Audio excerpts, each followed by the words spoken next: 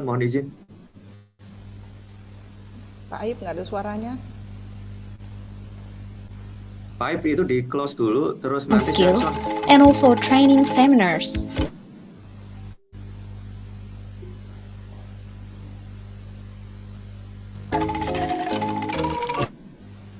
Fourth, partnership network development, including research and marketing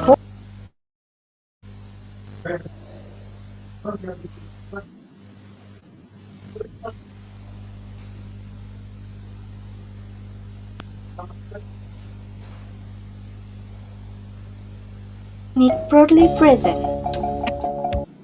Center of Excellence, Panuha Polytechnic broadly present.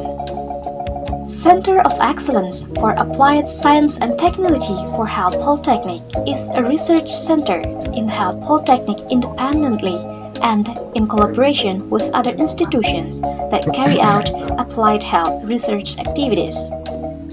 These are some of our products.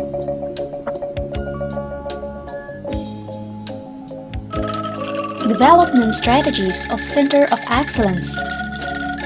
First, institutional strengthening, such as decree, vision, mission, guidelines, roadmap, SOP, building and exhibition venue. Second, research and development and also application of research. They are new research or strengthening of existing research.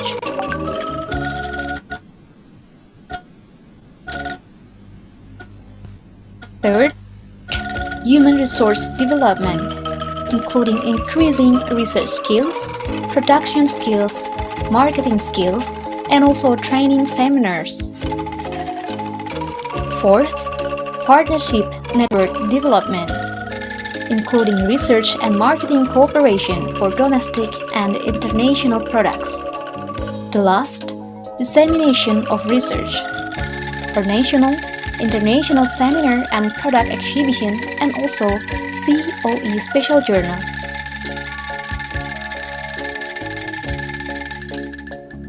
Membership of Center of Excellence are Department of Medical Laboratory Technology, Department of Environmental Sanitation, Department of Nutrition, Department of Nursing, Department of Pharmacy, Department of Dental Health, Department of Midwifery, Department of Health Promotion, Bogor Nursing Study Program, Bogor Midwifery Study Program, and Karawang Midwifery Study Program.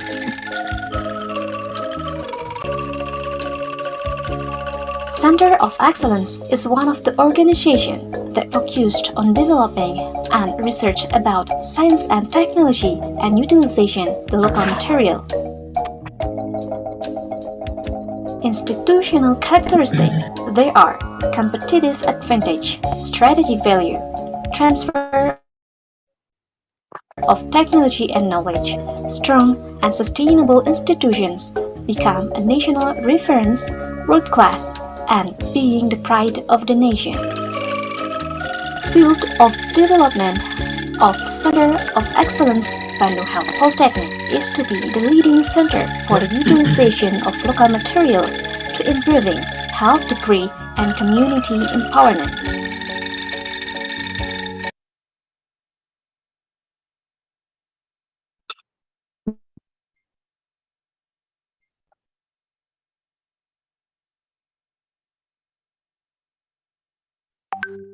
Lanjut, Pak Fikri.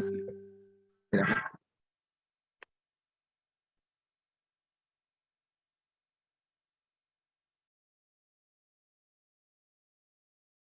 Pak Fik udah di Bandung? Belum Pak, masih di Jakarta. Biar motornya mah nanti aja, jangan dinaikin dari Jakarta ke Bandung. Siap, Nanti Bu izin. bonceng, Motornya mah bonceng nanti aja. NMAX ya. Bonceng dari direktorat ke kesering aku diboncengin NMAX baru. Attention please. Siap Bu Dewi. Session is about to begin. Selamat Pak Puji. Pak Fikri. Good morning, ladies and dari gentlemen. Bandung. Assalamualaikum warahmatullahi wabarakatuh. Peace be upon you. We are delighted to welcome you to the Waalaikumsalam, 5th Ibu. International Conference in Professional Collaboration and Community Empowerment. My name is Witri Priawanti Putri, and I will be your host for today's international conference. To the Honorable Excellencies, Director General of Health Workers, Ministry of Health Republik Indonesia, Director of Bandung Health Polytechnic, Ministry of Health Republik Indonesia, honorable speakers, honorable moderators, project officers, and committee of today's international conference, honorable lecturer and staff of Bandung Health Polytechnic, Ministry of Health Republic of Indonesia, excellencies, distinguished guests, participants, ladies and gentlemen. Praise and gratitude, let us pray to God Almighty for every seat that has been filled here is only because of His guidance and wisdom. May this international conference be a meaningful discussion for all of us. Ladies and gentlemen, today's international conference is held by Bandung Health Polytechnic, Ministry of Health Republic of Indonesia. The main topic of today's international conference is transformation of health applied technology and digitalization of education after the COVID-19. This conference to bring together academicians, researchers, students, and practitioners who are interested on health applied technology for health transformation after the COVID-19. This conference provides a good opportunity for participants to gain our knowledge in terms of health transformation. This conference will feature presentation by international speakers which are cutting-edge session topics. Ladies and gentlemen, today we will have 6 amazing topics. The topic will be delivered into the morning session and also the afternoon session. Make sure that you will stay with us until the end of this conference. Ladies and gentlemen, now I would like to invite all of you to sit properly for the Indonesian International Anthem and March of Bandung Health Polytechnic Ministry of Health.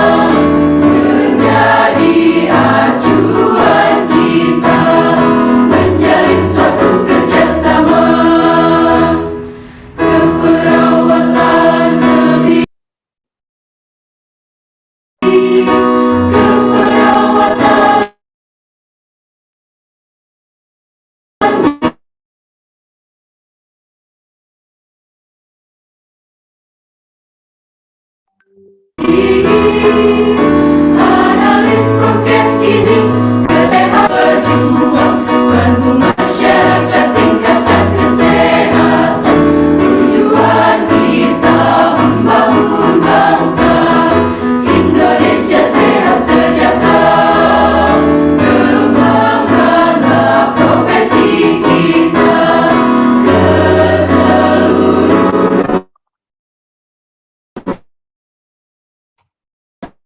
Excellent, ladies and we are now going to listen to the welcome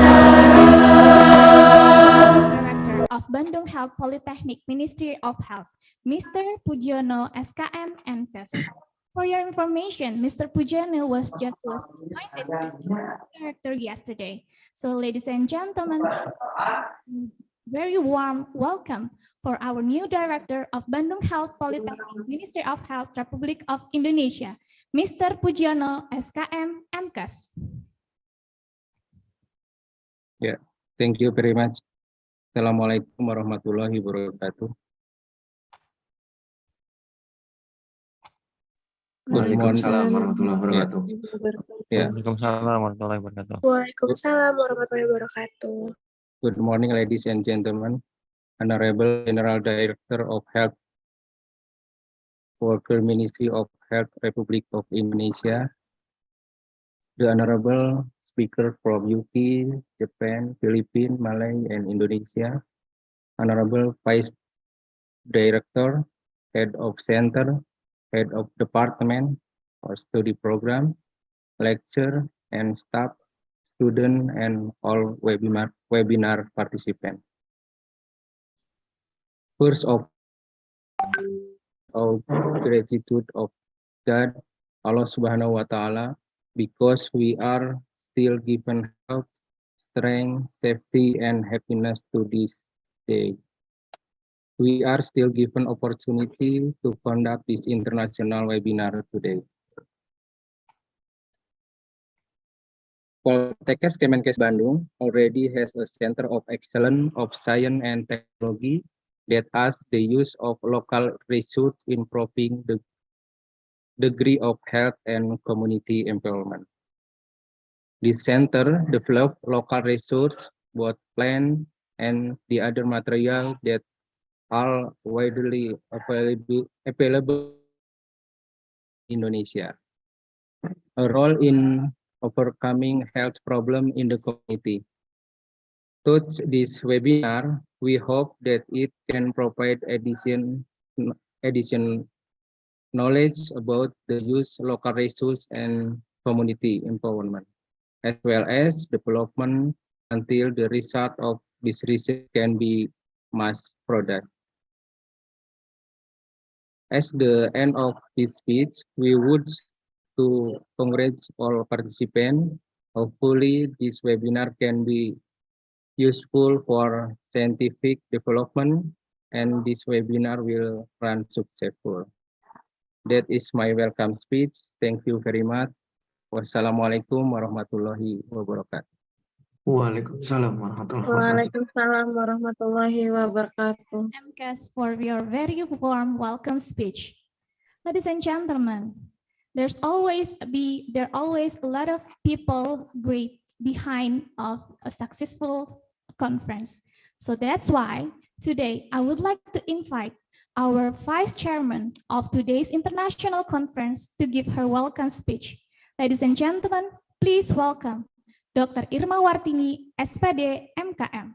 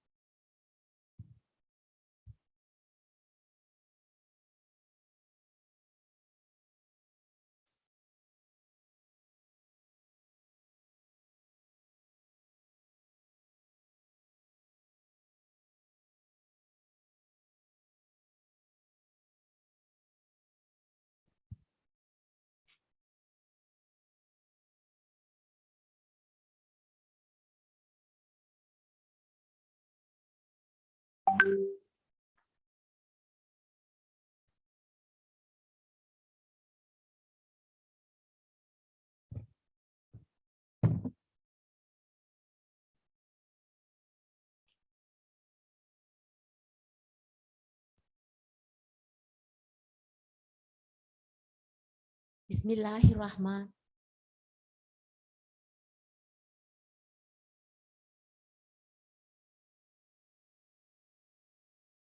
Bismillahirrahmanirrahim.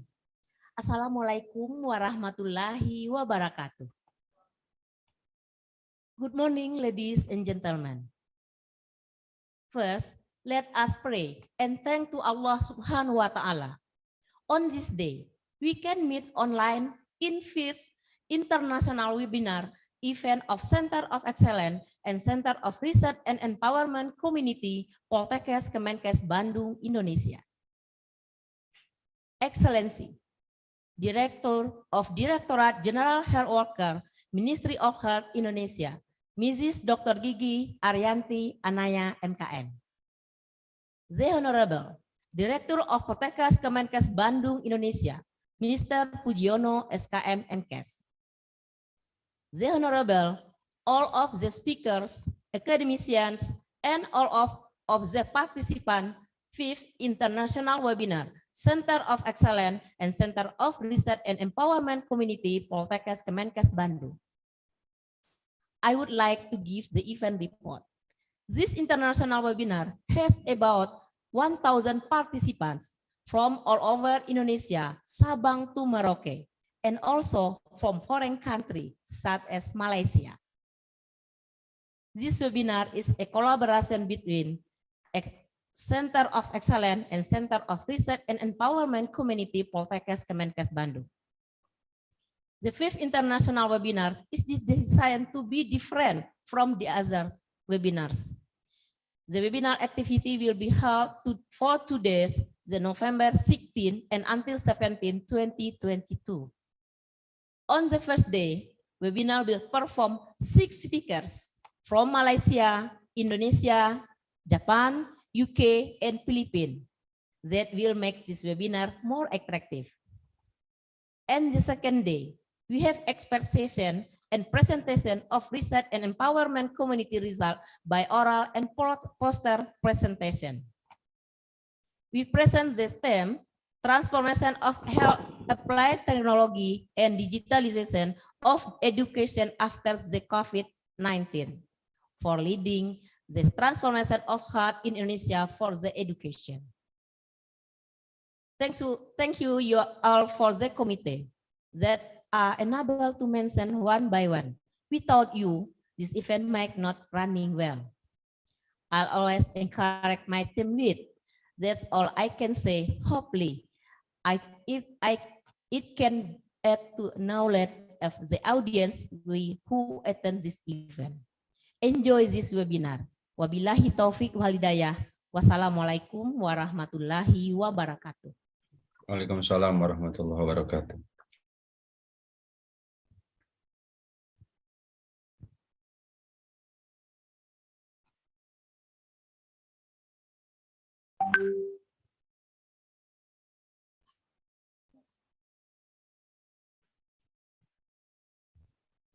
Thank you, Dr. Irma Wantini, SPD, MKM, for the welcome and report speech. So ladies and gentlemen, distinguished guests, before we proceed further, let us pray together. I would like to invite Mr. Ujang Nurjaman, SKM MKes, to lead our prayer for today. To Mr. Ujang Nurjaman, SKM MKes, the time is yours.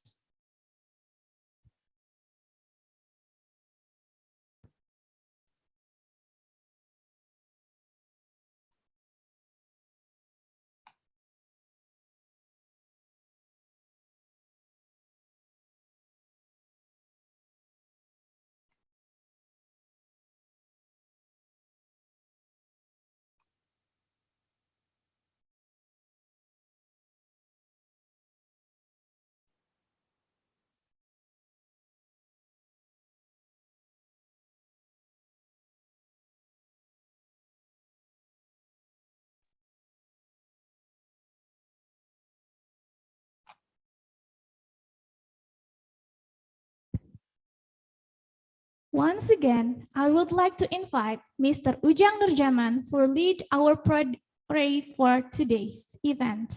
Mr. Ujang Nurjaman, are you with us? Yeah, we are. Okay. Assalamualaikum warahmatullahi wabarakatuh. Waalaikumsalam Warahmatullahi wabarakatuh. Good morning and greetings to all. Let's thank to God this morning we can meet together in international conference by theme Transformation of Health, Applied Technology and Digitalization of Education after the COVID-19 here. Before this conference starts, let's pray fervently for each religion. Allow me to guide you all, pray according to the guidance of Islam. A'udzubillahi minasyaitonirrajim. Bismillahirrahmanirrahim. Alhamdulillahirabbil alamin. Allahumma shalli ala sayyidina Muhammad. Salatan tungjina biha min jami'il ahwali wal afat wa taqdirana biha jami'il hajat wa tutahhiruna biha min jami'is sayyiat wa tarfa'una biha indaka ala darajat wa tuballiguna biha aqsal ghayat min jami'il khairati fil hayati wa ba'dal mamat wa sallallahu ala khair khalqihi sayyidina Muhammad wa ala alihi wa sahbihi wasallam. Allahumma tawil umurana wa sahih ajsadana wa nawwir qulubana wa thabbit imanana wa ahsin a'malana wa wasi' arzaqana wa ilal khairi qarribna wa anis syari abidna wa qadhi hawaijana fid dini wad dunya wal akhirah innaka ala kulli syai'in qadir. Ya Allah, there are no words and feelings that we deserve to convey to you this morning except our gratitude for all blessing and guidance that you have given us so that we can attend together in this international conference. Ya Rahman, please make this conference getting your blessing, mercy, and guidance. Ya Rahim, please grow in us good innovation in every task execution. Give us health, strength, and ability so that we are able to carry out duties and responsibilities for the good and benefit for our community, nation, and country. Ya Hafid, Ya Majid, unite our heart, our steps, and grow a sense of brotherhood, keep our souls in purity, and decorate our moral with exemplary. Only to you we worship, ask forgiveness and help. Ya Allah, please accept our prayer and supplication. Amin ya Allah ya Rabbal Alamin. Wassalamualaikum warahmatullahi wabarakatuh. Waalaikumsalam warahmatullahi wabarakatuh.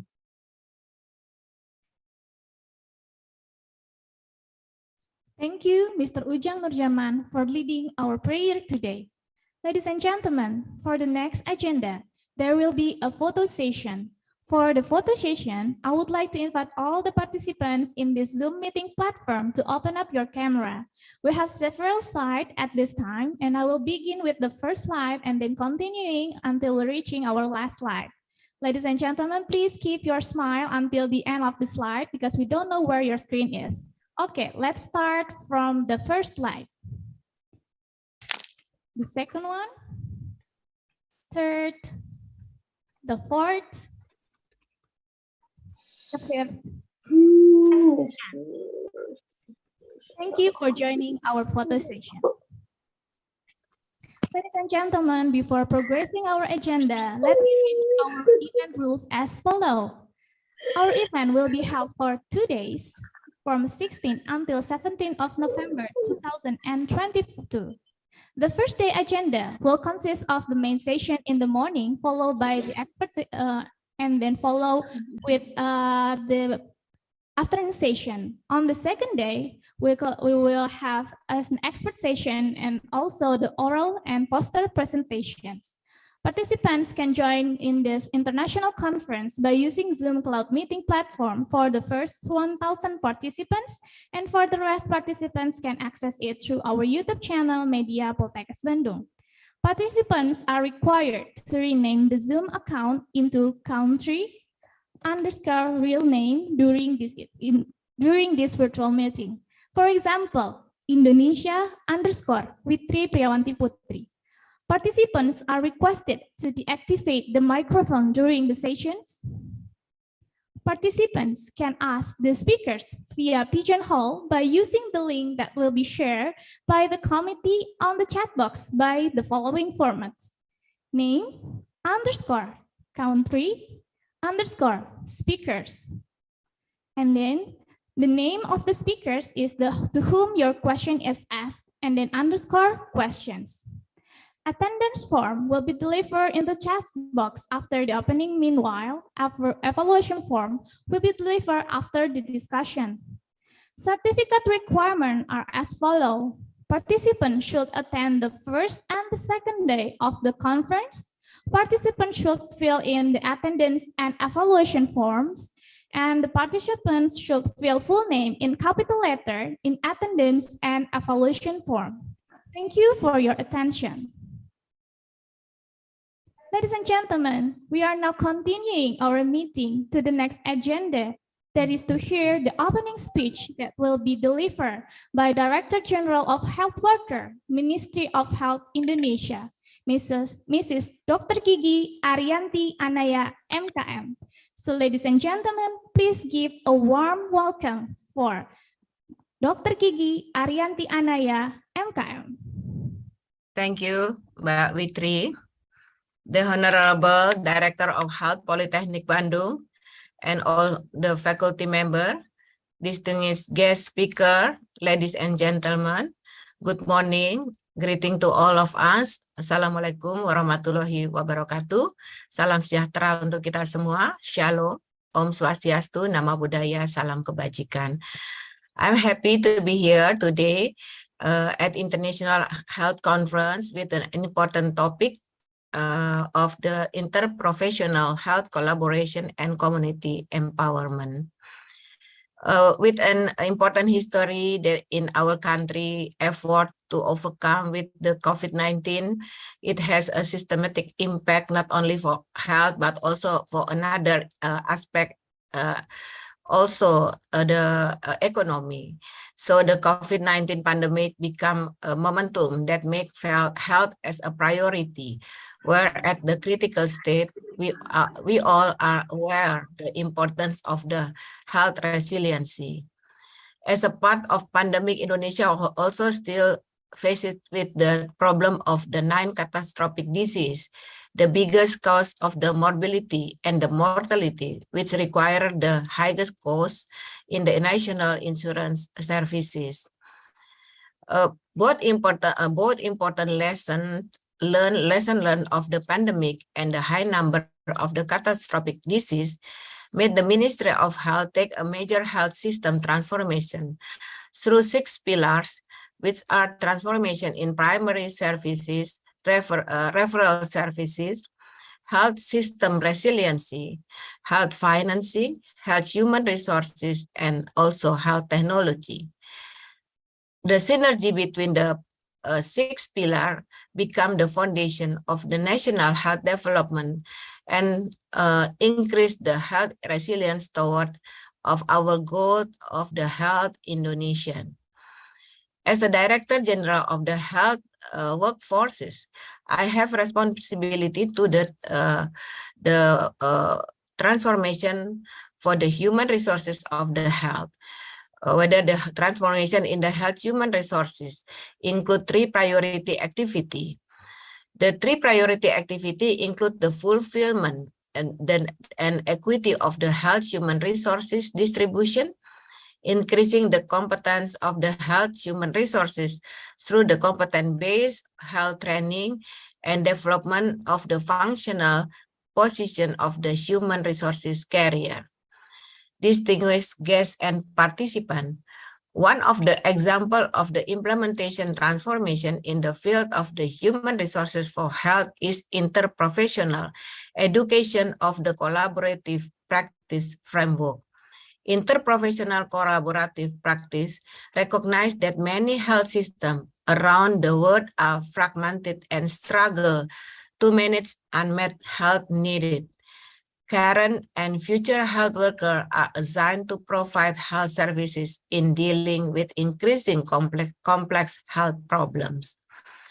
IPC occurs when several health workers from different professional backgrounds work together with patient, family, caregiver, and also the community to provide the highest quality of the health care. Collaborative practices work best when they are organized around the need of the community being served and take into account the way local health services are delivered. A community-based or need-based approach is needed when determining how best to introduce new interprofessional concept. The factor supporting the success of interprofessional collaborative practice are institutional support. Institutional support mechanism can shape the way the team of people work collaborative, creating synergy and not fragmentation. All members participant. We know that collaborative practice need clear governance model, structure, protocol, and share operating procedure. They need to know that management support teamwork are believed in sharing responsibility for healthcare delivery among team members. Adequate time and space are required for interprofessional collaboration and care delivery. At the same time, personal policy need to recognize and support collaborative practice and offer fair and equitable remuneration. Collaborative practice effective when there are opportunity for joint decision making and regular team meeting. This allows health workers to decide on common goal and patient management plans, balance individual and shared tasks, and negotiative shared resources. Structure information system and process effective communication strategy, strong conflict resolution policy, and regular dialogue among team members and community play an important role in building a good work culture. This is the key step in moving the health system from fragmentation to a position of strength. Interprofessional healthcare team understand how to optimize the skill of their member, share case management, and provide better healthcare to patient and community. The resulting strengthened health system need to better the health outcome. We know that collaboration between professionals, especially health professionals, is the key to successful overcoming the health challenges. We understand no single health profession can solve all health problems within all its complexity. That's why interprofessional collaboration must be applied in our community health system. Strong collaboration, coordination, and respectful within its authority can resolve all the challenges. So that I hope the health educational institutional can realize synergy and integration through the cooperation with domestic and foreign partners, through good cooperation across program and across sector, academic, regional head, business actor, community organization, and other as a form of shared responsibility for the future of the nation, especially the quality of the human resources that are able to compete with other nations. Dear fellows, I see a lot of opportunity and benefit that we can take advantage from this conference. I believe this conference can bring important network that will help the government to build a stronger health system, both a national and a global context. The government in this context is the Ministry of Health. We put strong effort to adopt the addressing all health challenges. As we know, a presidency of G20 Forum, Indonesia is a big country. We want to play the important role toward a resiliency global of health architecture. Through interprofessional health collaboration, I'm sure we can lead a global health networking around the world and bring benefit to the country. We are here today to share our commitment to our active role and high learning ethic, especially in our personal respective science, to respond to health challenges in the global era so that we are able to support the Health Indonesian program by 2024. Distinguished guests, ladies, gentlemen, finally, I would like to thank to all of you who have participated in this conference. So I'm sure today we all gather here with the same mission to overcome the health challenges. We are ready to live and respond, as well as to put a strong effort to adapt in addressing all challenging at national context, as well as to contribute to the global need. With the spirit, I officially declare the International Health Conference of the Interprofessional Health Collaboration and Community Empowerment. I hope that we have a fruitful conference. Thank you. Wassalamualaikum warahmatullahi wabarakatuh. Waalaikumsalam Waalaikumsalam warahmatullahi wabarakatuh.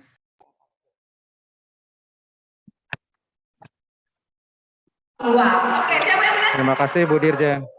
Sama-sama, terima kasih. Sukses ya. Sama-sama, Bu. In Indonesia. Ladies and gentlemen, we have arrived at the main event of this international conference, the presentation of materials by awesome speakers, as well as this discussion session that will be guided by the moderator. So for the first session, there will be a moderator by Ms. Widya Stiwi, MSc APT. Ms. Widya Stiwi, MSc APT, currently work as a lecturer in Pharmacy Department, Bandung Health Polytechnic, Ministry of Health. So without further ado, please welcome our extraordinary moderator in this first session, Ms. Widya Stiwi, MSc APT. Assalamualaikum warahmatullahi wabarakatuh. Thank you very much, Ms. Fitri. Okay, good morning, dear all participants, the Honorable Director of Polkesban Bandung, Deans, speaker, participant of the conference, and distinguished guests, and also ladies and gentlemen. I would also welcome all the audience of the International Conference of the Interprofessional Health Collaboration and Community Empowerment in 2022. This year's topic is transformation of health applied technology and digitalization of education after the COVID-19. And it is my pleasure to be the moderator for this session. And this session we will have a very prominent speaker. And after he gives the lecture, we will have the discussion and we will be held after the session.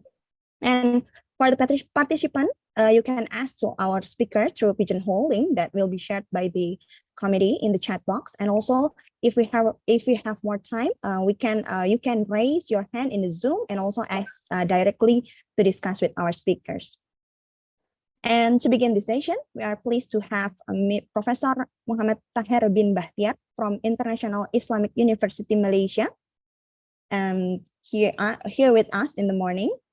Professor Taher, are you here in the Zoom, already here in the Zoom meeting, in this cloud meeting? Yes. I'm here. Yes. Okay, thank you very much. Assalamualaikum, Professor Taher. Waalaikumsalam. Waalaikumsalam. Yeah. Okay. Professor Taher will be delivering his lecture entitled Herbal Medicine Development, a very interesting topic, especially as we know that the herbal medicine consumption is growing rapidly during the pandemic and after the pandemic. So before we listen to the lecture, maybe allow me to read his brief curriculum vitae. Okay, please kindly wait. Okay. Professor Taher is professor from International Islamic University of Malaysia. His academic qualification is he graduated in Bachelor of Pharmacy from Universitas Andalas in 1998. And also graduate from Master on Organic Chemistry, University Technology of Malaysia in 2001, and PhD in Bioprocess, University Technology Malaysia in 2005. He is a staff in Faculty of Pharmacy and teach various courses and also actively supervise PhD students, master students, and also the undergraduate students. He also has a numerous publication, research works. As we can see here in the CV, he has 155 published international articles, 13 monographs, and also actively participate in the conferences as invited speakers, keynote speakers, lectures, plenary papers, oral presenting, and also poster presenters. Okay, Professor Taher, maybe that was the CV I read, and you have 45 minutes to deliver the lecture, and after that we will have 15 minutes of the discussion session. And I'm sorry, please allow me to remind you around 5 minutes before the due time. Okay, let's all give a warm welcome for Mr. Taher, Professor Taher. Please, Professor Taher. Thank you very much, moderator Ibu Widya, for kind introduction. Allow me to share my slide.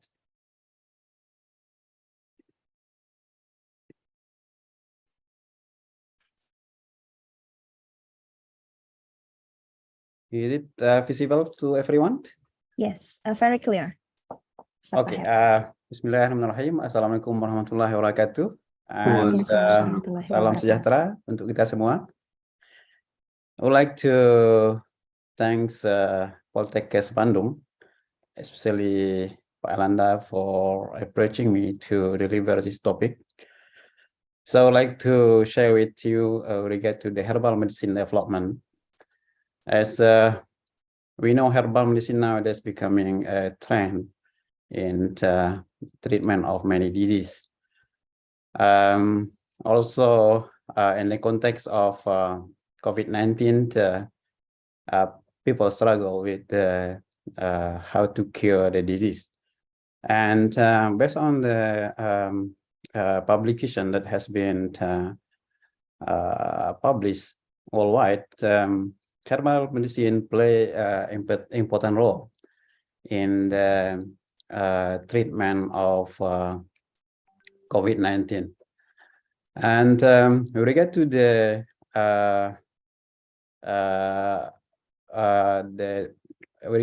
effectiveness, so sometimes because the disease is COVID-19 disease is actually new, and there are not many evidence with regard to the effectiveness of the treatment using herbal medicine. And for us in academic or higher institution, perhaps in a government bodies, they need to make sure that herbal medicine that has been consumed by the people should be in good quality, good efficacy, and also good safety. And if based on our record in Indonesian regard to the use of herbal medicine, it has been used a long time ago by our ancestor, that herbal medicine was a primary source of medicine for treatment of many diseases. And also with the current high demand of the consumption of herbal medicine, so this topic becoming relevant to all of us. And if we see the development of a drug, it should be also used by herbal medicine, because we know that actually the herbal medicine itself, actually the initial step of the development of drugs. So according to the common practice in drug discovery and development, it is not simple with regard to the process of discovery and development. Let's say today we find one candidate, and then we would like to develop them into drugs, yeah, that are available in market worldwide. Yeah, it will cost us about USD can be 1 billion USD, yeah? And the time also very long. It will take about 12 to 15 years, yeah? And the process of drug development is coming from the initial stage, yeah, of the screening, yeah, from herbal, for example, until the drug available in the market is quite very competitive, yeah. We can see here actually from 10,000 compounds, the result just only one, yeah. After some important step, we get to ensure the drug is effective, yeah, safety, and also in good quality. So we can actually use this guideline, even though the herbal medicine, the process not this long, yeah, but it should follow this common practice in order to get reliable product, yeah, with regard to their effectiveness. And then if we see with regard to the use of natural products or herbals from the earlier time, yeah, it was actually introduced into 1400 BC, yeah, on the clay tablets in Mesopotamia, yeah. So the use of herbal, not solely the herbal, yeah, not what called just only herbal meaning plant, right? So it can be natural products, can be from any source of natural, yeah. And then based on Islamic history, that actually Islam also was the leader, yeah, in this kind of drug discovery and development, yeah. By Jabir ibn Hayyan, yeah, 721 AD, and followed by Ibn Sina, yeah, in 980 Sahih, yeah, for modern physician. So not new actually, yeah, but by the development of technology and skill in drug development nowadays, that can be obtained just very on the shelf, yeah. I mean, available in the pharmacy, apothec, yeah. So easy for us to use it, not no longer to use raw material, yeah. But some people still rely on raw material that can obtain from the original source from the farm, whatever jungle. So that one becoming what our step to the first step to move on. And also, if we relate it with Islam, Islam is very concerned with regard to protecting life, and that actually called Itan in Maqasid of Syariah, yeah, that encourage men to protect our life, yeah. Of course, not only protecting from any accidents, yeah, and also protecting from any kind of disease, yeah. So this encouragement to do research, yeah, research, and also to do development of new drug. And also, if we see the how concerned, yeah, Islam in natural medicine, yeah, with regard to protecting life, if we refer to one publication that has been published in 2019, yeah, so there are some plants that has been mentioned in Al-Quran, also in Hadith, with regard to their effectiveness, yeah, to treat certain disease. So meaning is kind of what call our effort is actually based on guidance, yeah, of Quran and also Hadith, yeah, in order to develop herbal medicine for the treatment of many diseases. And with regard to the herbs used in traditional medicine in jamu, yeah, for some jamu is actually quite popular in Indonesia, in our country, that has been used by people, yeah, to protect and also to cure some kind of disease, yeah. But there are some challenges actually if we refer to what happened nowadays, yeah. The first challenge, challenge is with regard to the dose, yeah. Doses, how much actually the good quantity to be consumed in order to get a proper benefit, yeah, from the jamu that we consume, yeah, whether it is just only one glass, yeah, whether it is we need to take it 2-3 times a day in order to get optimum benefits, yeah. But still, that one is still a big question, yeah, because yes, because lack of standardization, yeah. So we don't know actually how much, yeah, how much to be taken in order to get that benefit, yeah. And then with regard to stability, yeah, stability is also the main concern, yeah, for the jamu, because mainly they use water based, yeah, when they extract the ingredient, yeah, from the herbs, yeah. So the component of the herbs, mainly natural products, yeah, perhaps they are not really stable, yeah, in liquid, yeah, or into water, yeah. So this stability concern must be taken as a consideration, yeah, because for if you keep it for a while, for a long time, perhaps the drug is not what you call it in the original form anymore, yeah.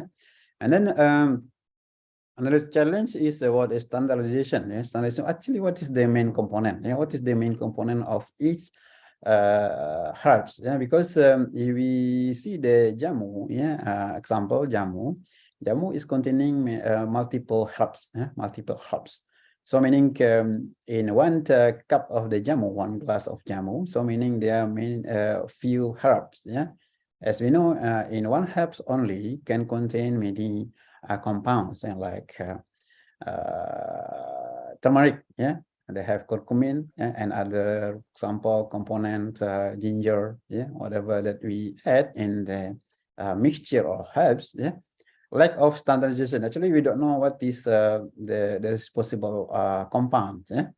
And then hygiene, how they prepare it, yeah, how they prepare. Sometimes as you know that the house, they prepare it in the house. Sometimes the house is not properly clean, so the hygiene is actually quite what you call a major concern, yeah, in jamu. And then another challenge is about the additional of drugs. Yeah? This one happen normally in the gout anti-rheumatic product, yeah, that normally they add adulterated with hormone, like steroid or sometimes dexamethasone. Yeah? That one is becoming our challenge as well. So meaning we cannot just trust 100%. Sometimes with the product, yeah. So we have to take this kind of consideration, yeah. This is actually the role of the BPOM, yeah, BPOM, that actually to control everything, that to ensure the jamu that consumed by the people is safe.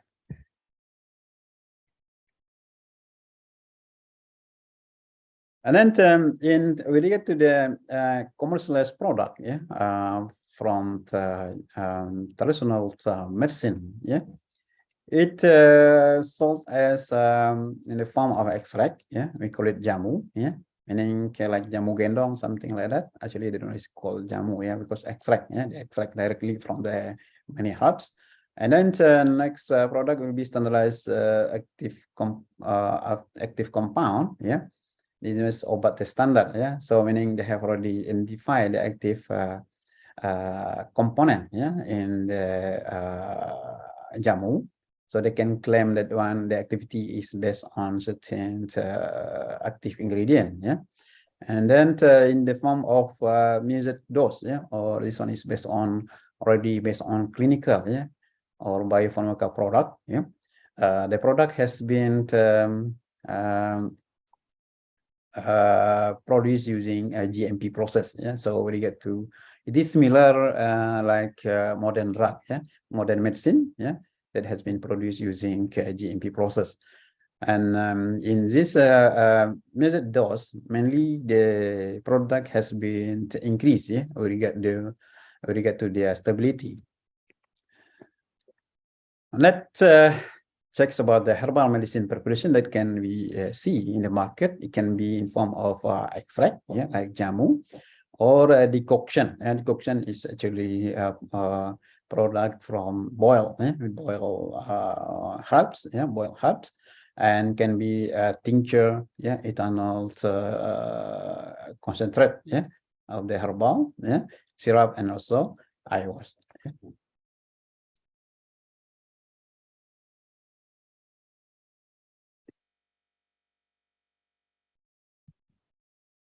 And then we get to the global demand. Yeah? Global demand, the use of herbal medicine, not only in Indonesia, in other countries as well. So let's say in Africa, yeah, 90% of people still, yeah, rely on traditional medicine, especially to those who are living in the remote area, yeah. And India, about 70% people depend on traditional medicine, yeah.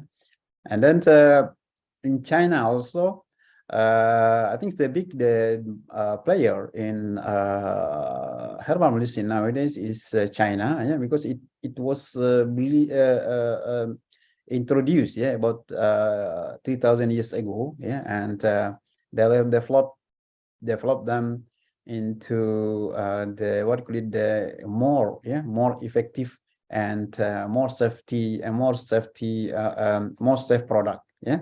And see the global demand, yeah, about the herbs, yeah, the top selling botanicals nowadays, like ginkgo biloba, yeah, allium sativum product, and also panax ginseng, yeah.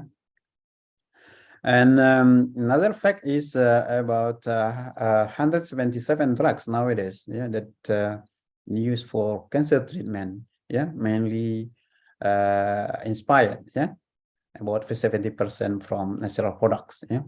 And other thing that we need to consider is we get to the regulation, yeah. Regulation is important here, yeah. How the country can regulate, yeah. Must be special regulation on herbal medicine use, and also special regulation on imported herbal medicine, yeah.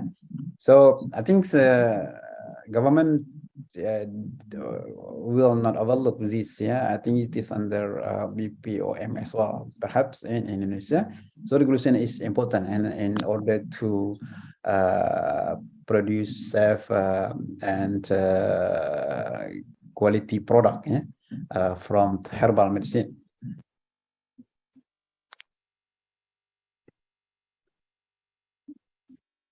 Let's see, based on Indonesian context, yeah, with regard to the use of herbal. Yeah, Indonesia is second largest biodiversity countries after Brazil. Yeah, with regard to the plants, yeah, distribution worldwide. Yeah, about 30,000 plants potential. Yeah, and potential means many of them are not touched. I mean, still not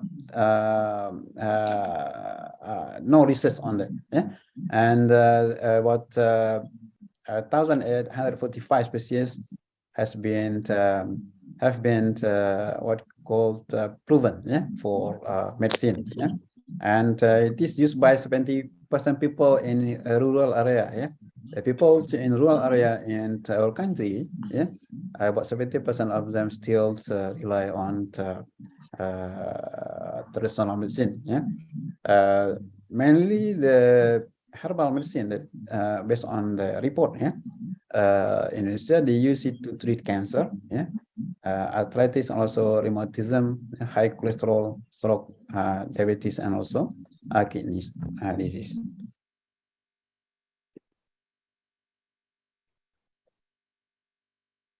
Based on the fact that actually when we are dealing with herbal medicine, yeah, herbal medicine, we actually the target is not the herbal. I mean, the end of product, not the herbal. Yeah, like actually when you get to the grade of herbal medicine in previous slide. Yeah, like jamu. Yeah. Standardized product. Perhaps the drug, the herbal, yeah, can be developed into modern medicine, yeah, or drug. Yeah. So based on the fact, actually, you see this what you call figure, paclitaxel. Yeah? This one coming from taxus, yeah? Plants that actually very potent to treat cancer, yeah, and also vincristine, yeah, from Catharanthus rhesus, also from originally from the plant material, yeah, and in global statistic, about 2 million species plants, yeah, animals, fungi, and so microorganisms are available. So meaning the chance, yeah, to obtain new drug from nature is still open, yeah, widely open and available, yeah, and because the trending of the use of herbal medicine, yeah. You can see the revenue, yeah, from the herbal medicine trades, yeah, reach about 60 billion US dollar, yeah, and annual growth very very high, yeah, about 5 to 15%, yeah. So meaning if we consider ourselves as the player, yeah, in Indonesia, yeah, because we're supposed to be a player in this area because of that biodiversity just now, yeah. So we have to see this one is an opportunity, yeah, to develop safety, quality, and also efficacy product, yeah, from our resource.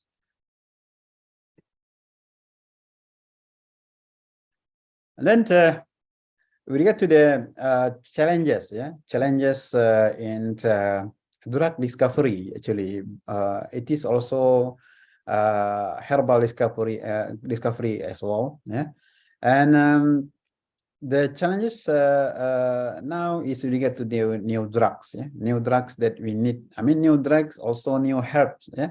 So drugs and herbs sometimes interchange, yeah, they are all, because they are all almost similar, yeah, even though they are different, actually they are all almost similar in order to treat, yeah, or to prevent any disease, yeah. So nowadays new drugs for anti-cancers, yeah, is actually quite a big challenge, that you have to find new drug to treat new appeared cancer sometime, yeah. Maybe that cancer not happened long time ago, yeah, not perhaps that the cancer is new, or perhaps the cancer was not detected before, yeah, and so we have to find new drug for that, yeah. It can also coming from herbal, yeah.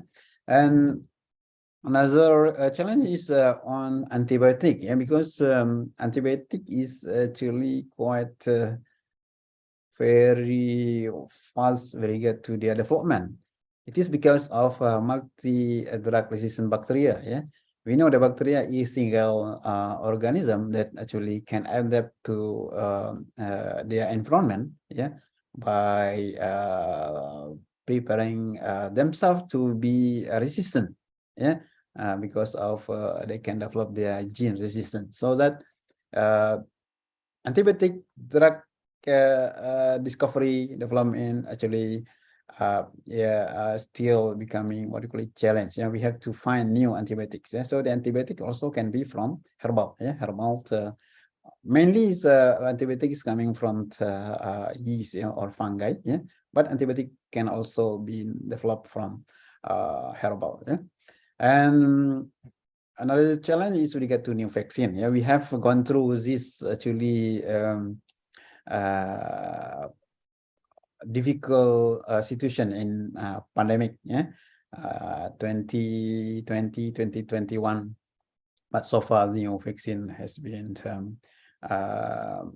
what called can just take a conclusion that they are working, working to prevent severe effect of COVID-19 disease. And also we need to improve the drug delivery, to increase the efficacy, and reduce the toxicity. This is actually kind of strategy. Actually, the drug that has that available nowadays, they are toxic, they are toxic to the human body, So the strategy is to reduce their toxicity, perhaps through their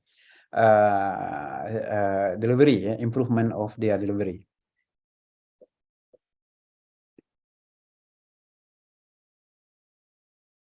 Let's check about source of drug. Source of drug can develop from natural products, natural products and chemical synthesis. Between the natural product and chemical synthesis, actually they are working together. Natural products means from herbal, herbs. The product we isolate compound from the natural products. We obtain the structures, and then we go to the lab, try to synthesize. Because using chemical synthesis is actually quite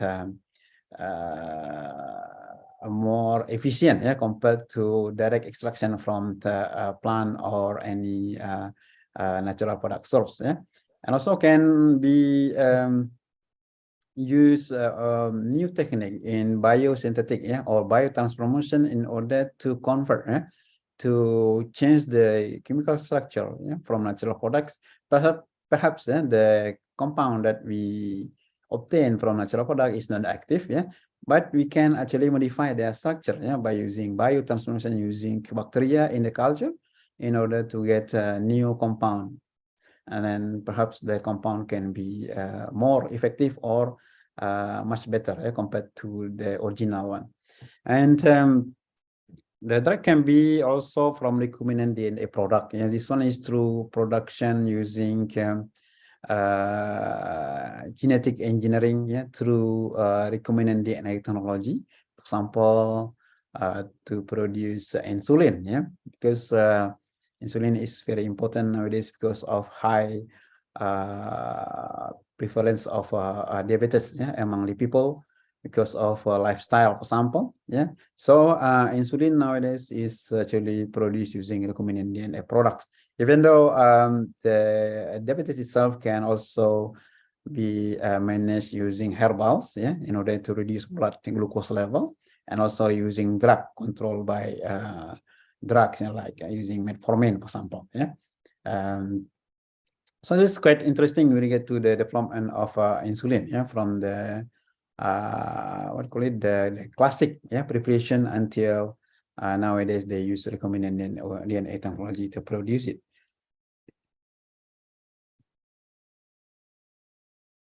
A little bit about the drug itself. It can be in form of a small molecule, and also it can be in form of macromolecules.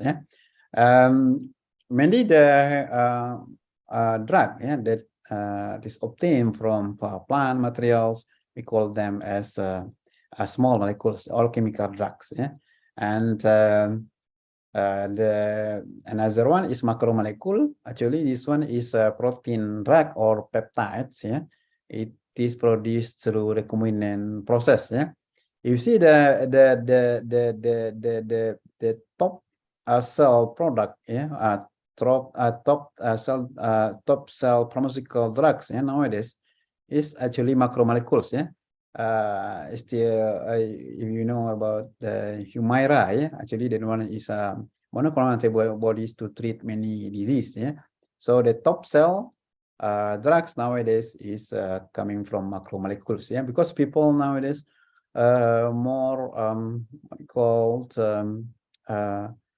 comfortable with the macromolecules, because macromolecules they have less toxic effect, and less side effect. So people try to obtain it, yeah, in order to treat their disease.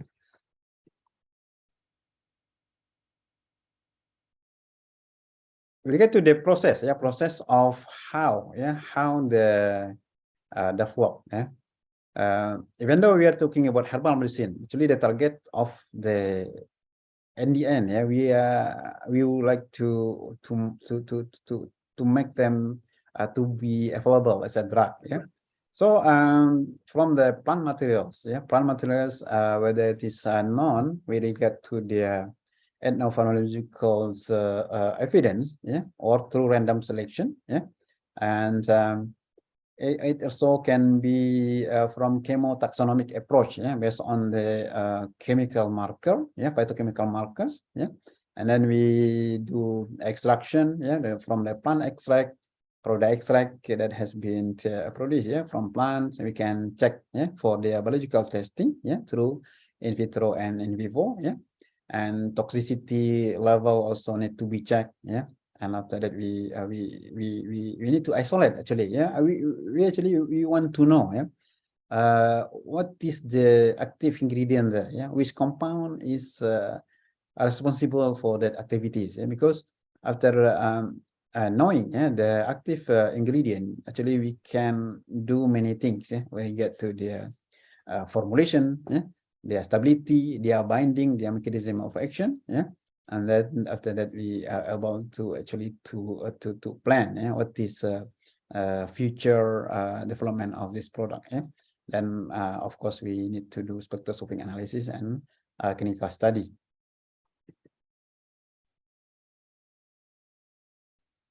So in the I mean, the early testing, yeah, of the herbal development, yeah. Really, we need to do in vitro study, yeah, to check, yeah, for their activities, yeah, in general assay, yeah. We can check for their antioxidant activities, yeah, anti-diabetic activities, anti-cancer, anti-hyperglycemic, yeah, anti-obesity, and also wound healing. Yeah, this is actually the preliminary testing, yeah, that can be conducted, yeah, in order to check, yeah, their activity. This is based on our experience when you get to the effectiveness of cinnamon, yeah, kayu manis on diabetes, yeah.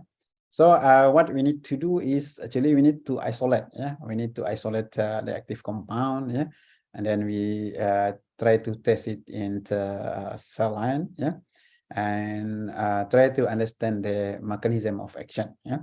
So actually this process is what call it, the small part, yeah, of the drug discovery and development, yeah, because need more testing, yeah, in order to prove, yeah, the effectiveness of this plant material for anti-diabetes. And also we can conduct wound healing using cell, yeah. So we can culture cells, yeah, and put our sample. Can check how actually the extract can stimulate cell growth, yeah, by increase the proliferation of the cells, yeah.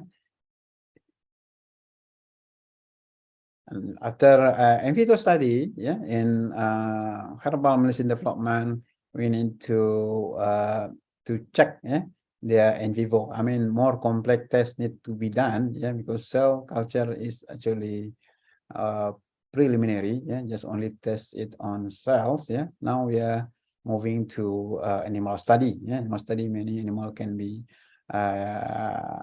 choose, yeah, depend on what type of activity you like test, yeah.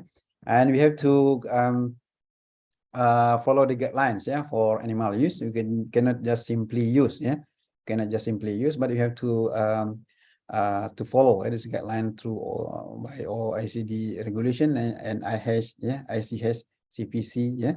And when you get to the use of animal, we have to follow a 3R rule also, yeah.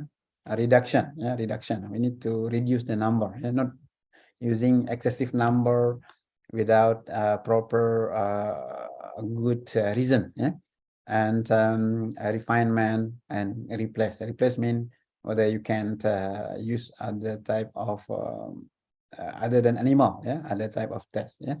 And from animal study, we can check their effects for pharmacokinetics, pharmacodynamics, physiology, and also pharmacological effect. Yeah, it can be done, for example, this test. Yeah, anti-hyperglycemia, glycemic. Yeah, wound healing. Yeah, anti-tumor also, anti-nociceptive. So in the end, what is the goal? The goal of the study actually to understand the mechanism of action. Yeah, because we have to know the mechanism of action in order to give a proof, yeah, to the people, yeah, how actually the herbs or drugs works, yeah, on the body. Then sometimes if we just depend on what you call it, free extract or free drug without any formulation, the drug perhaps not active. Yeah, it is because of physicochemical properties of the drug. Yeah, of the herbal sample. Yeah, their solubility. Yeah, and their interaction sometime, right? So we need to actually to find how to deliver it. Right? As we know, the drug will be giving the action when they are binding to the receptor. Yeah. So now when we consume a drug sample without any proper formulation, proper delivery, perhaps the drug cannot be absorbed. Yeah, cannot is not available in our plasma sample. Yeah. So the technology, yeah, that can be used like a nano formulation to increase their what do you call it, their ability to pass through blood-brain barrier sample to make them to be easy, yeah, to be absorbed. Yeah, so we have to design innovative formulation for them. Yeah, nowadays many what called innovative formulation available. Yeah, using nano formulation. Yeah, you can choose any nano formulation. Example for COVID-19. Yeah, COVID-19 they use liposome. Yeah, vaccine. Yeah, COVID-19 vaccine they use liposome drug delivery system. Yeah. And also they can use formulation using niazome. And niazome actually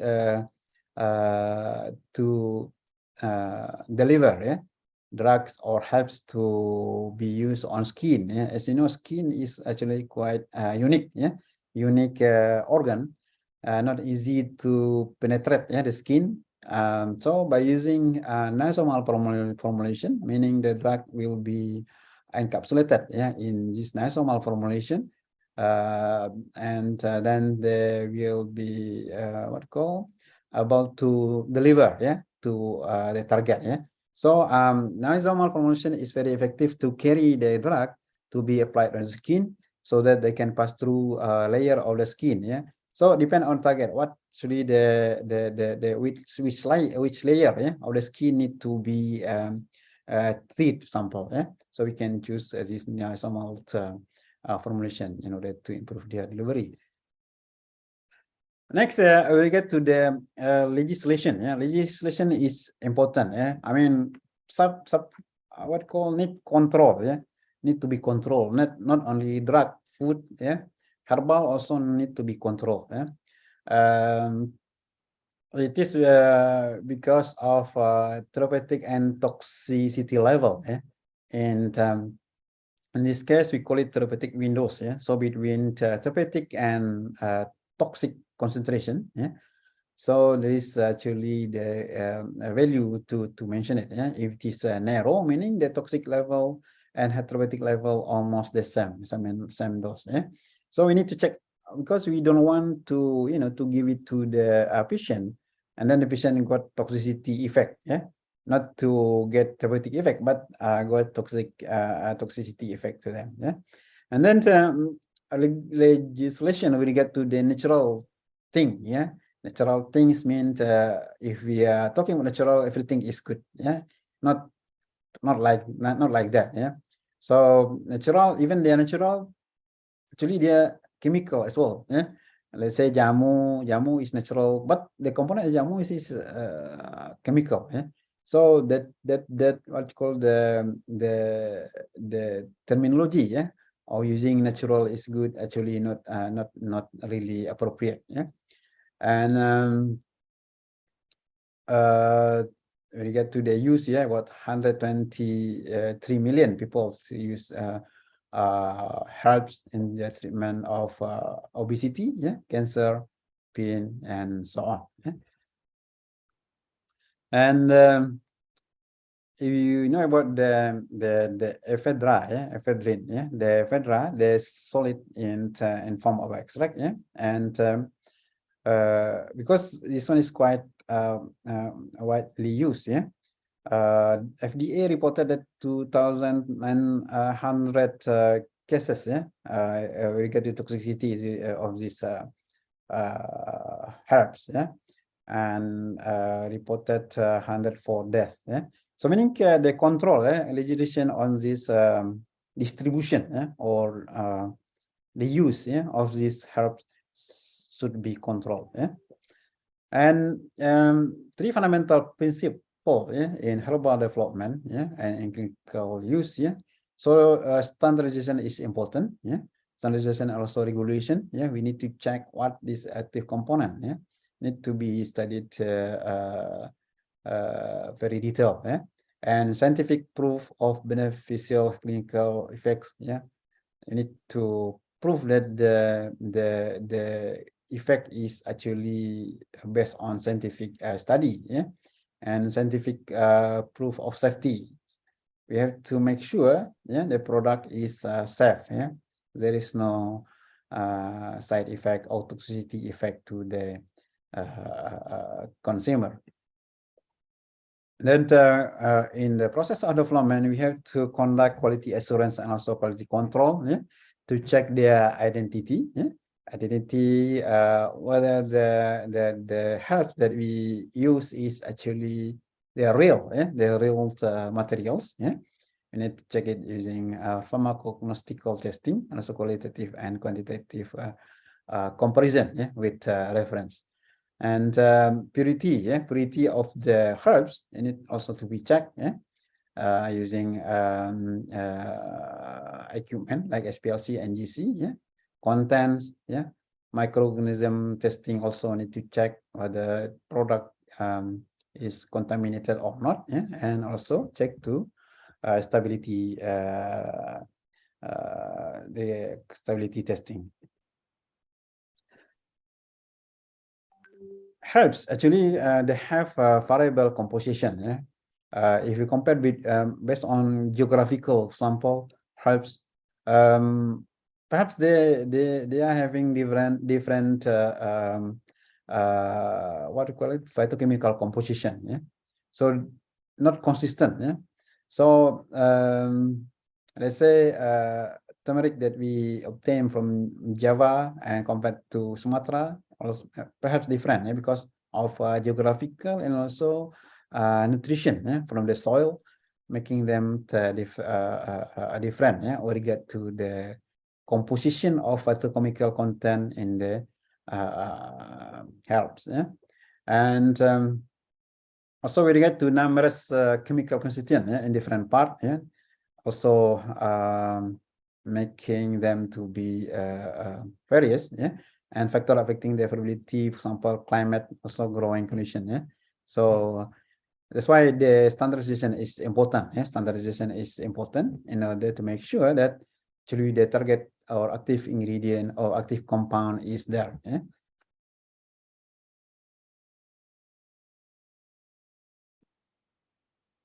Then we need to check contamination. Yeah? Contamination is can be coming from misidentification of species. Yeah, because herbal medicine is quite unique, yeah, when we get to the use of the people. Sometimes people call it in same way. Actually, the material is different. Yeah? Sometimes the people, different people call them different ways. Actually, the same material. Actually the same material. So we need to check this in quality in our quality control. And also we have to concern with adulteration, additional of drug into the product, and also need to check for their heavy metal and pesticide, because heavy metal content based on the studies is quite high. Perhaps during the preparation, it's not really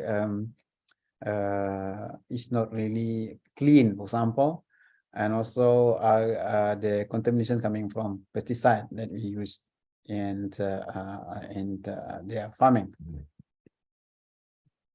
And other thing need to be checked in herbals is marker compounds. We to make sure, for example, for turmeric, you have to make sure curcumin level of the product must be at certain level. Because chemical marker is important, because it can actually as a prevention to the quality of the product. So it can be used to identify adulteration.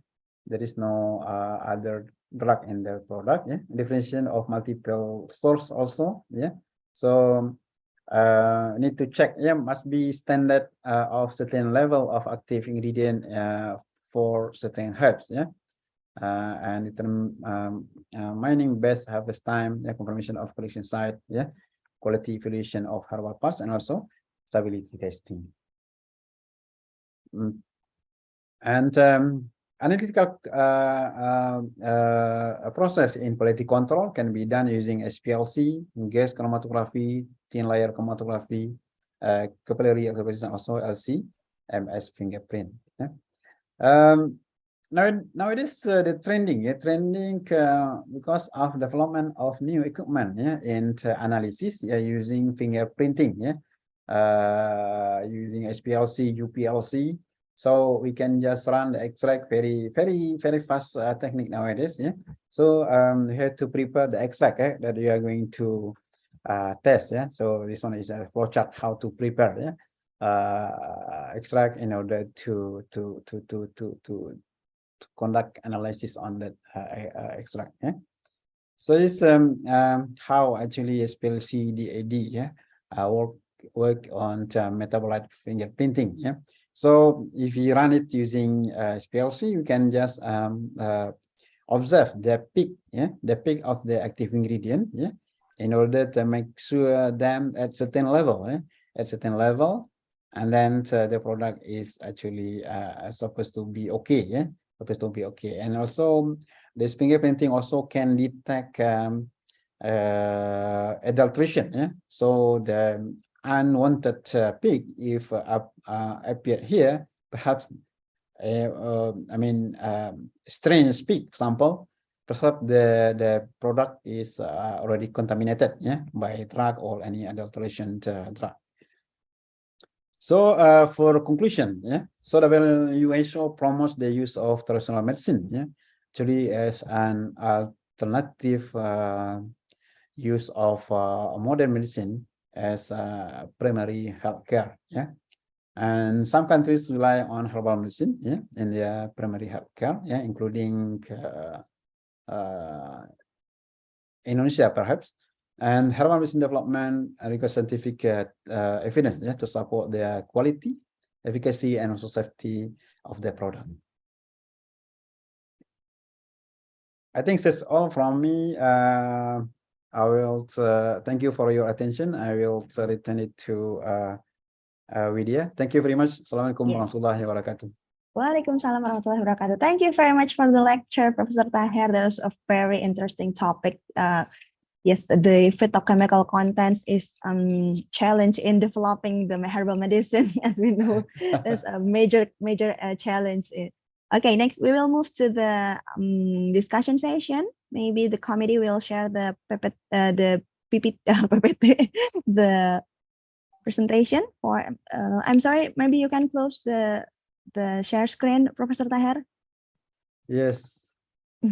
I don't know how to try to stop share. Okay. Okay, thank Okay. you. Thank you very much. Yeah, okay. Okay, ladies and gentlemen, we will move to the discussion session. We have several questions from the participants. Maybe Comida, can you share the presentation? Okay, this is the question for Mr. Professor Taher. The first one is from participant anonym, maybe. How does the government standardize the use of herbal medicine in health services, especially in Malaysia, Professor? Maybe the application, how the government standardize the herbal medicine. Maybe that's the question. Yes, actually, thank you very much for the question.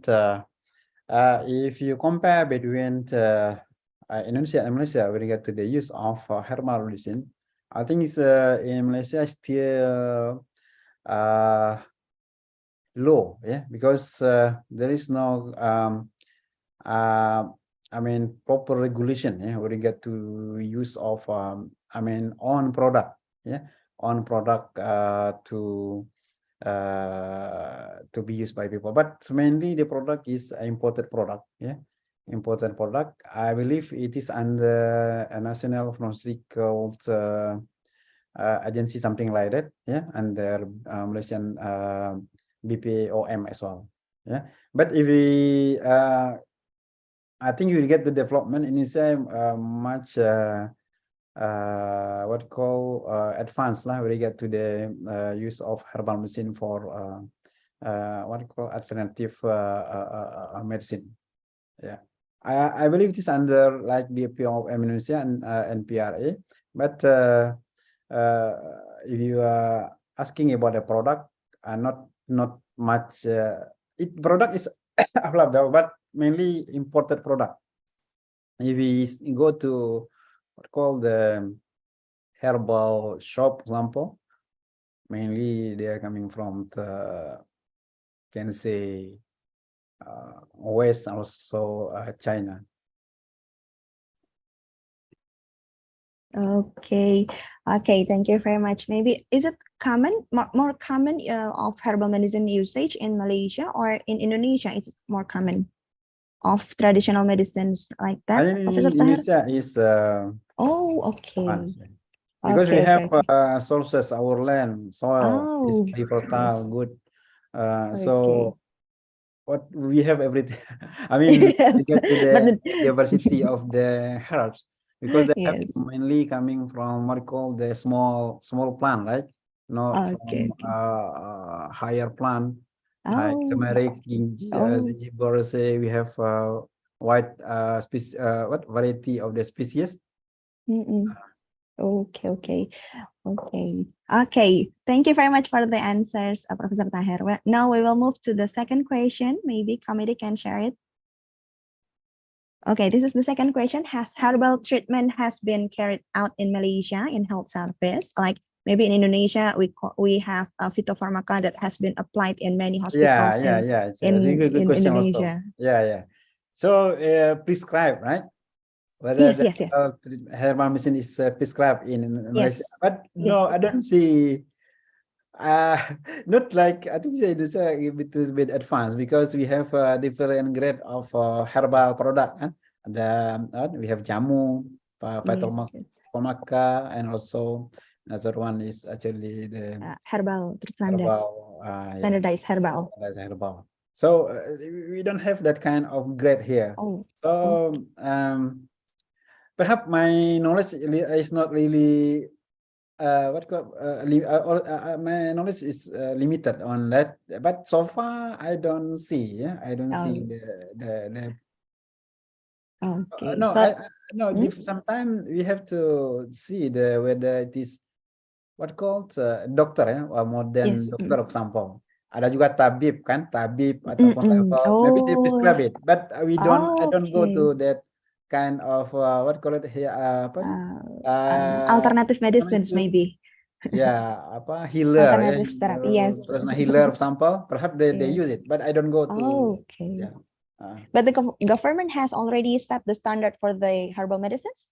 Like in Indonesia, maybe there are three No, I classifications. don't see it. Oh, okay. So, okay. Thank you very much for the explanation. Okay, Yeah. next we will move to the third question. In Malaysia, how is the standardization process for herbal medicines? And how are the regulation? Oh, okay. Maybe you already answered that, but how about the interaction with the drugs prescribed by the doctor?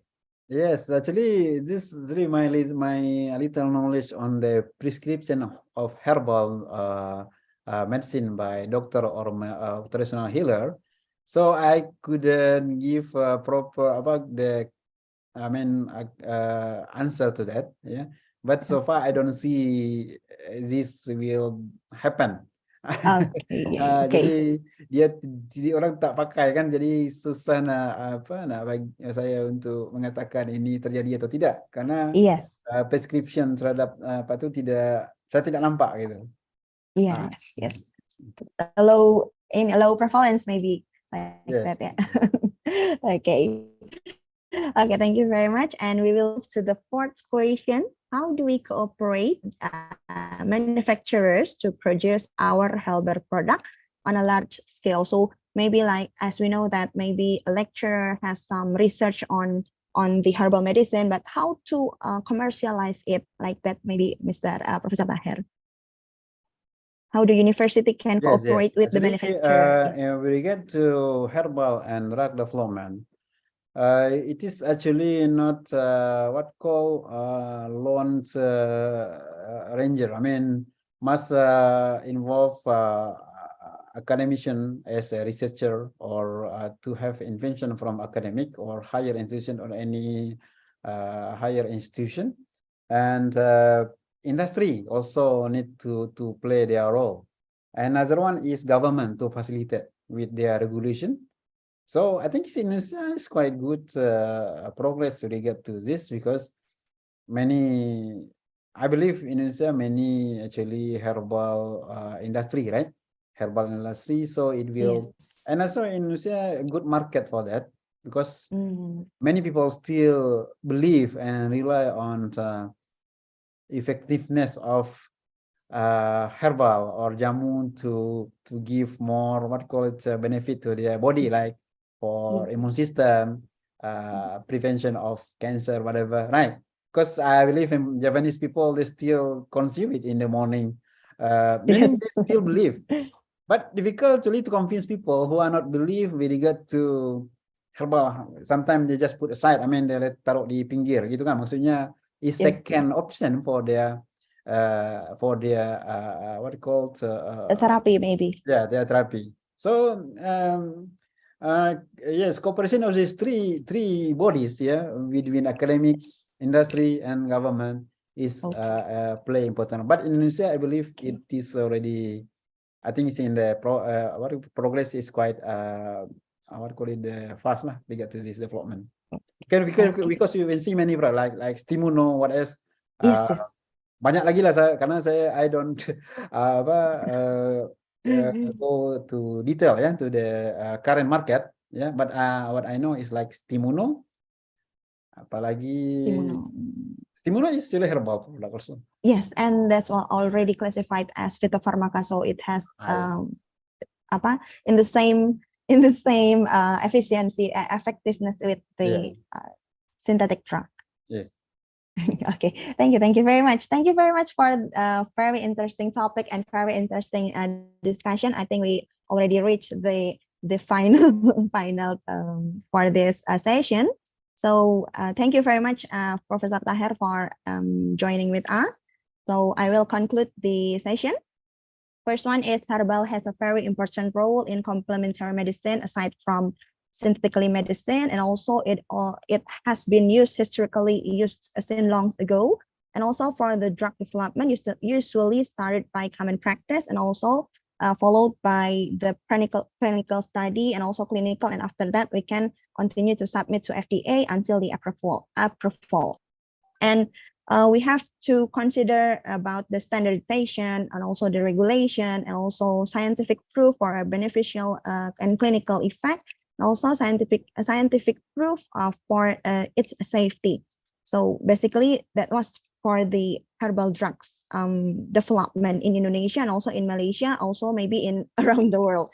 Okay, thank you very much. Okay, for so one more, very- Bu Widya, satu, and the last question with regard to how yes. actually to market the product. Like, so we in academic, we have to do what we have to play our role with regard to the what scientific evidence.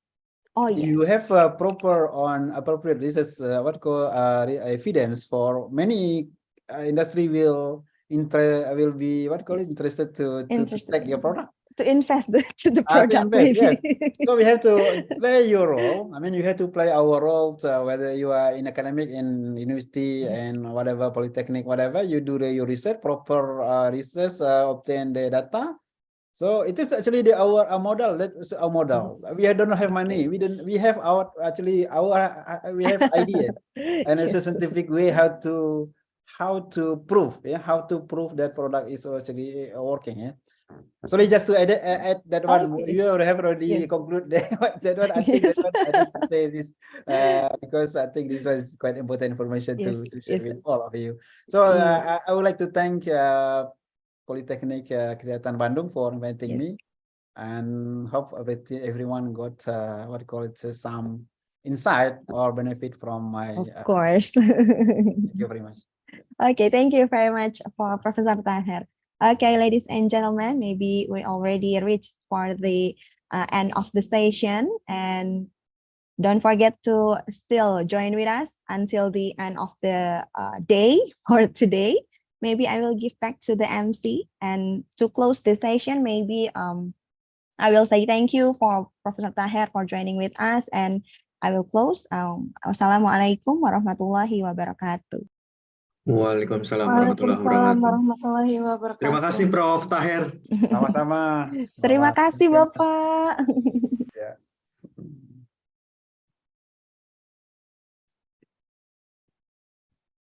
That was an excellent presentation from our first speakers. On behalf of the committee, we would like to thank Prof. Muhammad Taher from International Islamic University Malaysia for the great presentation of materials. Prof. Muhammad Taher have broadened our knowledge about the development of herbal medicines. As we all know that herbal medicine is quite popular in Indonesia, so I think so many participants that has been interested into this topic. And also, we would like to thank to our moderator, Mrs. Widya Stiwi, MSE APT, for guiding the presentation of materials and discussion in this first session. You really done a good job. So once again, thank you for our extraordinary speakers and moderator for the first sessions.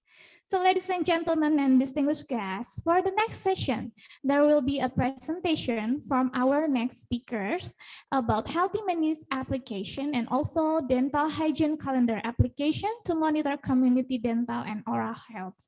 So this session will be led by Mrs. Sumita SGZ MKes. Mrs. Sumita SGZ MKes will moderate 2 sessions. And then she is currently work as a lecturer in nutrition department Bandung Health Polytechnic.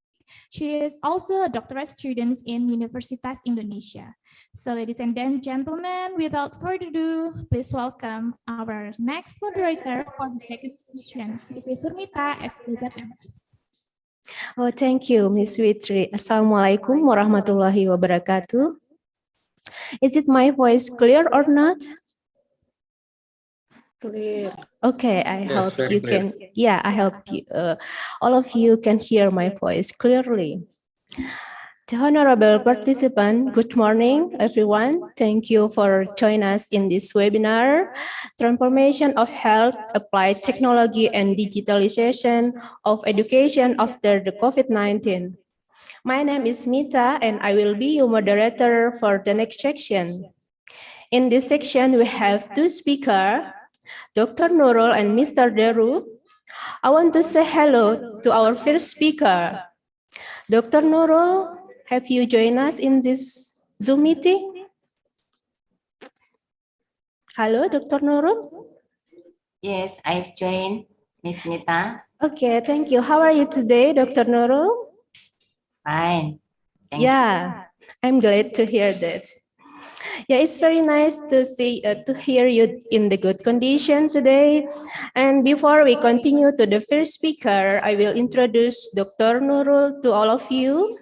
Maybe committee can help me to share the CV of Dr. Nurul.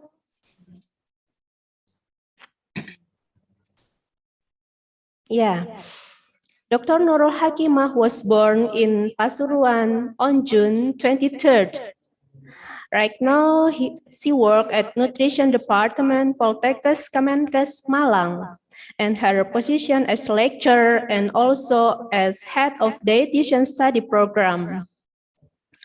For her educational background, she is undergraduate of nutrition in Akademi Gizi Malang in 1991 and bachelor degree of business administration science in Universitas Brawijaya also in the same years in 1991 and bachelor degree of community nutrition in Universitas Brawijaya 1999 and master degree of public health in Universitas Airlangga in 2004 and doctoral degree of food technology in Universitas Brawijaya 2019. And Dr. Nurul also has many research publications and relate to our topic today.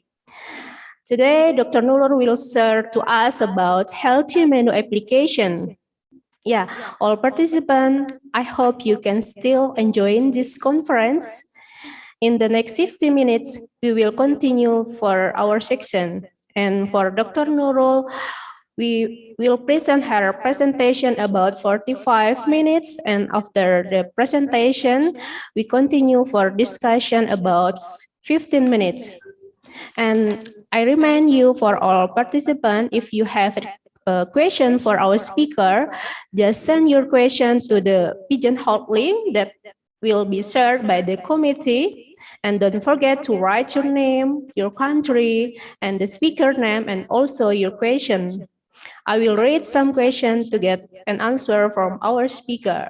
So don't hesitate to ask. I will wait for your question. Dr. Nurul, I will give the stage for you to present your presentation, and the screen and time is yours. Please, Dr. Nurul. Okay, thank you for moderator, Miss Mita. Yes, welcome. Can my voice be heard clearly? Yes, it's clear, very clear. Okay, thank you. I'm sorry I called today, and maybe I'm sorry if my delivery will have a problem. Okay, it's no problem. Okay.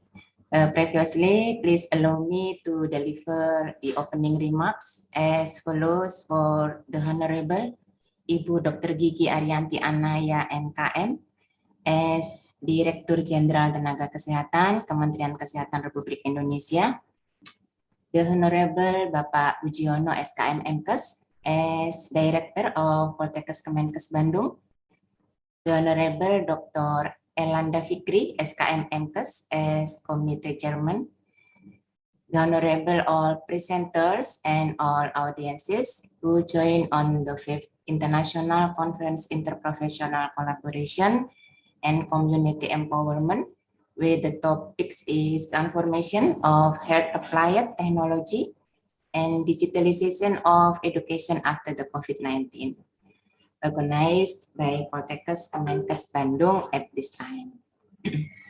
I hope all of you are always in good health and happiness. Amin. Good morning and Assalamualaikum warahmatullahi wabarakatuh. Waalaikumsalam warahmatullahi wabarakatuh. Welcome to my presentation. I am Dr. Nurul Hakimah. I am representing the Poltekkes Kemenkes Malang, and the focus of my talk on this international conference today is about the healthy menus application, especially for diabetics.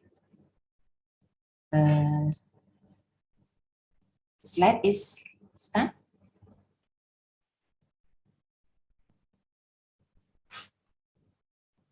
Okay. I am going to divide my presentation into 4 parts, namely, the next slide, the first part, the background of why I made this application. Then the second, what is the methodology. Then the third, what is the flow of the system. And the fourth, conclusion and what recommendation can be conveyed from this application. This is a feature of Healthy Menus application. Okay, let's start. Go to the next slide. Next slide.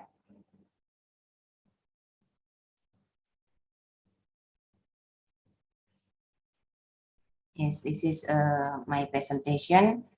I divide into 4 parts.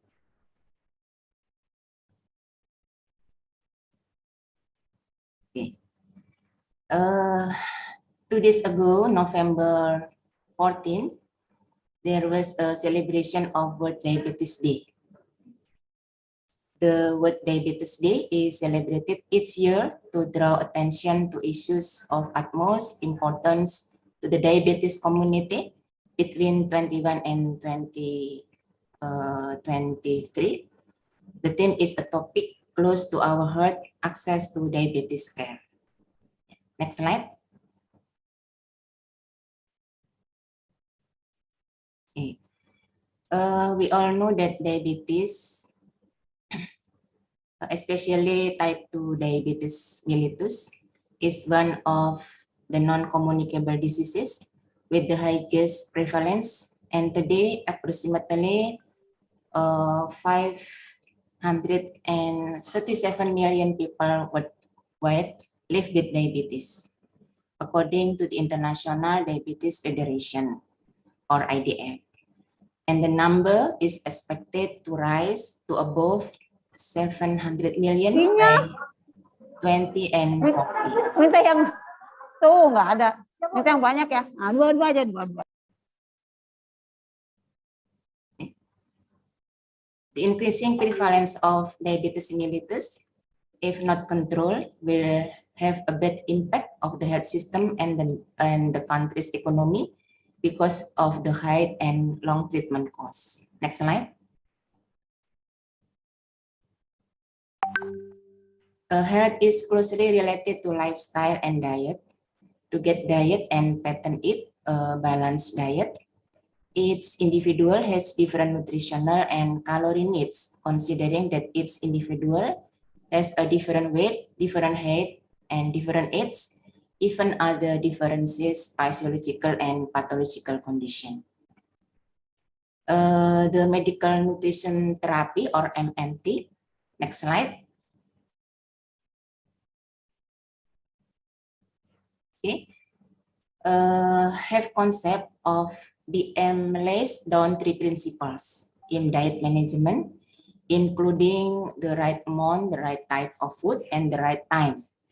And is known as the right 3 principles to provide a basis for dietitians to be able to serve food according to these principles and be personal. There are many factors that become variables in the diet, such as the number of calories, the amount of protein, carbohydrates, lipids, dietary fiber, value of glycemic index and glycemic load, etc. And so we need a simple system that can personalize the food menu based on the needs of each individual. The implementation of these principles will be easy, assisted by a computerized program, including using a genetic fuzzy system approach. With the system approach, the calculation process for providing diet menus in accordance with the right 3 principles become easier, faster, more efficient, and more accurate. From the results of my dissertation research, the fuzzy genetic system approach can be used to adjust the energy, macronutrient, and dietary fiber content to obtain the glycemic index and glycemic load on the food menu packages according to the requirements for diabetes, as well as equipped with the concept of menu engineering calculation.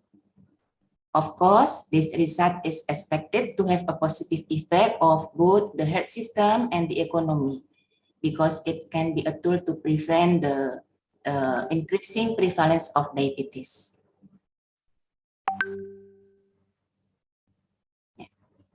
Next slide. Okay, next slide, please. We enter to methodology of application. There are two system approaches that were chosen as the method used in preparing healthy menus for people with diabetes and produce several algorithms. Next slide. The first system approach using a genetic algorithm. Nutritional guides can solve the problem at hand. The guide can adapt to basic information from the user in the form of information on daily calorie needs.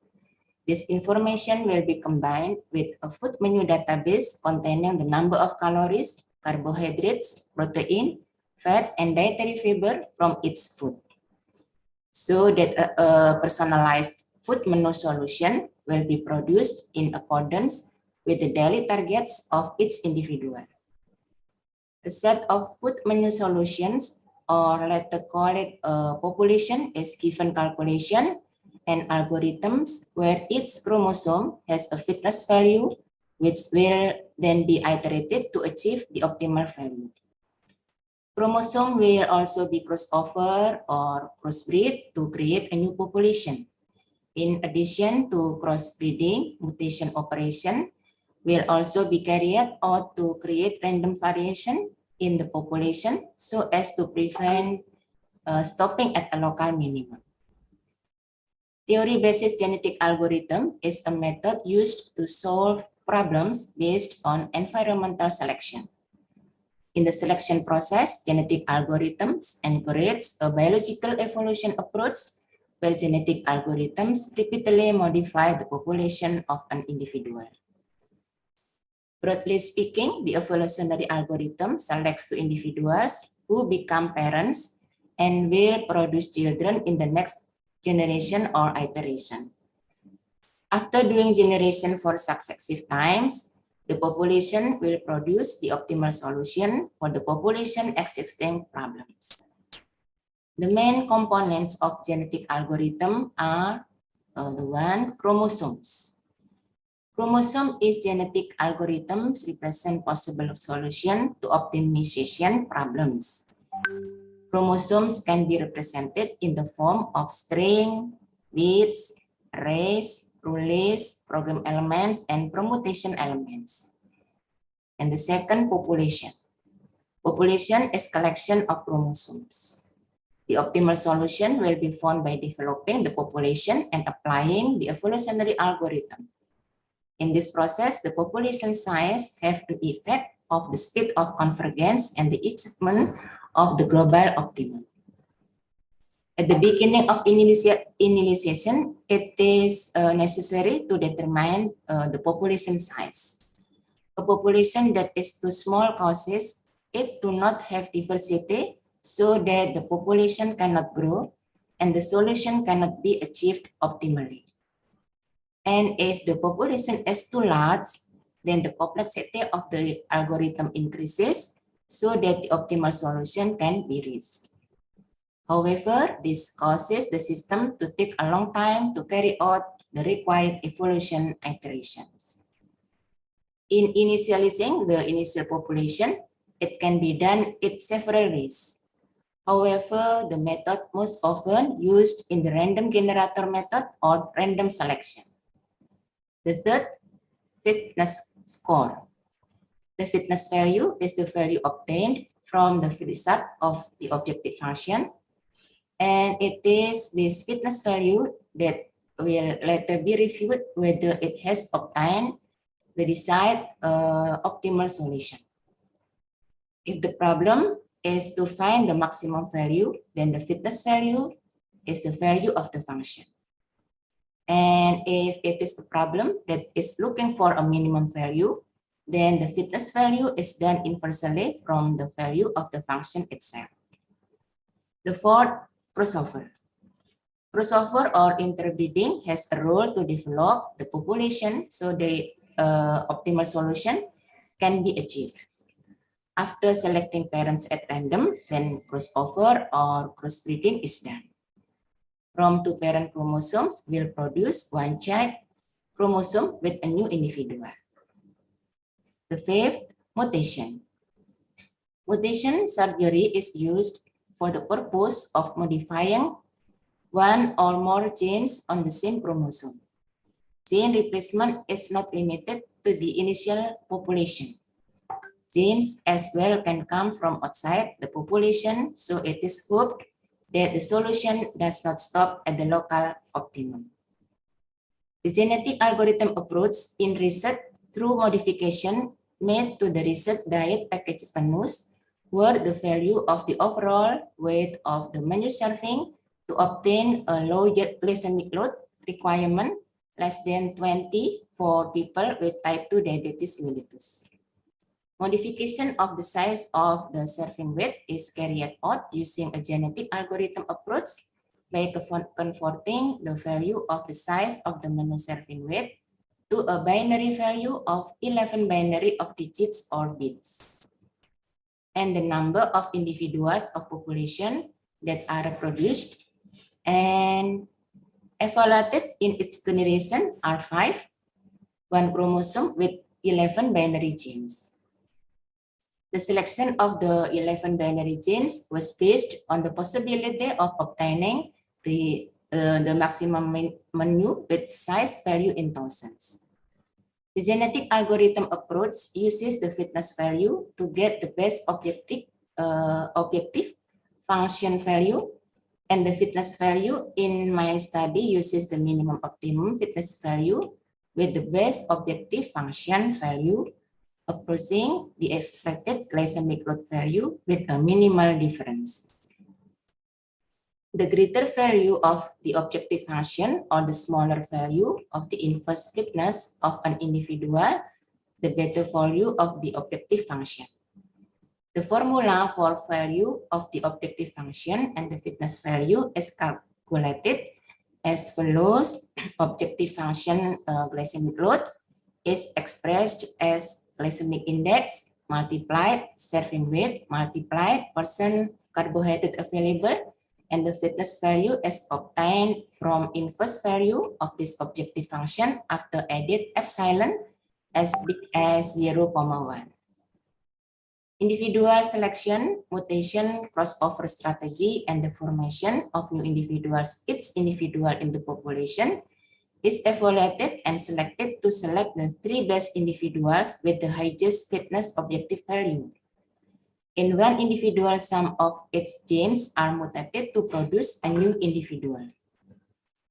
Furthermore, 2 other individuals are made parents to produce 2 new individuals with a crossover technique, so that the value of the serving weight of the research food packages menu was obtained with the value of all objective glycemic load in line with expectation.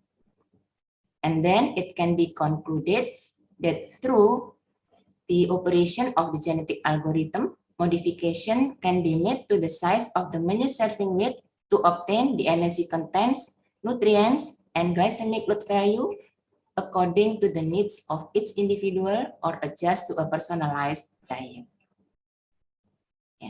Next slide.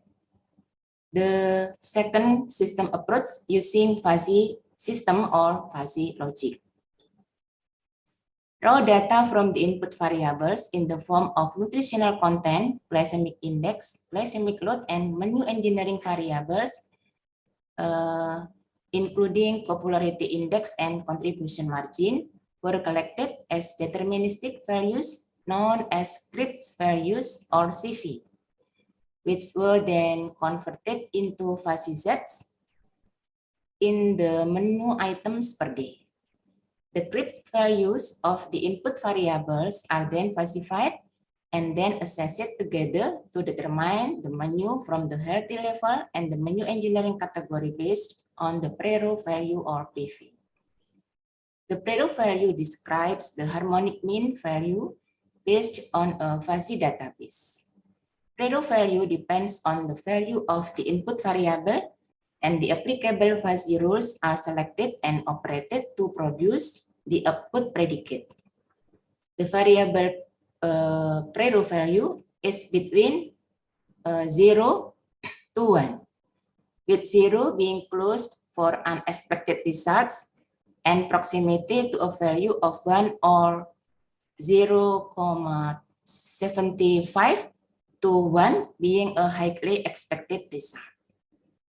Based on the value of the input variable linguistics as nutrient content, as well as the glycemic index value and glycemic load in the first stage of the study, a member function for fuzzy was made according to the required category. With a fuzzy system to analyze the variation or mixture of the DM diet menu on the glycemic index and glycemic load. The expected output from this state is obtaining a number of choices of diet menu offerings that have low glycemic index and glycemic load for patients with type 2 diabetes mellitus. With fuzzy input variables used are total level of 1 energy, 2 carbohydrates, 3 fat, 4 protein, 5 dietary fiber, 6 glycemic index, and 7 glycemic load, as well as some information such as menu engineering data, including popularity index and contribution margin required by food producers. And the next slide, I explain about the healthy menu application system with genetic fuzzy algorithm approach. Early stage, manufacturers provide a wide variety of food menus with initial serving weight. And based on the menu weight and the initial state, then the system gives calculation, the content of energy, macronutrients, dietary fiber, glycemic index, and glycemic load of each food menu register. Then the system modifies the initial serving weight of each food menu to have a glycemic load of less than 20 with a genetic algorithm. And the next step, consumers choose a number of menus to be consumed at each mealtime according to the distribution of each individual's mealtime needs. The next system provides an alternative measure of consumption weight for each menu of the consumer choice by considering the adequacy of energy. And the last system ranks its alternative measure of consumption weight with a fuzzy database based on nutrients content of carbohydrate, protein, fat, and dietary fiber. The next slide about conclusion and recommendation for this application. The conclusion can be conveyed from this application as follows. The power of the genetic algorithm combination with fuzzy system or fuzzy logic algorithm is able to generate alternative ranking schemes related to the priority evaluation criteria, thus demonstrating the potential to provide a reliable decision-making framework and prove a powerful tool for representing human knowledge. It can be operated to accommodate the development of menu engineering models in the preparation of Indonesian local food-based diet menu formulation that meet the requirements of the glycemic index and the glycemic load for diabetes and become a tool to make personalized dieting easier, faster, and more accurate. The results of fuzzy values obtained per menu serving can be optimized when combined in a day based on the distribution of meal times. This healthy menu application generates a number of nutrients needed that contained on a menu and how many healthy portions should be consumed both for normal and diabetic people to control their blood sugar levels and maintain daily nutritional adequacy, especially in post-COVID-19 conditions. It has become a practical tool for us to choose and measure healthy food online or digitally. And the recommendation can be conveyed as follows. The application program can improve the professionalism of nutritionists and dietitians in the field of food production and service, and in the field of nutrition consulting, mainly related to information on the glycemic index and glycemic load values of the food served, complemented by data on popularity index and contribution margin. The design of this application program can be applied to all areas of food delivery, not only limited to hospitals, but to all areas, the institution that provide food for the diet menu needed for outpatient diabetes mellitus anyway. Furthermore, the overall flow of the healthy menu application system can be seen in the following video, which involves the roles of producers of food, consumers, nutrition consultant, and admin. Let's see together.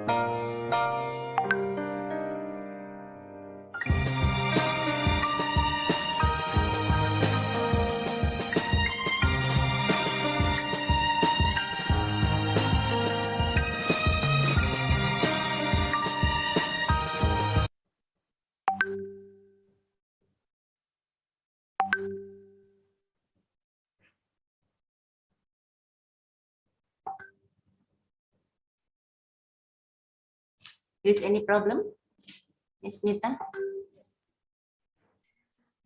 I think there is some problem with to share the video. The committee will try again to share.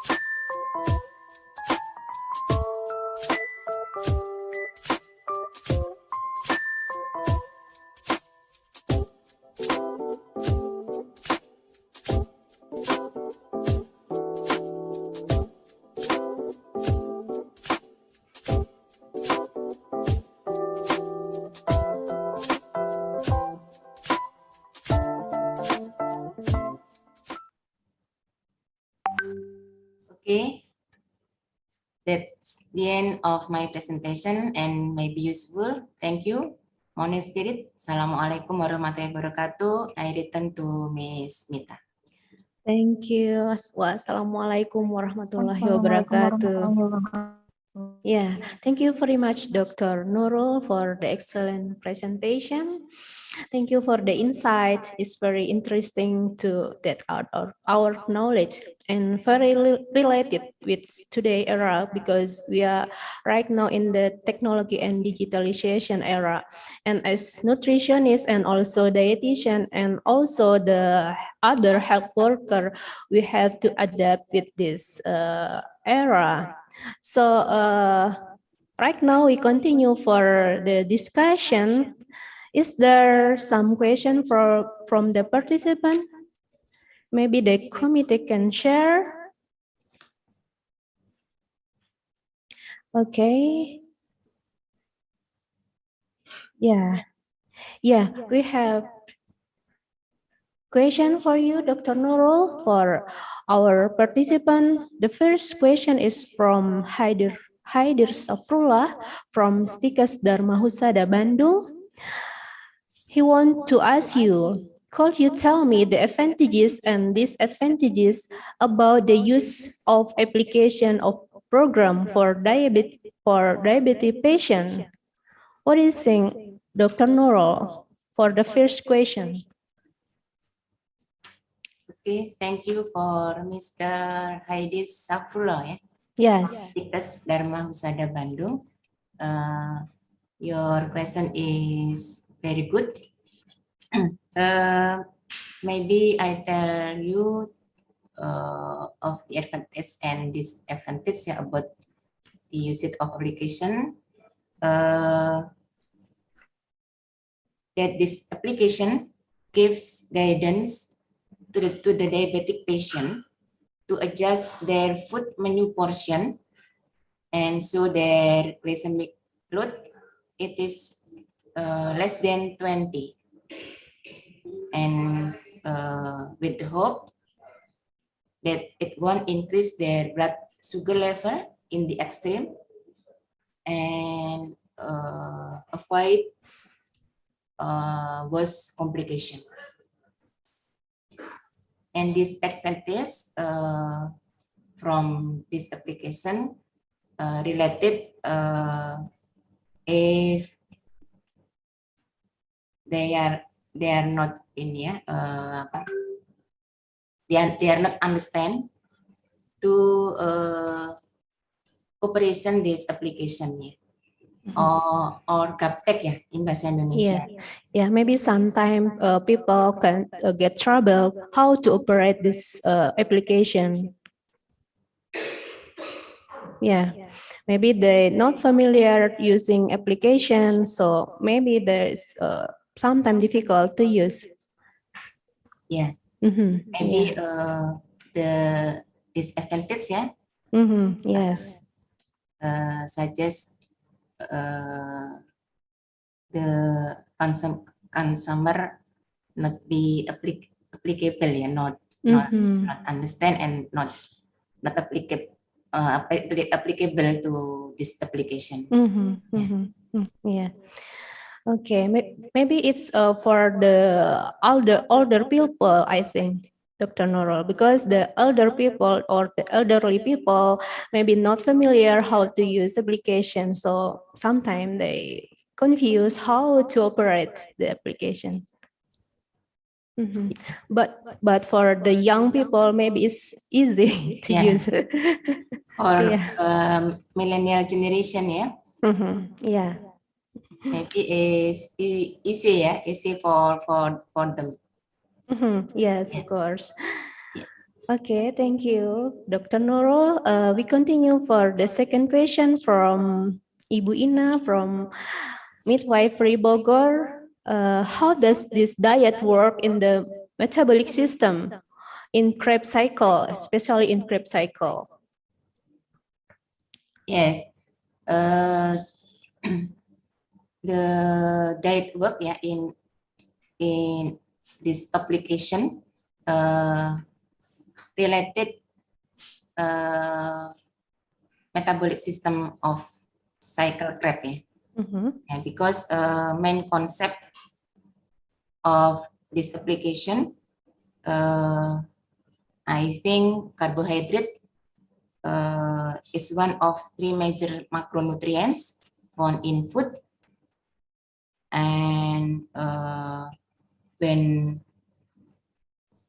consumed, yeah, when we are consumed, the digestive system will break down carbohydrates, sugar, and starts into glucose. Yeah.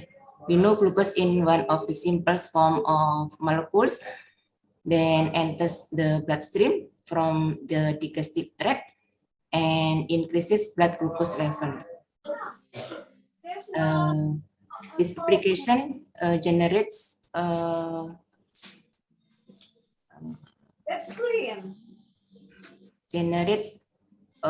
menu with glycemic load then less than 20, yeah, or low until medium glycemic load, yeah. For diabetics, used to control their blood sugar level. Yeah, so this application can calculate how much the calorie, how much the carbohydrate need, and what kind of the menu that's suitable with the disease. So it can be helped to control their blood sugar, right? Yeah. Okay. Right. Thanks, Nita. Thank you. Okay. Is there any question from the participant, or if there is not other question, I have a question for you, Dr. Nurul. I think this very interesting topic. Your research is very, very inspiring us. And do you have any plan to do or to make any application for the other disease, such as for hypertension or for gout, stroke, or cancer? Do you have any plan to make the application for the other disease? Yeah, maybe in the future, yeah, Miss Mita. Yeah. I will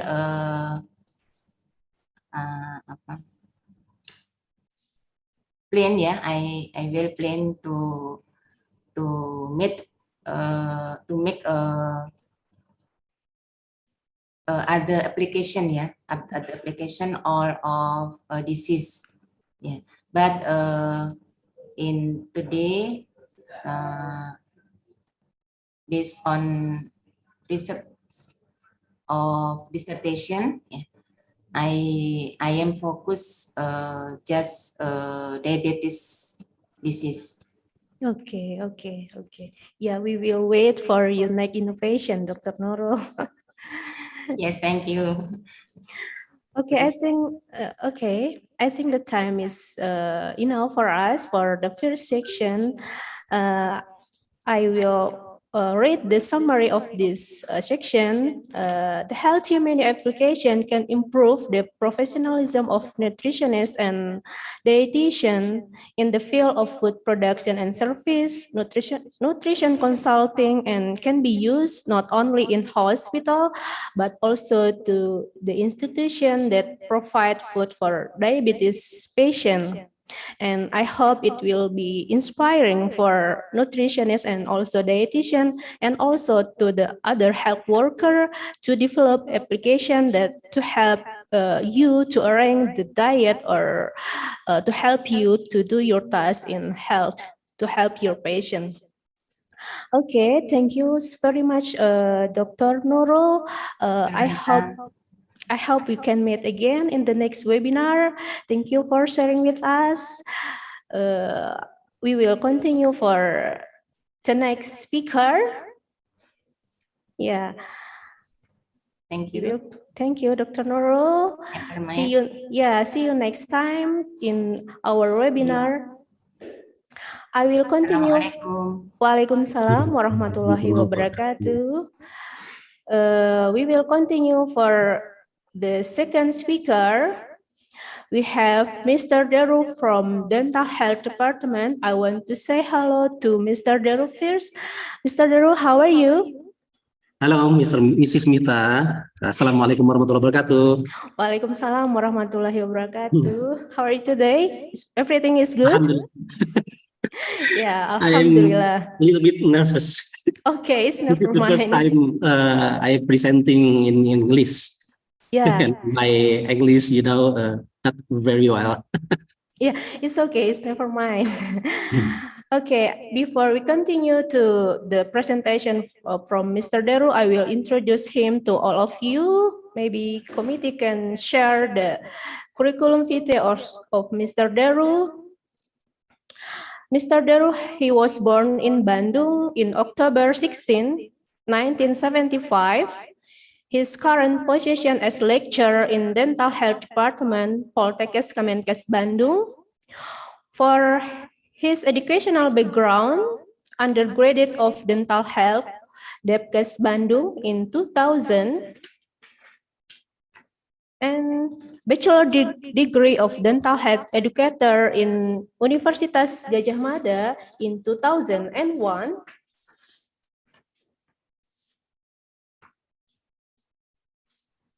And master degree of public health in Universitas Diponegoro in 2014. And Mr. Deru also active in Dental Health Profession Association. Today, he will share to us about dental hygiene calendar application to monitor community dental and oral health. In the next 60 minutes, we will continue our section.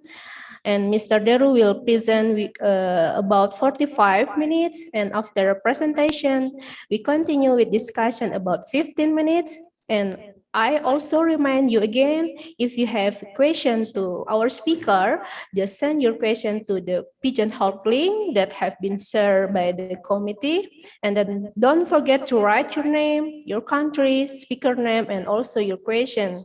I will read your questions to get answer from our speaker. Mr. Deru, I will give the stage for you to present your presentation, and the screen and time is yours. Please, Mr. Deru. Thank you, Mrs. Mita. Welcome. The Honorable Director General of Health Worker Ministry of Health Indonesia, Dr. Gigi Arianti Anya MKM.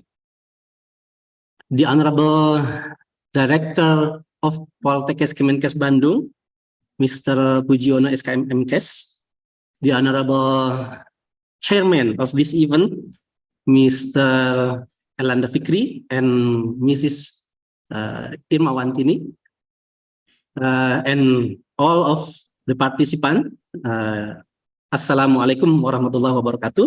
Waalaikumsalam warahmatullahi wabarakatuh. Alhamdulillahirabbil alamin.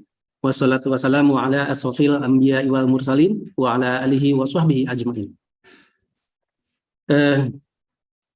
Maybe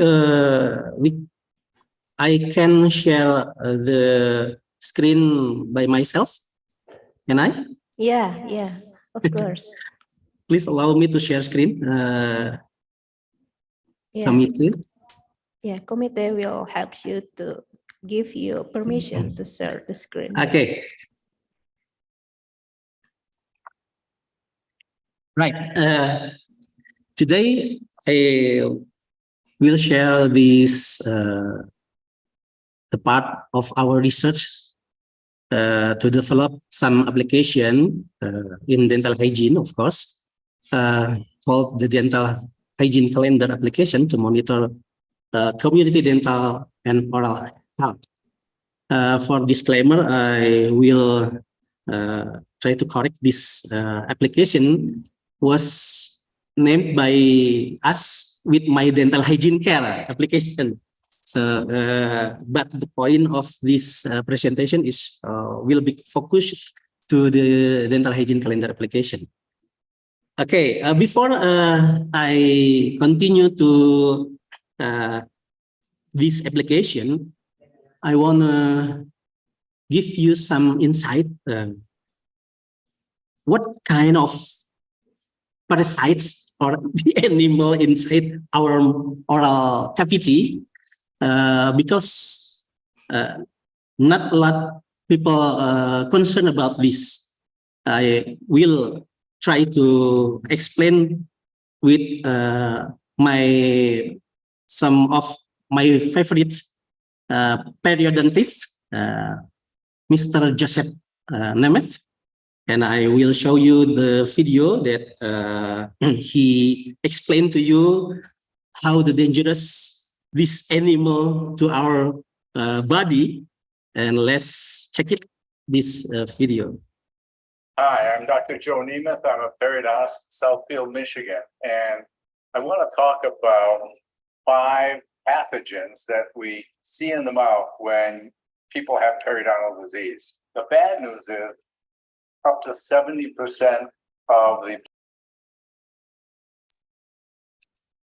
population in this country has some form of periodontal disease.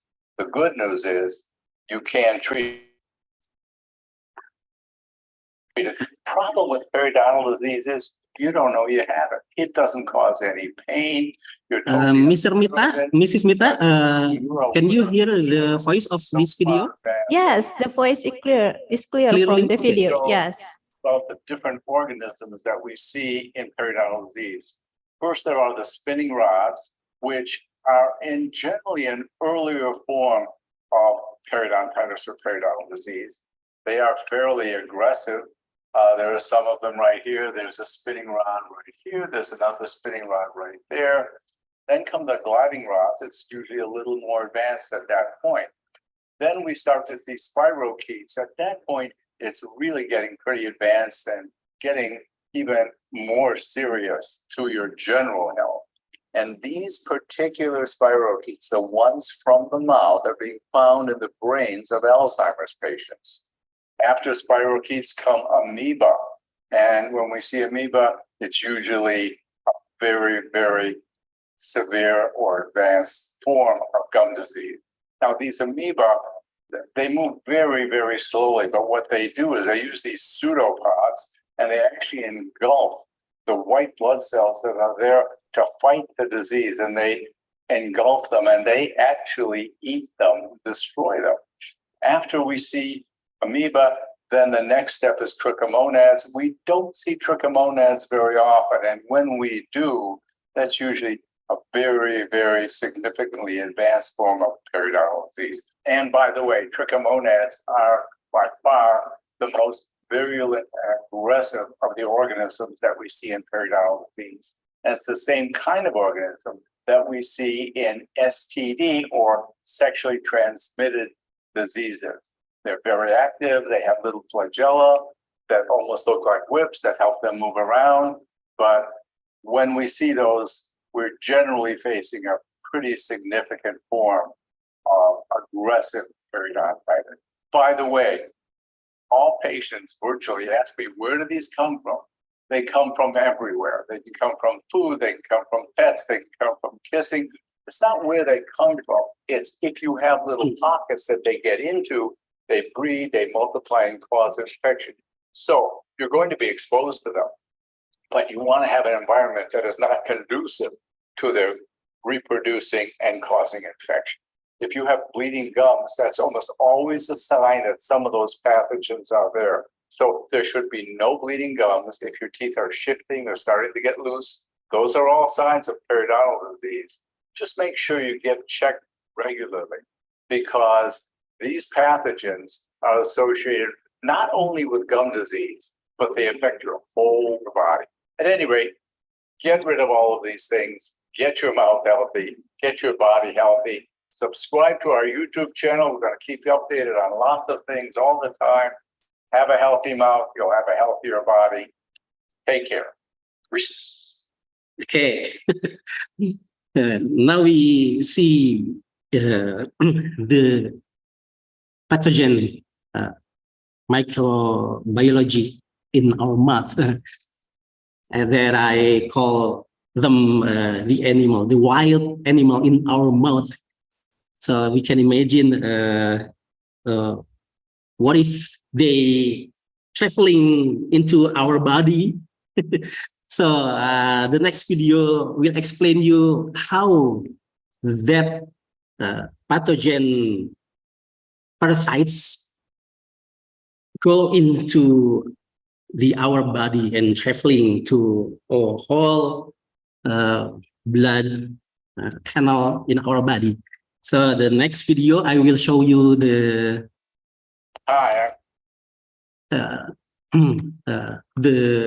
this is a good video from YouTube, and I will, but because this video is too long, I will speed it up to maybe 1.5 time speed. Okay, and I will activate the narrative.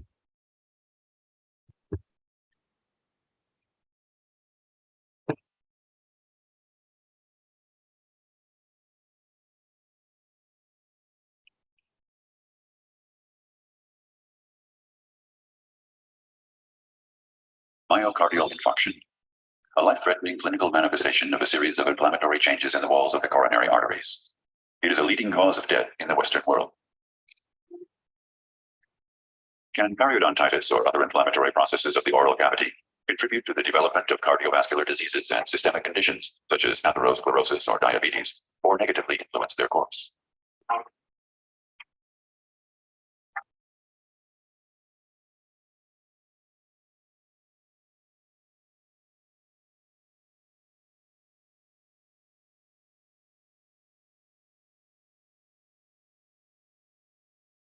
Periodontitis, the presence of a bacterial biofilm on the root surface, triggers an immune inflammatory response. Inflammatory cells infiltrate the connective tissue, and the pocket epithelium becomes ulcerated. The total wound area of connective tissue exposed to the subgingival biofilm can range from 5 square centimeters to 20 square centimeters, an area the size of the palm of the hand. Periodontal bacteria, the biofilm, will repeatedly enter the blood vessels of the gingiva, for example, when eating or brushing, due to this exposed connective tissue. Similarly, locally produced inflammatory mediators will shed into the bloodstream. From the local vessels, bacteria and inflammatory mediators will spread through the entire body, threatening the integrity of the vital internal organs and structures of blood. Periodontitis, therefore, is not just a local issue, but may have systemic effects even at distant locations away from the oral cavity.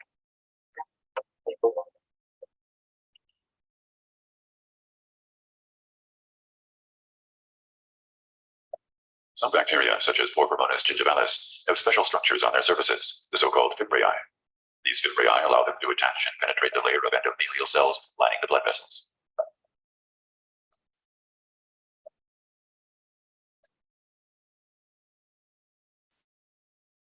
Well hidden from the immune system, the bacteria survive, persist, and multiply within the cells, and infect other endothelial cells.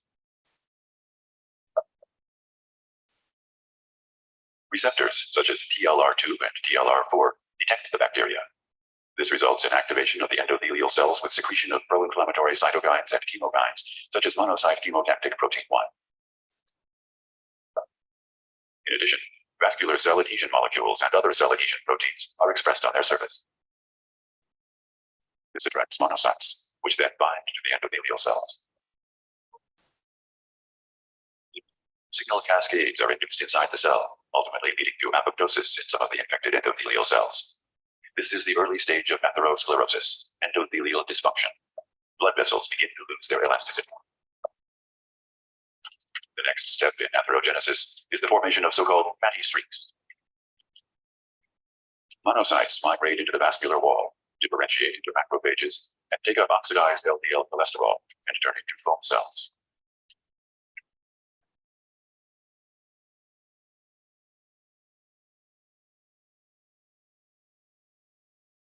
Bacteria like B. gingivalis may promote the formation of fatty streaks by increasing monocyte migration, the oxidation of LDL, and the uptake of oxidized LDL by macrophages. The foam cells gradually become apoptotic, forming a necrotic core within the atherosclerotic plaque. Muscle cells of the lamina media proliferate and migrate into the intima, as well as T lymphocytes and other immune cells. This eventually leads to the formation of a mature atheroma that reduces the cross-section of the vessel, causing hypoperfusion and hypoxia of the tissues that the vessel serves, for example, the heart, if the coronary arteries are affected. Possible future complications can be actively exacerbated by the unique properties of periodontal pathogens, which promote the formation of matrix metalloproteinases by T lymphocytes and other cell types.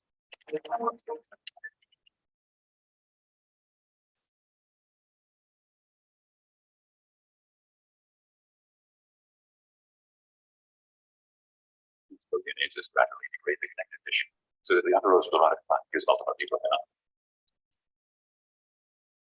Platelets rapidly attach to the rupture sites. They mature and coagulate to form a thrombus. This further narrows the already reduced blood vessel lumen and may even lead to complete vascular occlusion. Clinical events such as a myocardial infarction or a stroke may occur as a result. The cytokines secreted by the dysfunctional endothelial cells act not only locally, but spread through the bloodstream to all other parts of the body. The bacteria in the blood and their lipopolysaccharides induce the formation of acute phase proteins, such as C-reactive protein or CRP in the liver. The messenger substances in turn cause a systemic inflammation that can promote all stages of atherogenesis.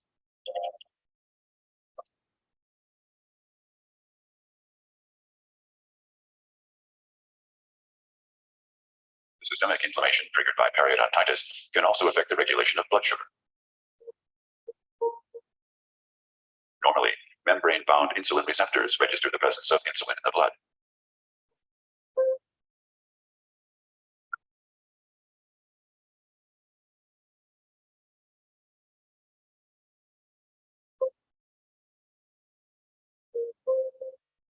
When insulin binds to these receptors, a signaling cascade is initiated inside the cell, which ultimately activates glucose transporters. This allows the glucose that enters the bloodstream following a meal to enter the cell, where it is processed for energy or storage. In the presence of systemic inflammation, inflammatory mediators, oxygen radicals, and acute phase proteins interfere with this control mechanism. They inhibit the insulin receptors and reduce the uptake of glucose into the cell. Cytokines such as tumor necrosis factor alpha and interleukin-6, whose serum levels are significantly increased in periodontal infections, seem to play a special role here. The acute phase protein CRP induced by these mediators also appears to be of importance. In the presence of severe periodontitis, blood sugar levels can deteriorate over the years in a clinically significant manner, even without diabetes. There is a risk of developing a so-called insulin resistance. If diabetes is already present, the simultaneous presence of untreated severe periodontal disease makes proper glycemic control more challenging and increases the risk for complications of diabetes that affect the kidneys and heart many times over. Conversely, some disease mechanisms of diabetes can contribute to the deterioration of the patient's periodontal status. In particular, the Maillard reaction is relevant here. This reaction describes the non-enzymatic binding of sugar to protein molecules. For example, glucose in the blood binds to the hemoglobin of the erythrocytes. The percentage of glycated hemoglobin A1C, known as HbA1c, is an important diagnostic and monitoring tool in diabetes, reflecting the patient's blood sugar control over time.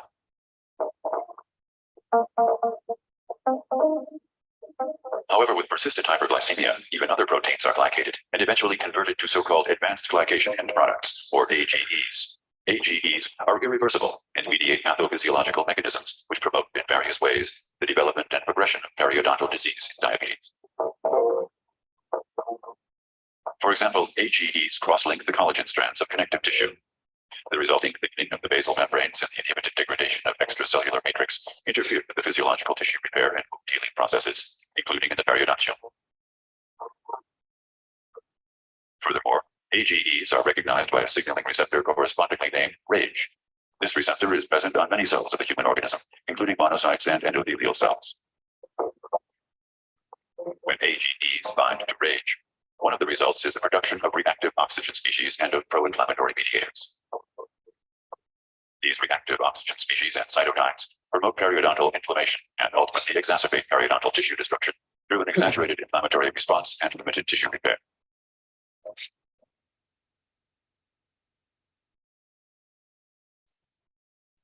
There is a body of compelling evidence showing that periodontal inflammation is an independent risk factor for cardiovascular disease. In the case of diabetes, the evidence supports a bidirectional connection with feedback defects. The successful treatment of periodontitis may therefore contribute to improved health not only in the oral cavity, but throughout the body. For example, some studies have shown that the extent of endothelial dysfunction, which is the initial step in atherogenesis, can be positively influenced in a clinically measurable way. Many studies have also shown an improvement in average blood glucose levels with lowered HbA1c values following successful periodontal therapy, and some even suggest improvements in lipid profiles, overall improving the control of diabetes. The two effects have in common that they reduce the concentration of inflammatory mediators in the blood. This is an important step in breaking the self-perpetuating cycle of inflammation in the body.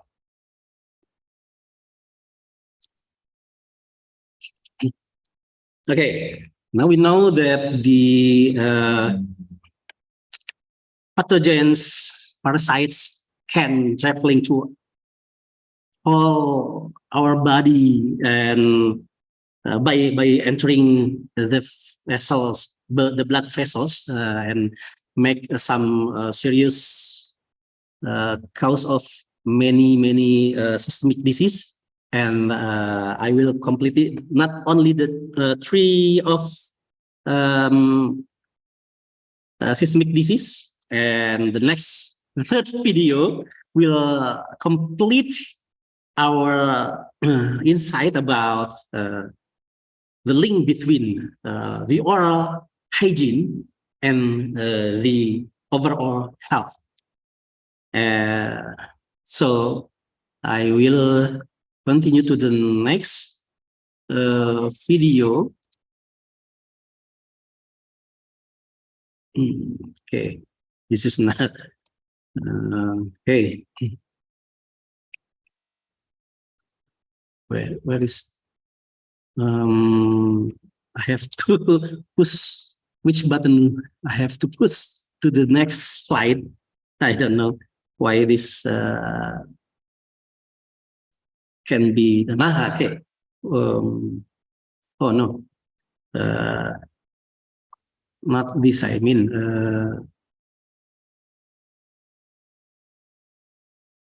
okay.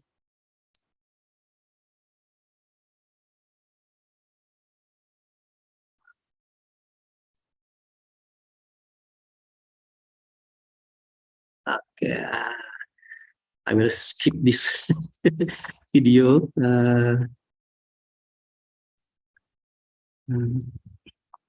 Sorry, I have to close the share screen first to the next video. Okay.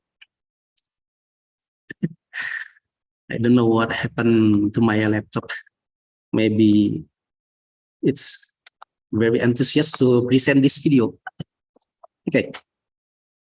There is another systemic disease that caused by the oral pathogen parasites. To the outside world and the rest of your body. Your mouth is teeming with billions of bacteria. There are more bacteria in your mouth right now than there are people on Earth. Over time, these bacteria can stick together. They form a colony, and the colonies can then join together, forming a thick layer called a plaque biofilm. This can eventually spread across every surface of your entire mouth, your teeth, your gums, your cheeks, and your tongue. Every small space in your mouth provides the perfect environment for bacteria to thrive and for the plaque biofilm to grow, which it can do dramatically over the course of a single day. Your mouth's inflammatory cells are activated to kill the bacteria, but the bacteria can build strong defenses within the colony to stay alive. These inflammatory cells, which are designed to protect the body, can then cause harm in the form of gum inflammation, also known as gingivitis, the earliest stage of gum disease. People with diabetes are even more susceptible to gum disease because their blood vessels are compromised. The area between your teeth and gums is densely packed with intricate blood vessels. Normal everyday activities can burst these tiny vessels. Then pieces of the plaque biofilm and bacteria detach and mix with the blood, giving bacteria from the surface of your mouth full access to the rest of your body. And for people with severe gum disease, new science suggests that these bacteria may link to other disorders, like heart disease, where bacteria may be involved in plaque buildup in the blood vessel, or pneumonia, where bacteria can create an infection of lungs, or rheumatoid arthritis, a debilitating disease of inflammation in the joints, or preterm low birth weight in infants, which may be linked to bacteria passed from the mother to her fetus. Good oral care may positively affect your overall health, which is important because what happens in your mouth may not stay.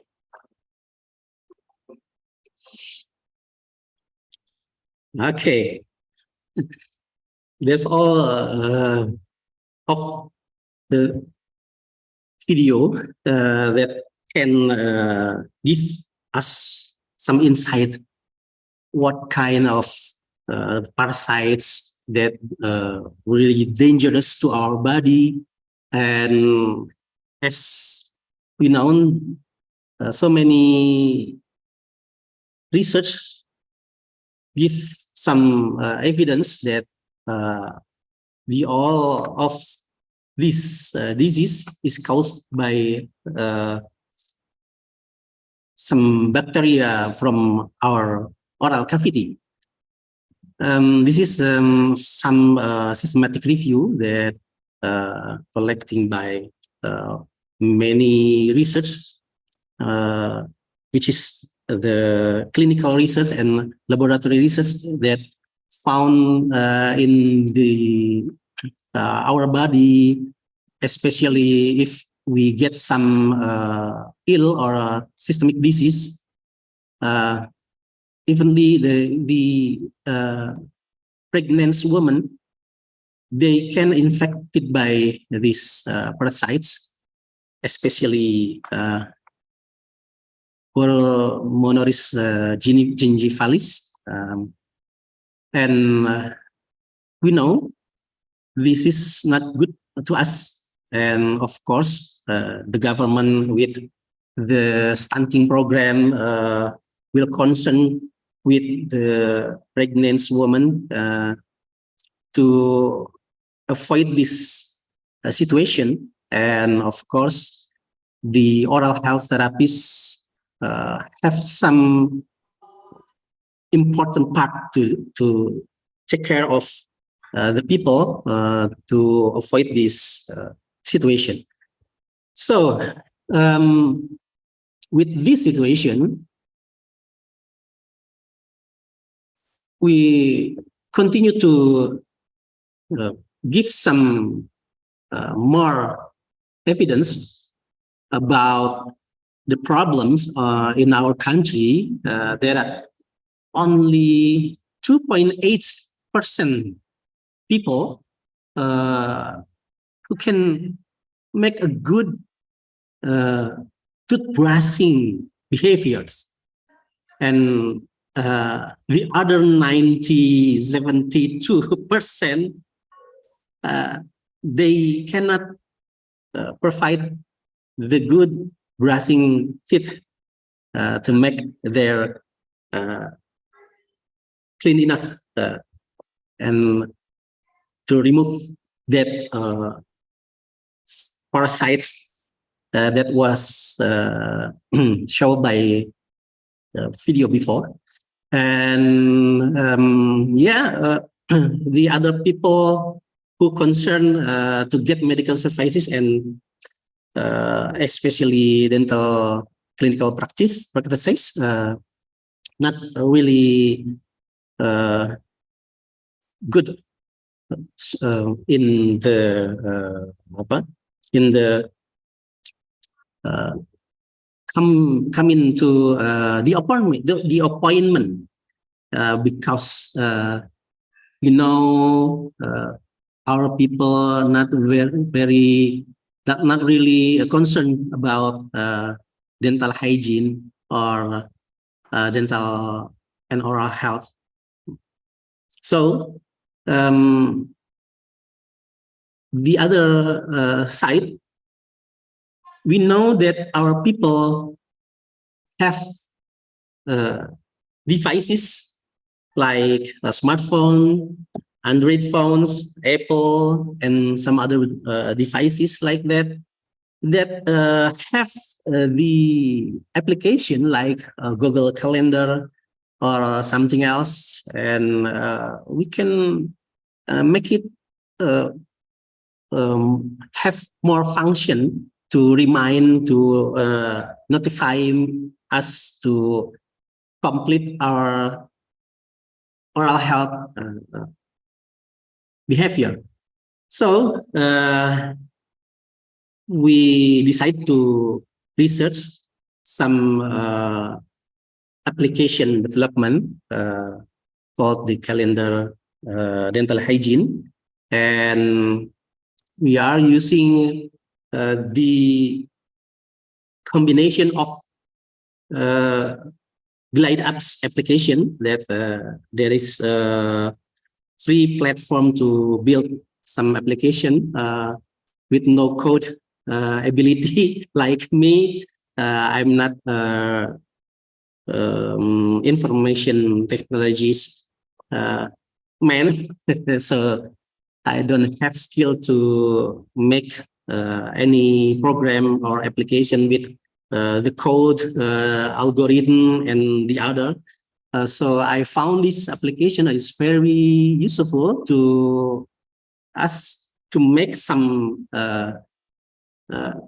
simple application, and we combine with the Google Sheet as the database, and some automate EO to trigger the Google Calendar event. Okay, the benefit from this application, we hope it can become a medium for monitoring oral health care activities by an oral health therapist on their clients. And of course, I hope this application become an alternative solution for the community to achieve the objective of oral health care. So I have to erase this reaction or annotate.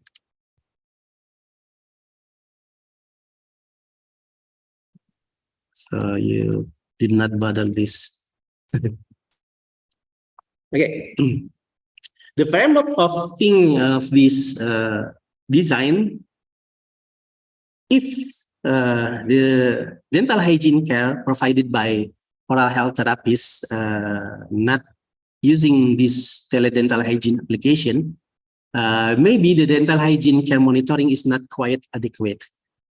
So the first client is disobedient to the appointment. Clients is forgot to plan that appointment, and the client didn't prioritize the appointment. And we know there is a lot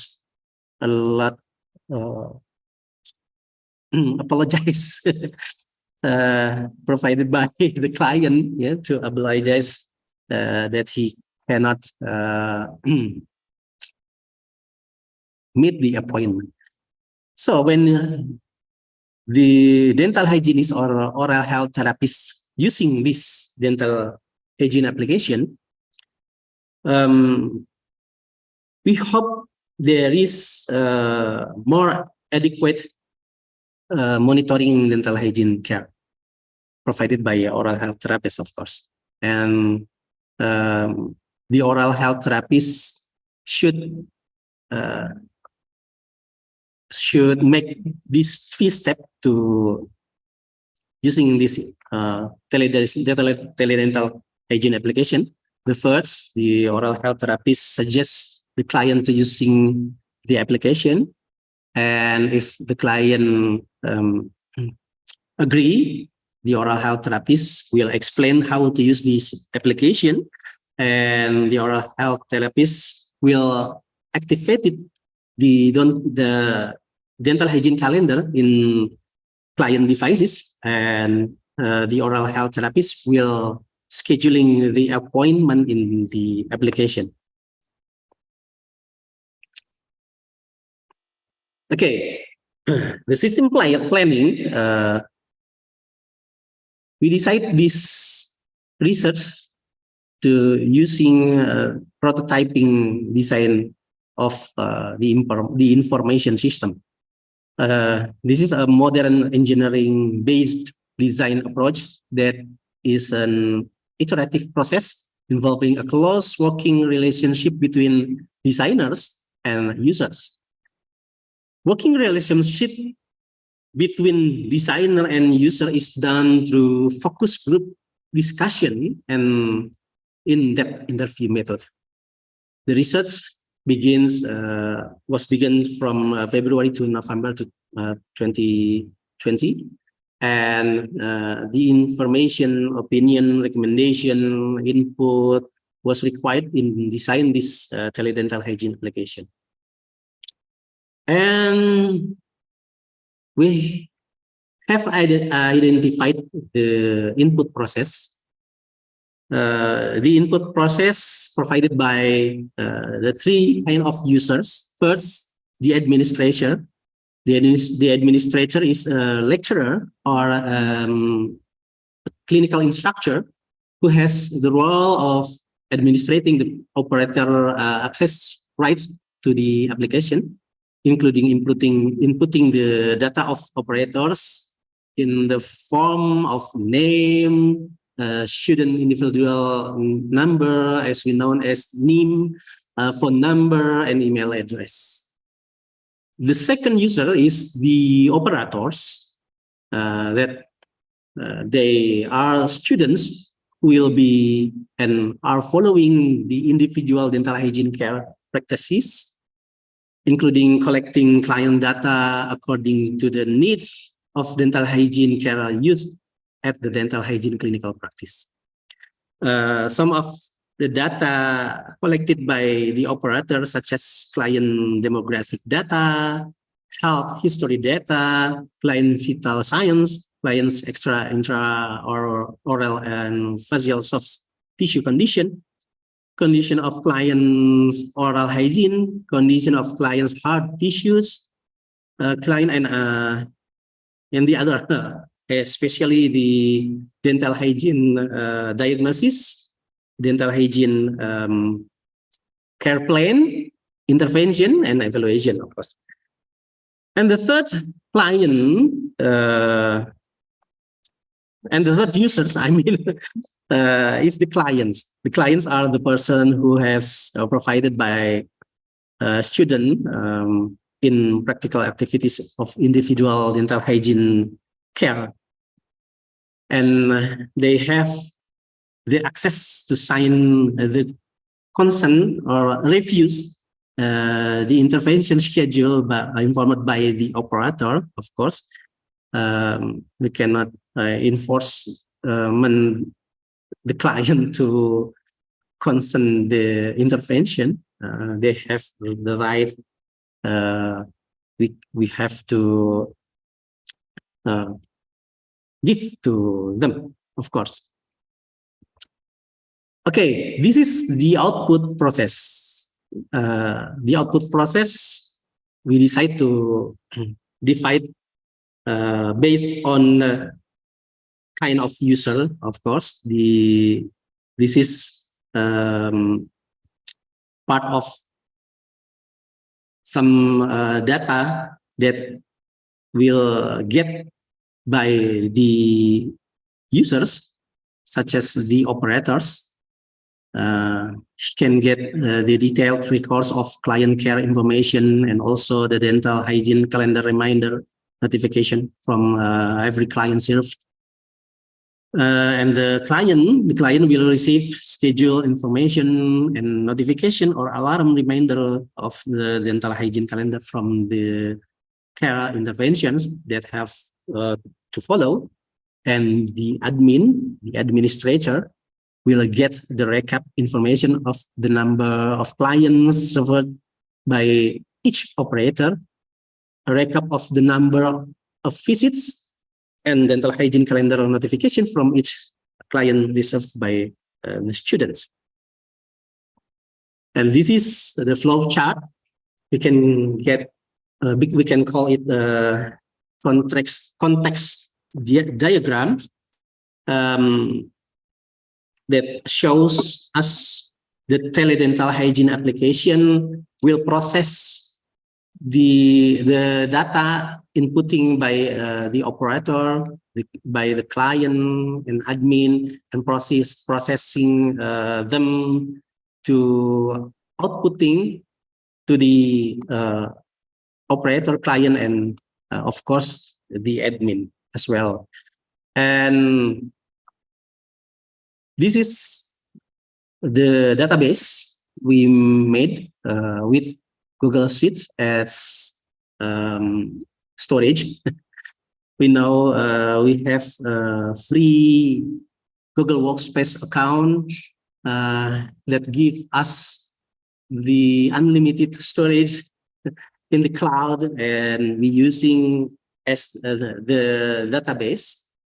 And this database contain the entity and the table of the entity, and the table of the entity is contain component code of identity of entity itself, and the entity itself, such as operator identity, client identity, medical history, social history, dental history.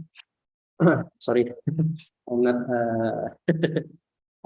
yeah, in well health because the rainy day every day in Bandung. Many employee get sick in Polkesban Bandung. Sorry if you get bothered with my sneezing. I'm sorry. I'm really sorry. Okay. We will continue to the what kind of data we make with this database. Very much data, very much entity in this application, but some of these data not always have to inputting in one time. The operator can input this as a part of in the first appointment. They can input the demographic data of the client, some of chief compliant, and not all of data have to input to the application at the same time by the operator. So this is we just provide this database to complete the data as well as the oral health medical record that we have to make to record the data from the client. So we have to following that medical record. Okay, this is the interface of the program. This is the login page. You can see this login page. The client or the user can log in to this application using their Google account, and when they has logged in, they will direct to the home page, and this is the home page. This is the list of operator menu, and this is a list of users inputted by the operator, and this by the administrator. I'm sorry. This is a list of operator. This is list of client. For the operator, if we log in and ask to become an operator, the administrator must verify first. This is the page of verification, and if they was verified by the administrator, they can inputting the data of the client, such as demographic data input, client. Then, this is the interface of client demographic detail page, and the operator can input the medical history data in this page, social history, dental hygiene diagnosis, and of course the education, prevention, therapeutic intervention page. This is what's that looks like. And the dental hygiene calendar activation guide, of course, this is for the client. So the client can activate it, the Google Calendar by using this guide page. And before they using the Google Calendar application, of course, the client must sign, and if they agree, of course, in an informed consent page, or if they don't agree to use this application, they can refuse the intervention. Okay, this is some of email received by the client. Actually, in this email getting by the client, they can choose to they can pick to agree to this notification or not by clicking the text, yes text, if they agree, and no if they didn't agree.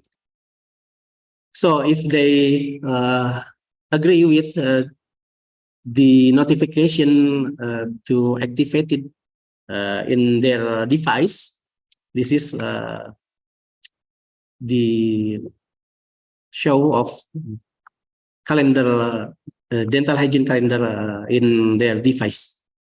They can not only have notification, the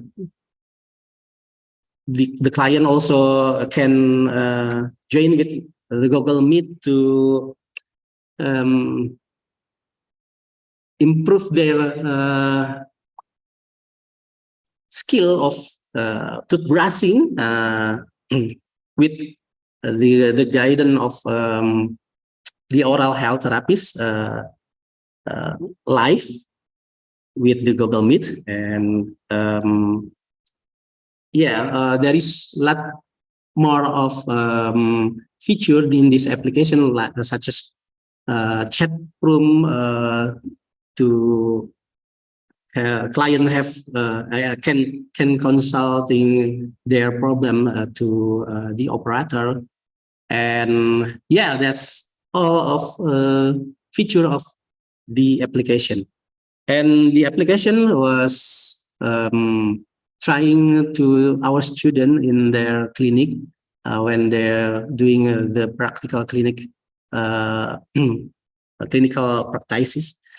And the conclusion of this research is the need of the input and output process of the teledental hygiene application are customized by based on type of users, the admin, the operator, and the client. And also the dental hygiene care recording record can used by the operator in the clinic.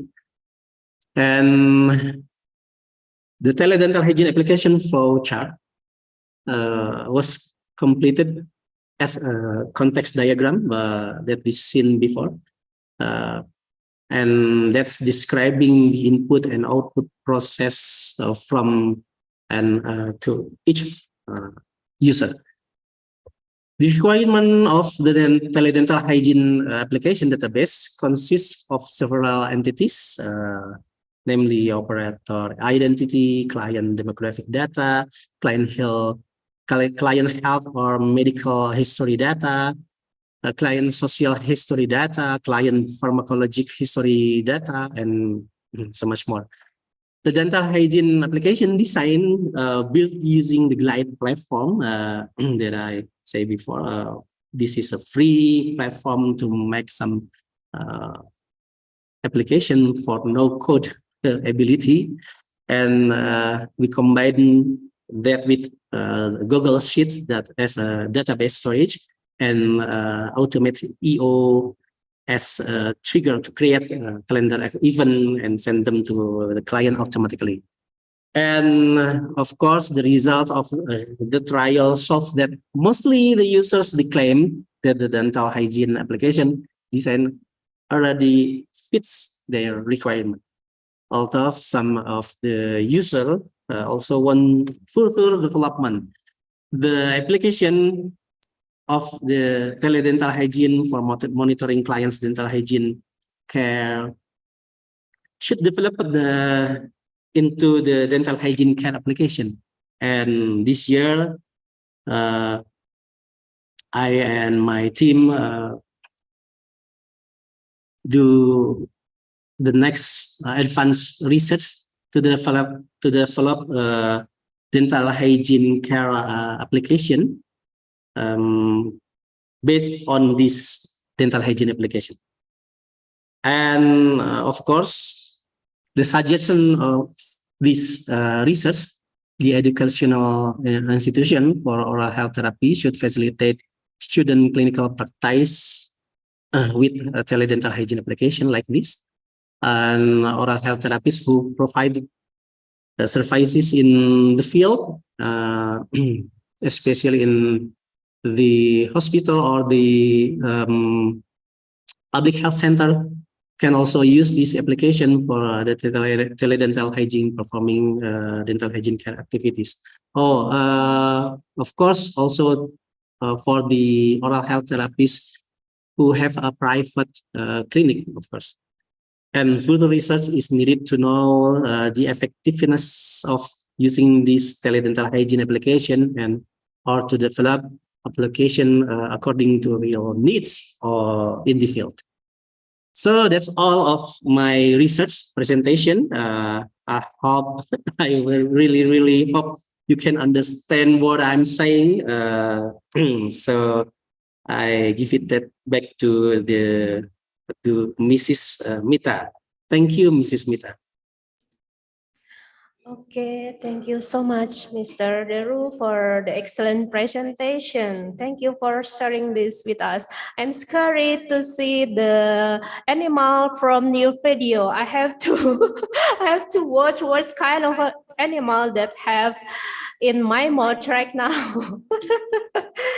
Okay, now we are going to do the discussion.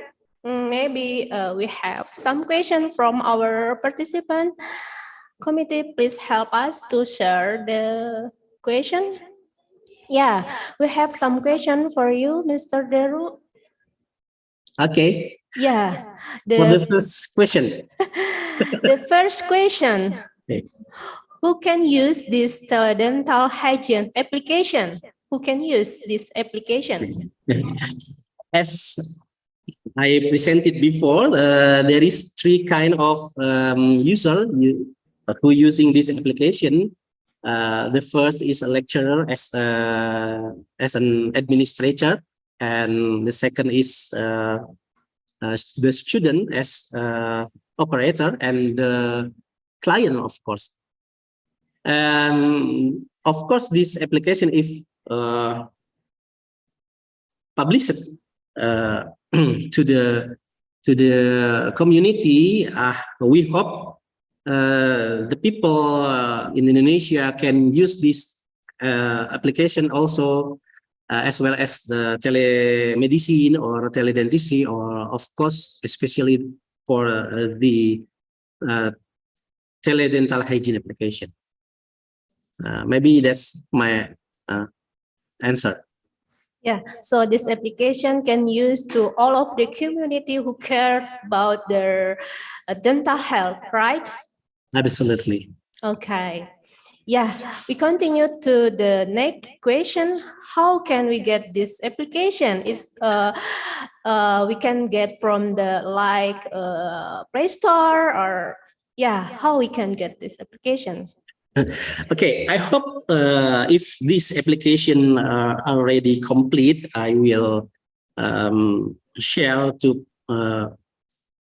not only the people, of course, especially the people in the Indonesia, because this application using Bahasa for the primary language, and we will uploading this application to the Google Play Store.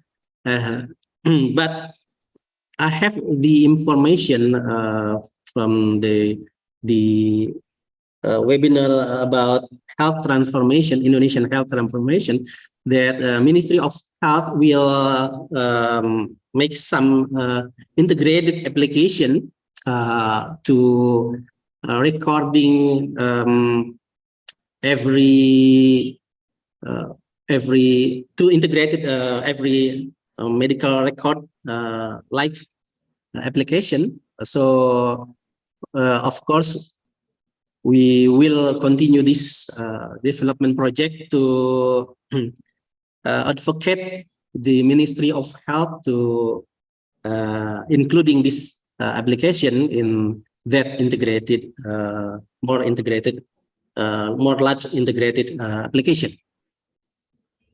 That's my answer.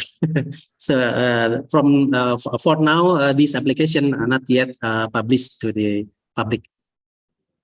Yeah, but if someone need the application, they can contact you and you will share. Okay. Absolutely. Yeah, and I think the next question is related to the question number 2. What is your plan for this application in the future? Okay. I already explained that to answer the second question. Okay. The future of this application that I and my team do the research to the in the 2020. Our research is to develop this application to become an oral hygiene or dental hygiene care application for the oral health therapists in public health center. And in 2023, Alhamdulillah,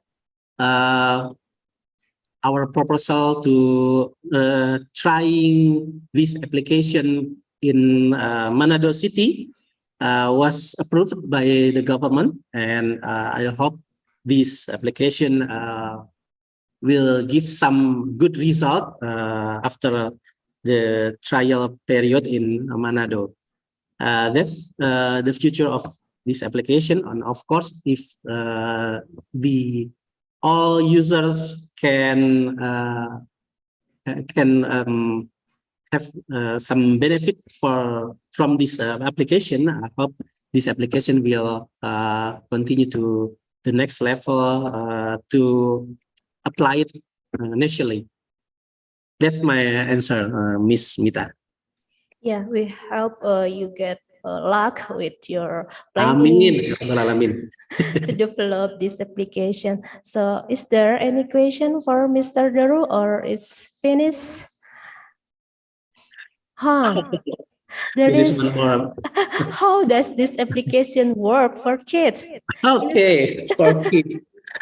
I know some of our kids using the gadget more fluently,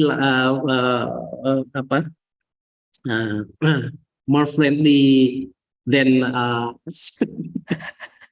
know the kids may be more advanced using this application. So in the application for the client interface, we put a lot of education tutorial video to brushing teeth, like the modified brushing teeth technique, modified Stillman technique, modified charter technique, and I'm sure that they don't really know about that very much methods to brushing their teeth, especially to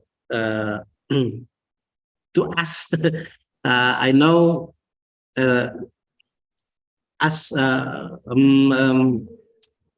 usually we using the brushing teeth method with the roll technique, or the vertical or horizontal technique, or combination technique, but there is very much more vibratory technique that's special to our oral health condition. So the other education video is about link between oral health or oral hygiene to the overall health, like the video before, or some other video made by our student or our lecturer for the kids. Of course, we can adding to that application. Yeah, so it's mean the application also suitable for the kid, like for the elementary school student. Absolutely. Okay, yeah. And we have still more question for you. How this application can be used, and when to prepare the preconception period, so that during pregnancy free from periodontal disease. The question from Ms. Farina from Midwifery. Okay, Mrs. Marina. I know this your area, okay? Pregnancy women and their children, of course. My opinion, the first we have to give some information to the pregnant woman, or who's what in English who's the teenager woman. We have to educate them about the dangerous oral hygiene condition to the pregnancy condition, that the pregnancy condition can affect by the pathogen microorganism come from the oral cavity.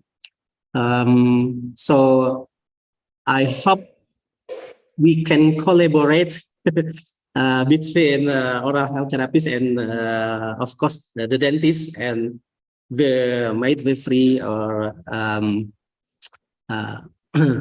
specialist, gynecological specialistic. So we have to collaborate to educate the people about this concern about this how dangerous the oral pathogen microorganism to the overall health. And of course the application can be media to educate there with tons of video, or yes, a video like that, like show before. I think that's the point that we can collaborate to give education for the people, and of course to have the clean result of our toothbrushing method, or if you want to know how clean your toothbrushing method. The oral health therapist can help the people to know that that their toothbrushing method is quietly good enough to remove the some kind of pathogens, microorganism like that. Yeah, it That's sounds my answer. Yeah, it sounds interesting because this application not just can be used by dental health, but it also can collaborate with the other like midwifery, maybe also with nutritionists, with the other health worker. Absolutely, thank you, Mrs. Smita. Yeah, I think the time is enough for us for this section, and I have the summary for our section today. The teledental hygiene application design programming can use to monitoring client dental hygiene and can be used for oral health therapies in healthcare facilities. Okay, thank you, Mr. Deru. On behalf of the name of sponsoring organizing, I say thank you for you. I hope we can meet again in the next webinar.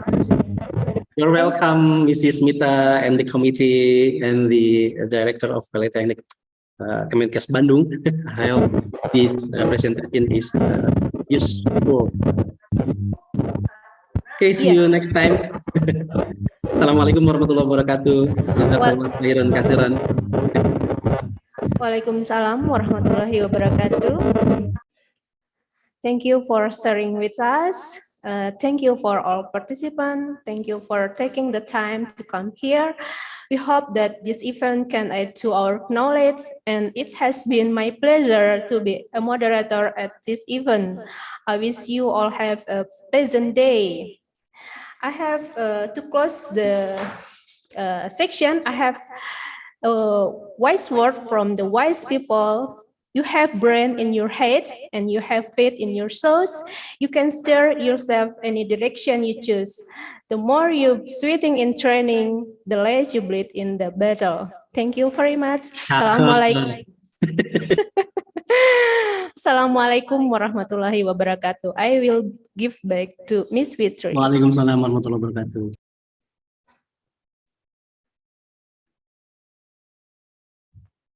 Okay, thank you so much, Mrs. Surmita, SKM MKes. On behalf of the committee, we would like to thank Dr. Nurul Hakimah MKes from Malang Health Polytechnic and Mr. Deru Marah Laut SSIT MKes from Bandung Health Polytechnic, Ministry of Health Indonesia, for the great presentation. Both of the speakers has been giving us inspiration about health applications because we know that nowadays technology surely give us a shortcut to increase the health services in Indonesia. Also, thank you to Mrs. Surmita SGZ MKes to bringing us to a very productive session today and also giving us the quotes of the day. Thank you so much. Ladies and gentlemen, once again, thank you to our awesome speakers and moderator for this session. Before we enter the break time, I would like to greet again our participants of today's conference from Indonesia, Japan, Malaysia, and also Thailand. I hope all of you enjoying our today's events. For all of the participants, don't forget to fill on the attendance list on the chat box that has been given by the committee. But if you cannot fill up the attendance list right now, you can try it again at 1 p.m. So, ladies and gentlemen, now we will enter the break time. We would like to thank all the participants as well as the speakers and moderators for all the enthusiasm in participating in this morning session. We would like to inform you that there will be another amazing speakers. We still have 3 amazing speakers after the break in afternoon sessions about applied technology of health after the COVID-19 pandemic, digitalization of education after the COVID-19 pandemic, and also about the food processing.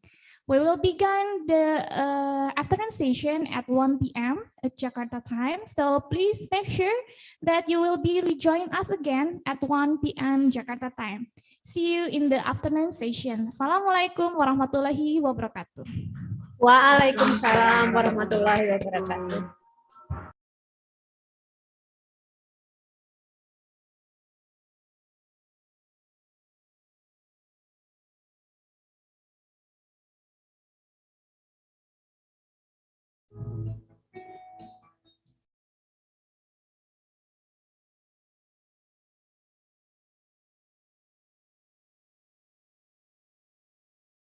Partnership Network Developed Center of Excellence Bandung Health Polytechnic proudly present. Center of Excellence for Applied Science and Technology for Health Polytechnic is a research center in the Health Polytechnic independently and in collaboration with other institutions that carry out applied health research activities. These are some of our products.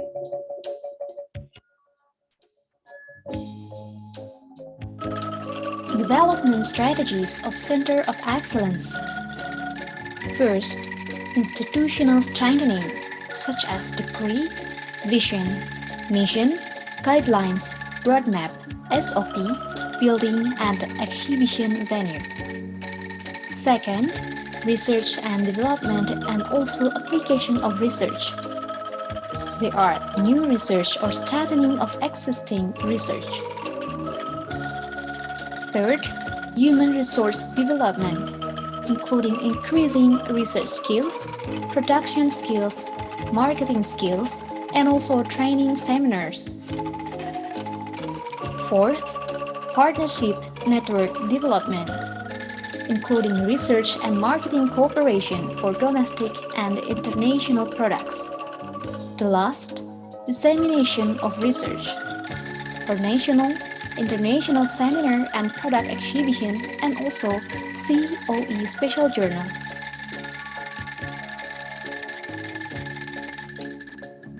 Membership of Center of Excellence are Department of Medical Laboratory Technology, Department of Environmental Sanitation, Department of Nutrition, Department of Nursing, Department of Pharmacy, Department of Dental Health, Department of Midwifery, Department of Health Promotion, Bogor Nursing Study Program, Bogor Midwifery Study Program, and Karawang Midwifery Study Program.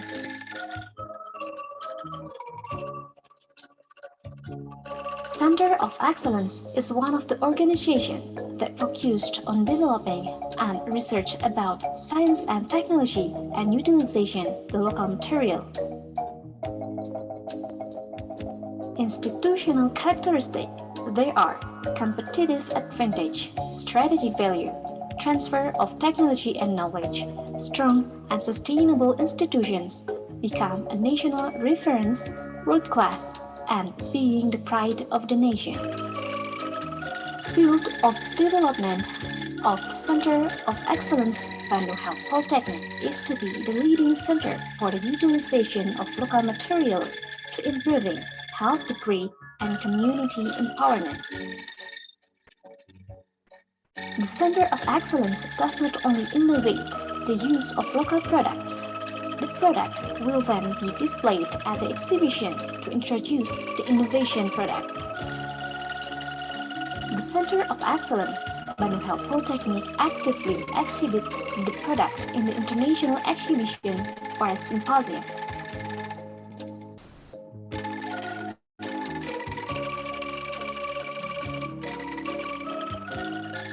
The institutional synergy in higher education is too capable in the global competitiveness that involved institution, higher education and training, technology readiness, and innovation.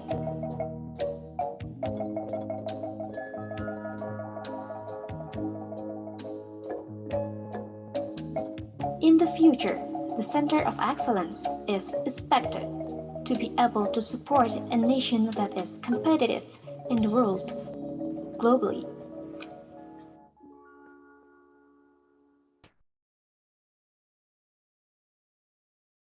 Center of Excellence Bandung Health Polytechnic proudly present. Center of Excellence for Applied Science and Technology for Health Polytechnic is a research center in the Health Polytechnic independently and in collaboration with other institutions that carry out applied health research activities. These are some of our products.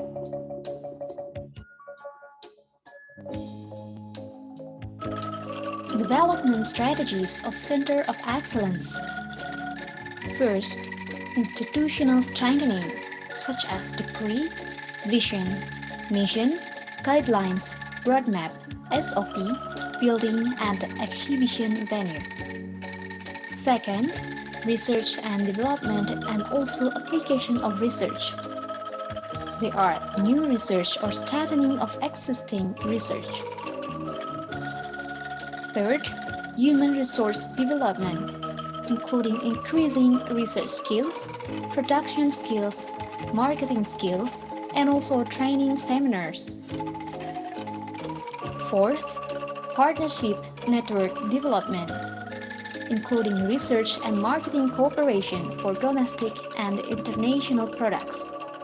The last, dissemination of research for national, international seminar and product exhibition, and also COE special journal.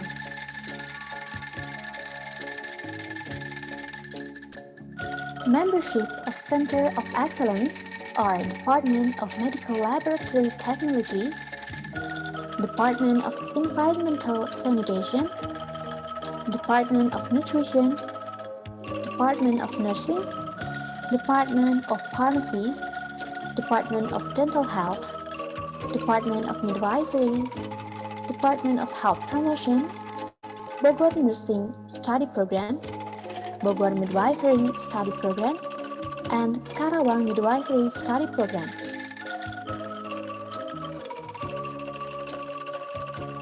Center of Excellence is one of the organizations that focused on developing and research about science and technology and utilization the local material.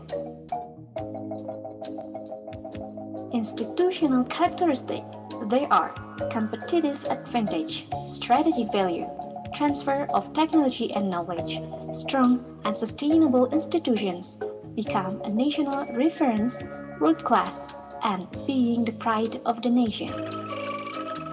Field of development of Center of Excellence Bandung Health Polytechnic is to be the leading center for the utilization of local materials to improving health degree and community empowerment. The Center of Excellence does not only innovate the use of local products. The product will then be displayed at the exhibition to introduce the innovation product. The Center of Excellence, Bandung Health Polytechnic, actively exhibits the product in the international exhibition or symposium.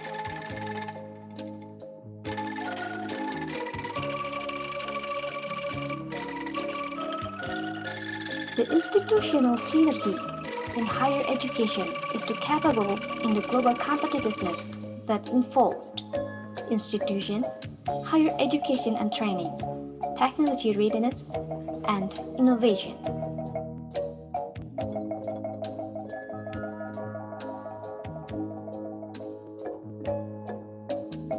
In the future, the Center of Excellence is expected to be able to support a nation that is competitive in the world globally.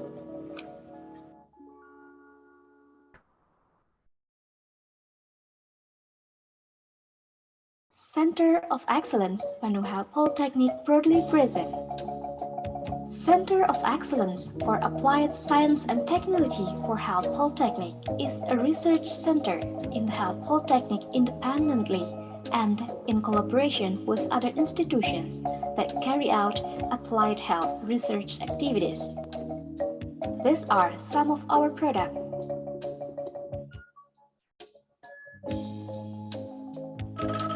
Development strategies of Center of Excellence. First, institutional strengthening, such as degree, vision, mission, guidelines, roadmap, SOP, building and exhibition venue. Second, research and development and also application of research. They are new research or strengthening of existing research.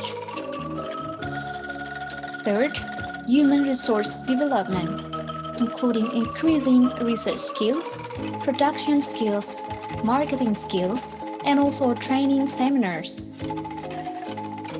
Fourth, partnership network development, including research and marketing cooperation for domestic and international products. The last, dissemination of research for national, international seminar and product exhibition, and also COE special journal.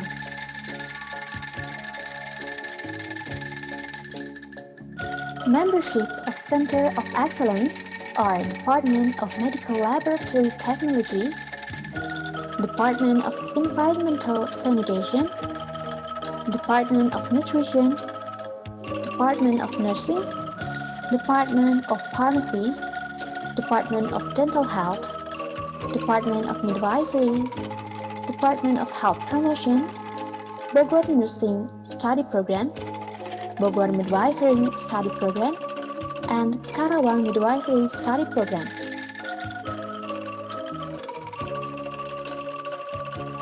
Center of Excellence is one of the organizations that focused on developing and research about science and technology and utilization the local material.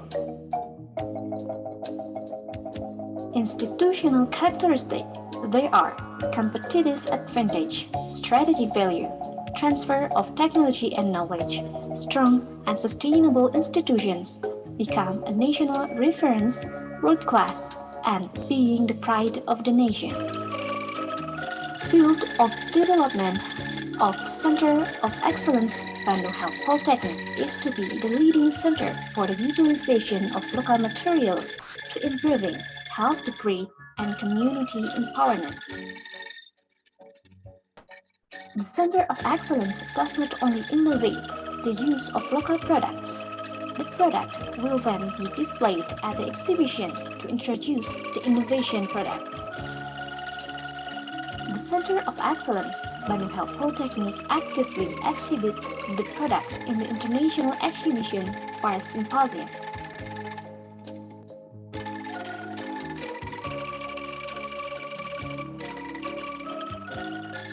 The institutional synergy in higher education is to capable in the global competitiveness that involved institution, higher education and training, technology readiness, and innovation.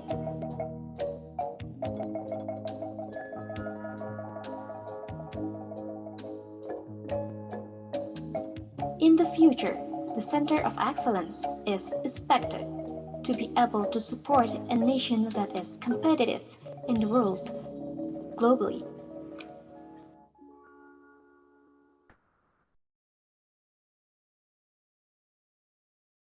Center of Excellence Bandung Health Polytechnic proudly present. Center of Excellence for Applied Science and Technology for Health Polytechnic is a research center in the Health Polytechnic independently and in collaboration with other institutions that carry out applied health research activities. These are some of our products.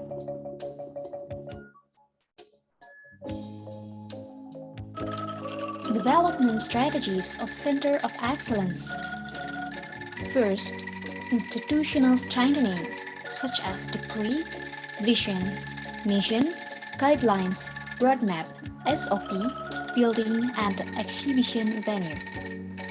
Second, research and development and also application of research. They are new research or strengthening of existing research. Third, human resource development, including increasing research skills, production skills, marketing skills, and also training seminars. Fourth, partnership network development, including research and marketing cooperation for domestic and international products. The last, dissemination of research for national, international seminar and product exhibition, and also COE special journal.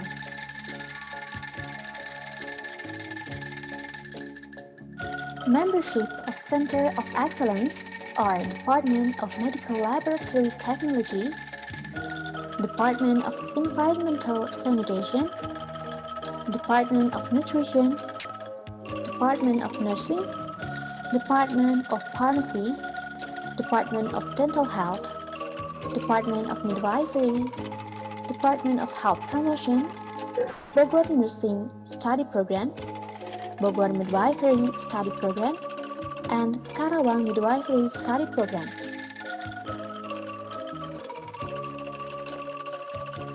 Center of Excellence is one of the organizations that focused on developing and research about science and technology and utilization the local material. Institutional characteristic, they are competitive advantage, strategic value, transfer of technology and knowledge, strong and sustainable institutions, become a national reference, world-class, and being the pride of the nation.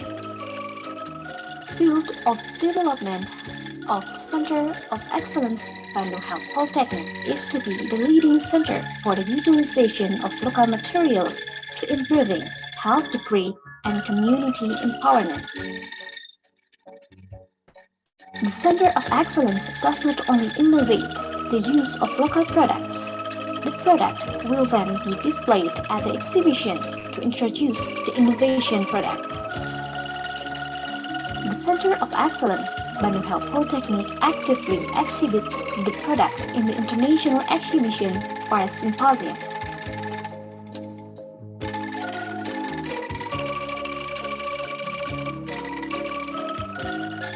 The institutional synergy in higher education is to capable in the global competitiveness that involved institution, higher education and training, technology readiness, and innovation.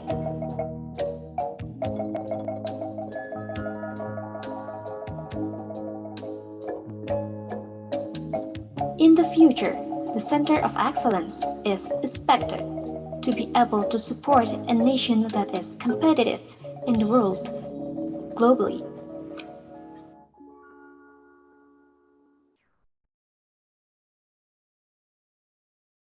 Center of Excellence, Bandung Health Polytechnic broadly present. Center of Excellence for Applied Science and Technology for Health Polytechnic is a research center in the Health Polytechnic independently and in collaboration with other institutions that carry out applied health research activities. These are some of our products.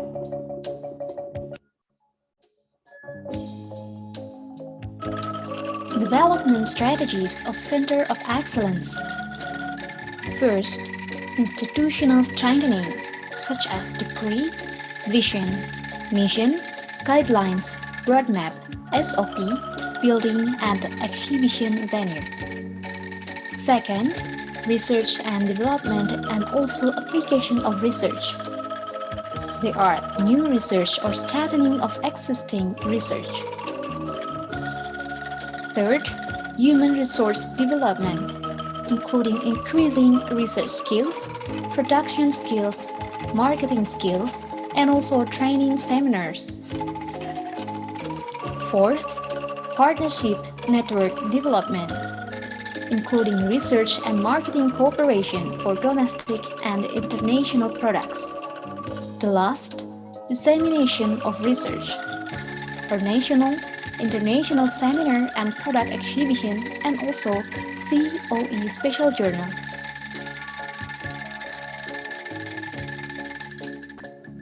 Membership of Center of Excellence are Department of Medical Laboratory Technology, Department of Environmental Sanitation, Department of Nutrition, Department of Nursing, Department of Pharmacy, Department of Dental Health, Department of Midwifery, Department of Health Promotion, Bogor Nursing Study Program, Bogor Midwifery Study Program, and Karawang Midwifery Study Program.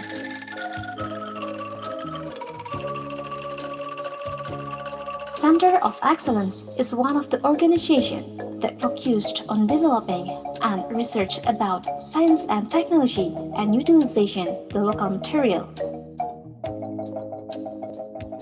Institutional characteristic, they are competitive advantage, strategic value, transfer of technology and knowledge, strong and sustainable institutions, become a national reference, world-class, and being the pride of the nation.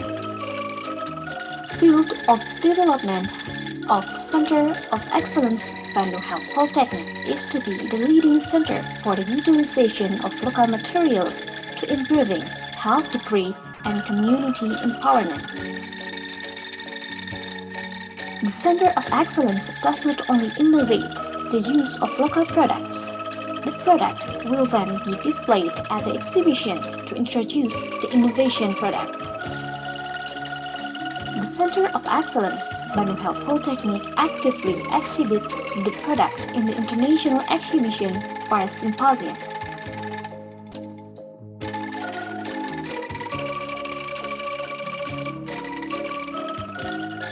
The institutional synergy in higher education is to capable in the global competitiveness that involved institution, higher education and training, technology readiness, and innovation.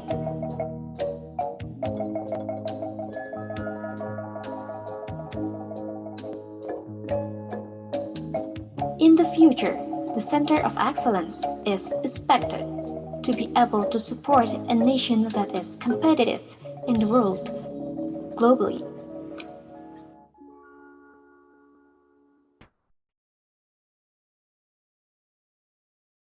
Center of Excellence Bandung Health Polytechnic broadly present. Center of Excellence for Applied Science and Technology for Health Polytechnic is a research center in the Health Polytechnic independently and in collaboration with other institutions that carry out applied health research activities.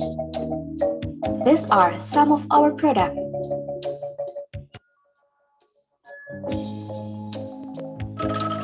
Development strategies of Center of Excellence. First, institutional strengthening, such as decree, vision, mission, guidelines, roadmap, SOP, building and exhibition venue. Second, research and development and also application of research. They are new research or strengthening of existing research. Third, human resource development, including increasing research skills, production skills, marketing skills, and also training seminars. Fourth, partnership network development, including research and marketing cooperation for domestic and international products. The last, dissemination of research for national, international seminar and product exhibition, and also COE special journal.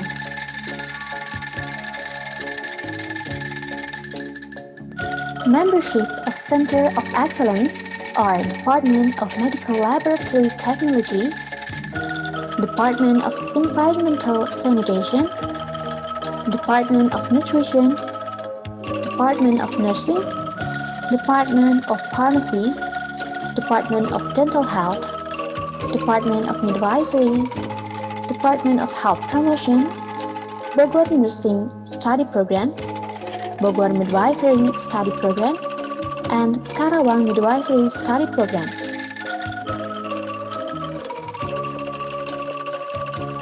Center of Excellence is one of the organizations that focused on developing and research about science and technology and utilization the local material.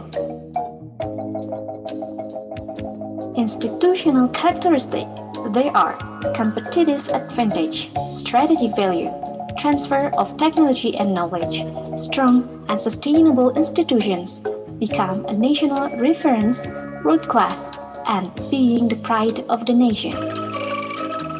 Field of development of Center of Excellence Bandung Health Polytechnic is to be the leading center for the utilization of local materials to improving health degree and community empowerment.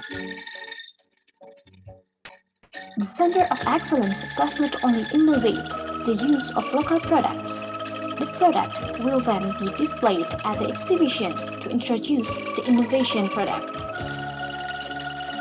The Center of Excellence Bandung Health Polytechnic actively exhibits the product in the International Exhibition for its symposium.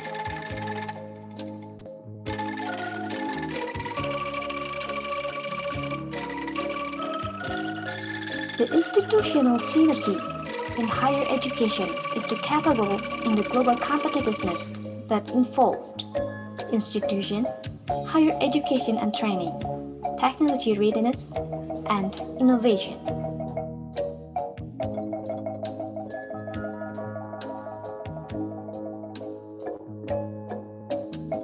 In the future, the Center of Excellence is expected to be able to support a nation that is competitive in the world globally.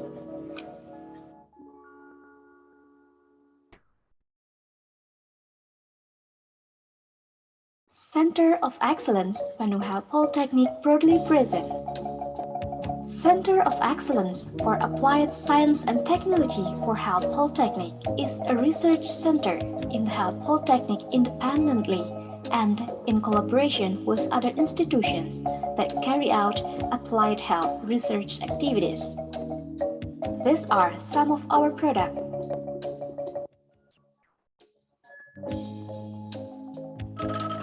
Development strategies of Center of Excellence.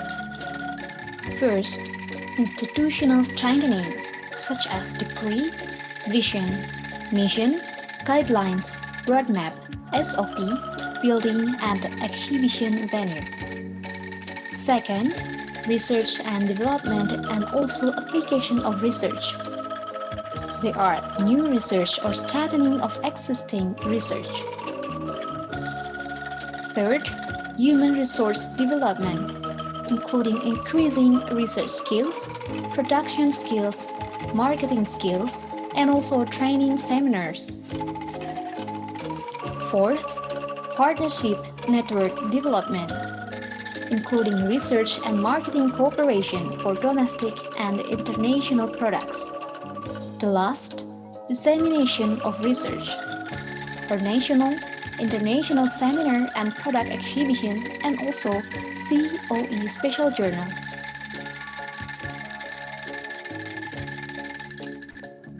Membership of Center of Excellence are Department of Medical Laboratory Technology, Department of Environmental Sanitation, Department of Nutrition, Department of Nursing, Department of Pharmacy, Department of Dental Health, Department of Midwifery, Department of Health Promotion, Bogor Nursing Study Program, Bogor Midwifery Study Program, and Karawang Midwifery Study Program.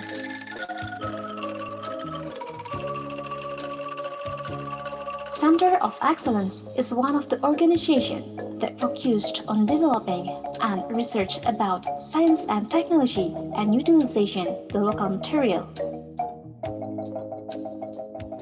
Institutional characteristics, they are competitive advantage, strategic value, transfer of technology and knowledge, strong and sustainable institutions, become a national reference, world-class, and being the pride of the nation. Field of development of Center of Excellence Bandung Health Polytechnic is to be the leading center for the utilization of local materials to improving health degree and community empowerment. The Center of Excellence does not only innovate the use of local products. The product will then be displayed at the exhibition to introduce the innovation product. The Center of Excellence Bandung Health Polytechnic actively exhibits the product in the international exhibition or symposium.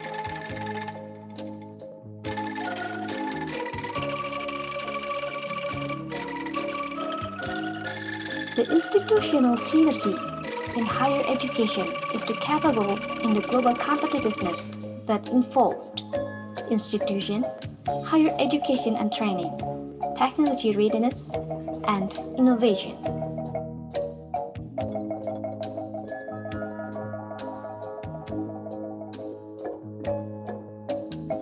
In the future, the Center of Excellence is expected to be able to support a nation that is competitive in the world globally.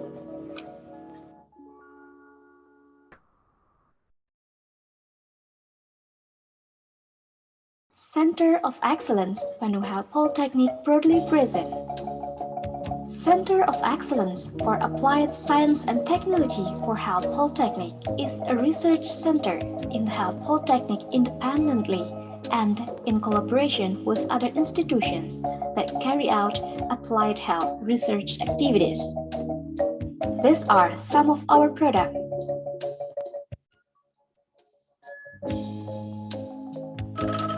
Development strategies of Center of Excellence. First, institutional strengthening, such as decree, vision, mission, guidelines, roadmap, SOP, building and exhibition venue. Second, research and development and also application of research.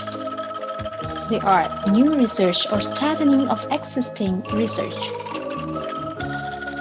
Third, human resource development, including increasing research skills, production skills, marketing skills, and also training seminars.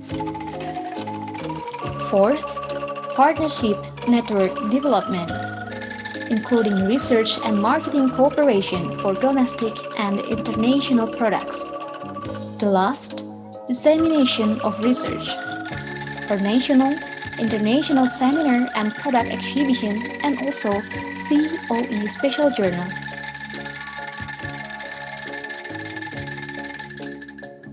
Membership of Center of Excellence are Department of Medical Laboratory Technology, Department of Environmental Sanitation, Department of Nutrition, Department of Nursing, Department of Pharmacy, Department of Dental Health, Department of Midwifery, Department of Health Promotion, Bogor Nursing Study Program, Bogor Midwifery Study Program, and Karawang Midwifery Study Program.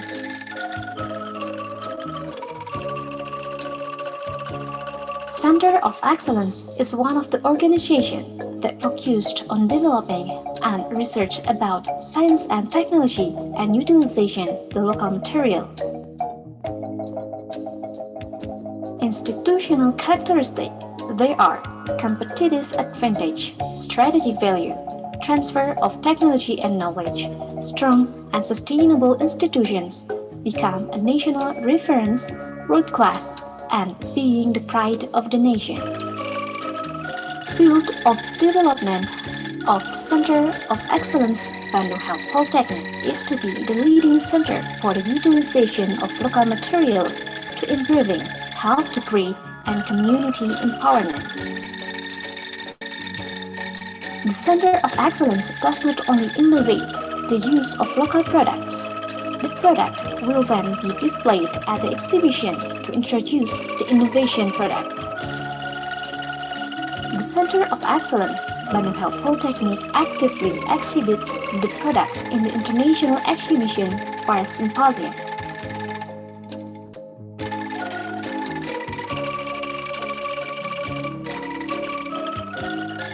The institutional synergy in higher education is to capable in the global competitiveness that involved institution, higher education and training, technology readiness, and innovation.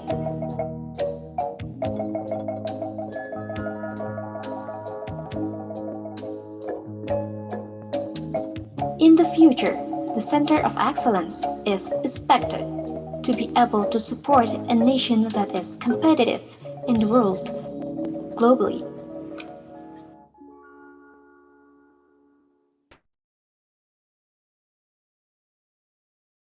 Center of Excellence, Bandung Polytechnic proudly present. Center of Excellence for Applied Science and Technology for Health Polytechnic is a research center in the Health Polytechnic independently and in collaboration with other institutions that carry out applied health research activities. These are some of our products.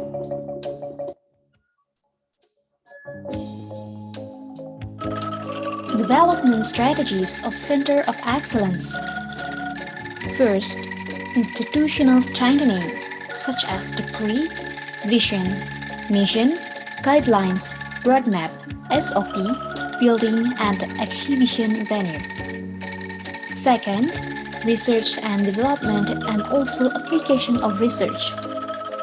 They are new research or strengthening of existing research.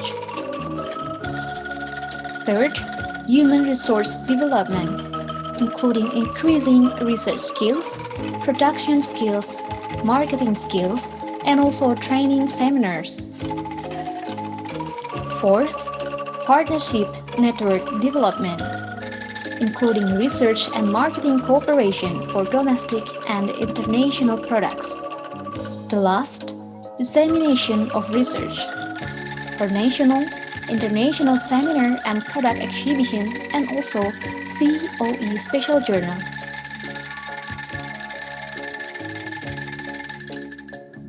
Membership of Center of Excellence are Department of Medical Laboratory Technology, Department of Environmental Sanitation, Department of Nutrition, Department of Nursing, Department of Pharmacy, Department of Dental Health, Department of Midwifery, Department of Health Promotion, Bogor Nursing Study Program, Bogor Midwifery Study Program, and Karawang Midwifery Study Program.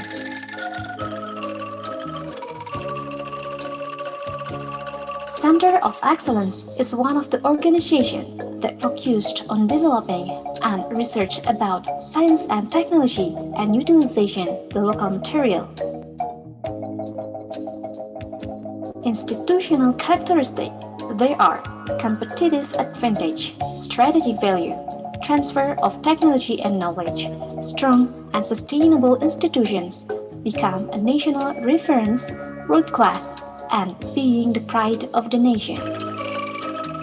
Field of development of Center of Excellence Bandung Health Polytechnic is to be the leading center for the utilization of local materials to improving health degree and community empowerment. The Center of Excellence does not only innovate the use of local products. The product will then be displayed at the exhibition to introduce the innovation product. The Center of Excellence Bandung Health Polytechnic actively exhibits the product in the international exhibition or symposium.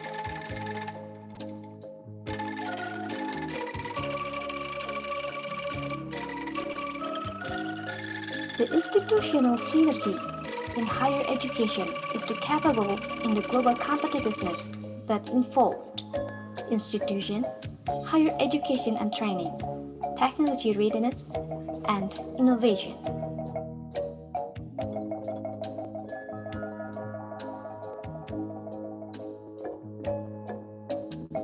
In the future, the Center of Excellence is expected to be able to support a nation that is competitive in the world globally.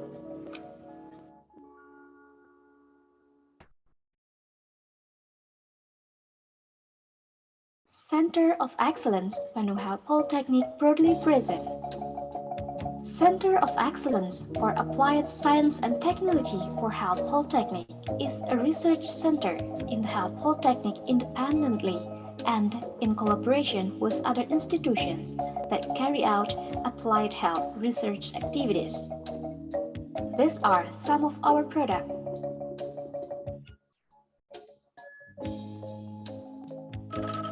Development strategies of Center of Excellence.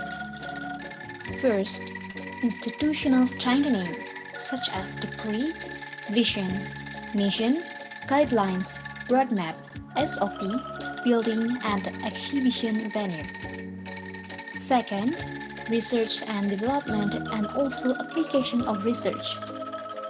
They are new research or strengthening of existing research. Third, human resource development, including increasing research skills, production skills, marketing skills, and also training seminars.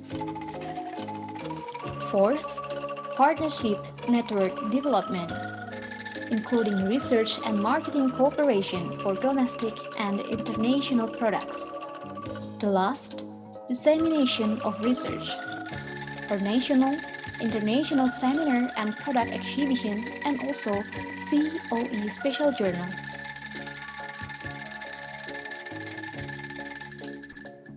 Membership of Center of Excellence are Department of Medical Laboratory Technology, Department of Environmental Sanitation, Department of Nutrition, Department of Nursing, Department of Pharmacy, Department of Dental Health, Department of Midwifery, Department of Health Promotion, Bogor Nursing Study Program, Bogor Midwifery Study Program, and Karawang Midwifery Study Program.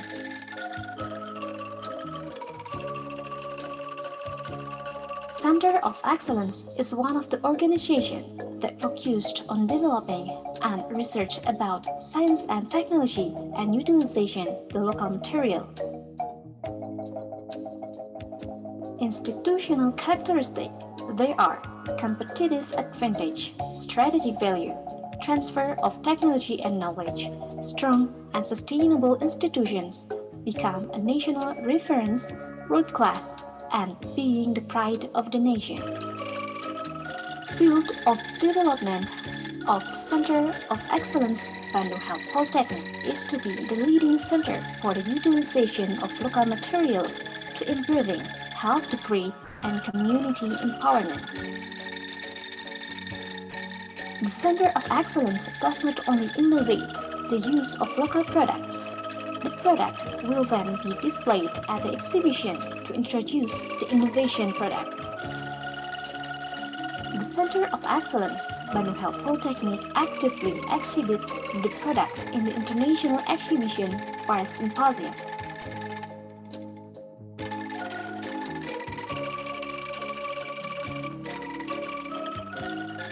The institutional synergy in higher education is to capable in the global competitiveness that involved institution, higher education and training, technology readiness, and innovation.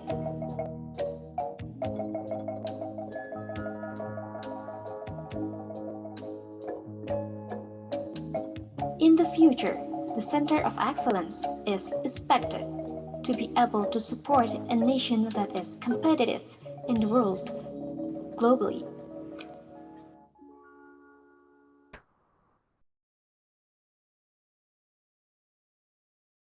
Center of Excellence Bandung Health Polytechnic proudly present.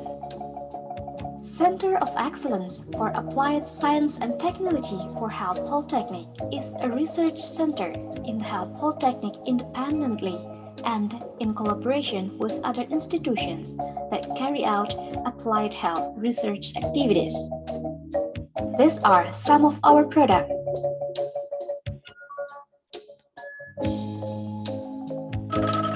Development strategies of Center of Excellence. First, institutional strengthening, such as degree, vision, mission, guidelines, roadmap, SOP, building and exhibition venue. Second, research and development and also application of research.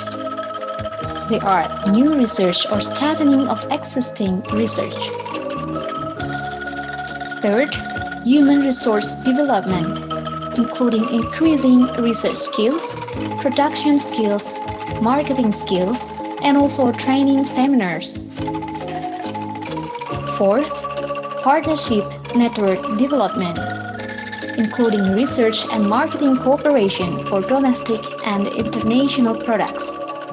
The last, dissemination of research for national, international seminar and product exhibition, and also COE special journal.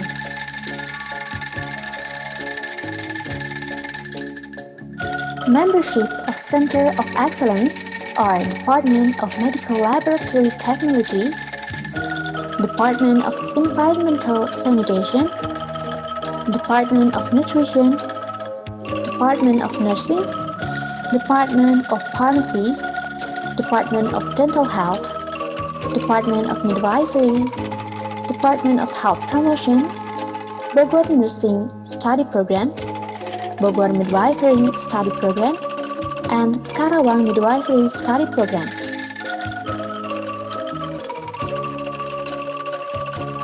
Center of Excellence is one of the organizations that focused on developing and research about science and technology and utilization the local material. Institutional characteristic, they are competitive advantage, strategic value, transfer of technology and knowledge, strong and sustainable institutions, become a national reference, world-class, and being the pride of the nation. Field of development of Center of Excellence Bandung Health Polytechnic is to be the leading center for the utilization of local materials to improving health degree and community empowerment. The Center of Excellence does not only innovate the use of local products.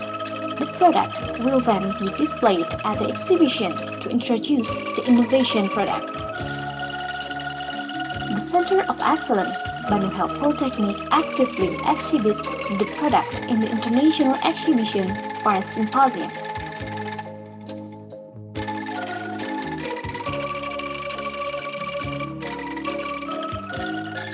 The institutional synergy in higher education is to capable in the global competitiveness that involved institution, higher education and training, technology readiness, and innovation.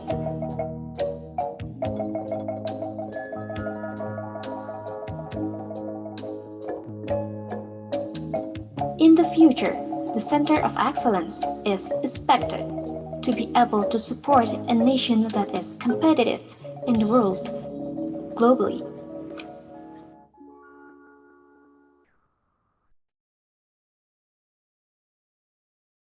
Center of Excellence Bandung Health Polytechnic broadly present. Center of Excellence for Applied Science and Technology for Health Polytechnic is a research center in the Health Polytechnic independently and in collaboration with other institutions that carry out applied health research activities. These are some of our products.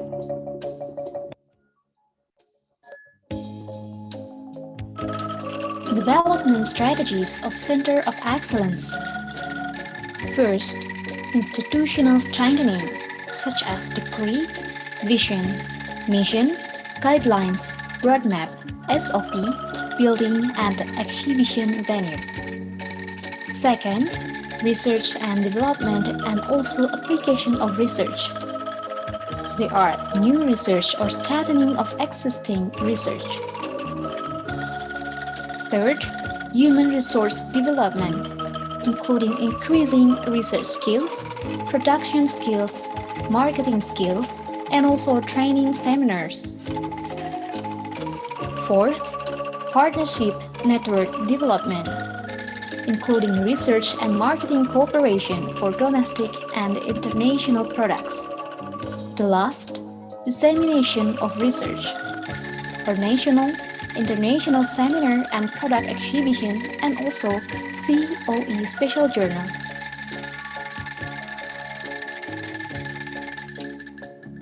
Membership of Center of Excellence are Department of Medical Laboratory Technology, Department of Environmental Sanitation, Department of Nutrition, Department of Nursing, Department of Pharmacy, Department of Dental Health, Department of Midwifery, Department of Health Promotion, Bogor Nursing Study Program, Bogor Midwifery Study Program, and Karawang Midwifery Study Program.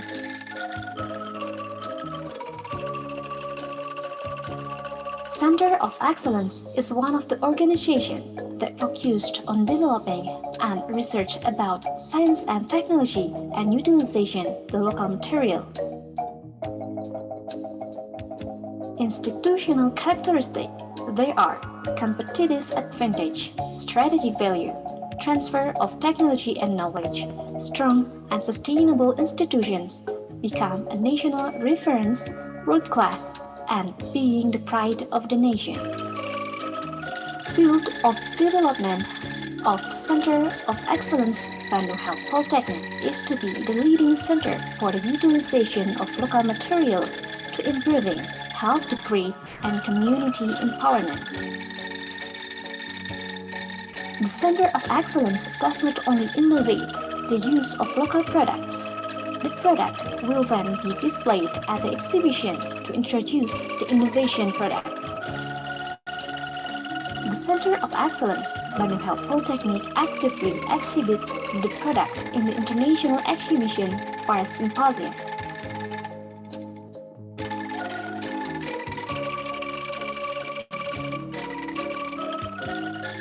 The institutional synergy in higher education is the capable in the global competitiveness that involved institution, higher education and training, technology readiness, and innovation.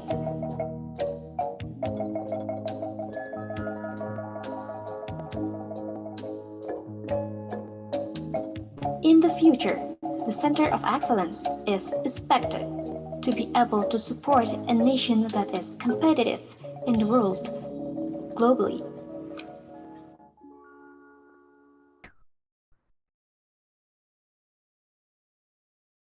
Center of Excellence Bandung Health Polytechnic broadly present. Center of Excellence for Applied Science and Technology for Health Polytechnic is a research center in the Health Polytechnic independently and in collaboration with other institutions that carry out applied health research activities. These are some of our products.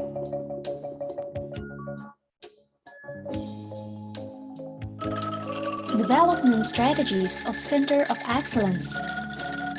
First, institutional strengthening, such as decree, vision, mission, guidelines, roadmap, SOP, building and exhibition venue.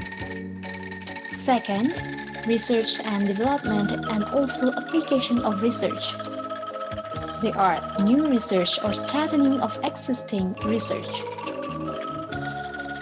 Third, human resource development, including increasing research skills, production skills, marketing skills, and also training seminars. Fourth, partnership network development, including research and marketing cooperation for domestic and international products.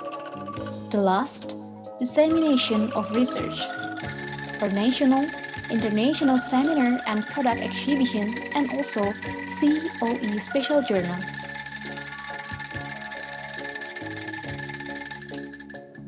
Membership of Center of Excellence are Department of Medical Laboratory Technology, Department of Environmental Sanitation, Department of Nutrition, Department of Nursing, Department of Pharmacy, Department of Dental Health, Department of Midwifery, Department of Health Promotion, Bogor Nursing Study Program, Bogor Midwifery Study Program, and Karawang Midwifery Study Program.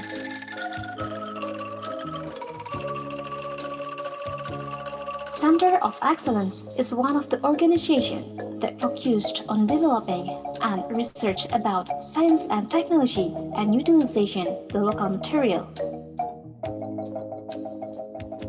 Institutional characteristics, they are competitive advantage, strategic value, transfer of technology and knowledge, strong and sustainable institutions, become a national reference, world-class, and being the pride of the nation. Field of Development of Center of Excellence Bandung Health Polytechnic is to be the leading center for the utilization of local materials to improving health degree and community empowerment. The Center of Excellence does not only innovate the use of local products. The product will then be displayed at the exhibition to introduce the innovation product. The Center of Excellence Bandung Health Polytechnic actively exhibits the product in the International Exhibition for a Symposium.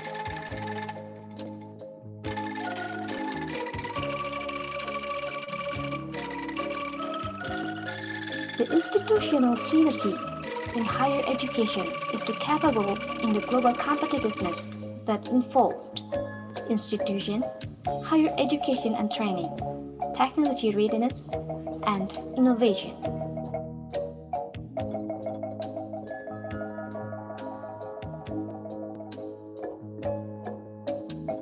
In the future, the Center of Excellence is expected to be able to support a nation that is competitive in the world globally.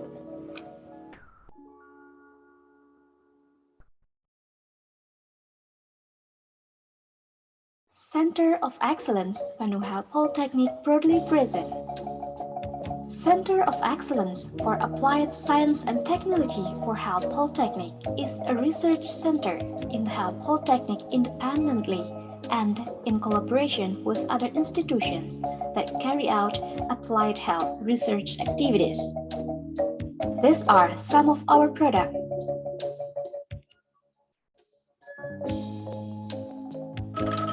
Development strategies of Center of Excellence. First, institutional strengthening, such as decree, vision, mission, guidelines, roadmap, SOP, building and exhibition venue. Second, research and development and also application of research. There are new research or strengthening of existing research. Third, human resource development, including increasing research skills, production skills, marketing skills, and also training seminars.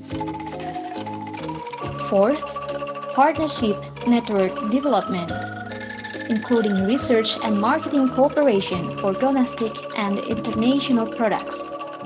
The last, dissemination of research for national, international seminar and product exhibition, and also COE special journal.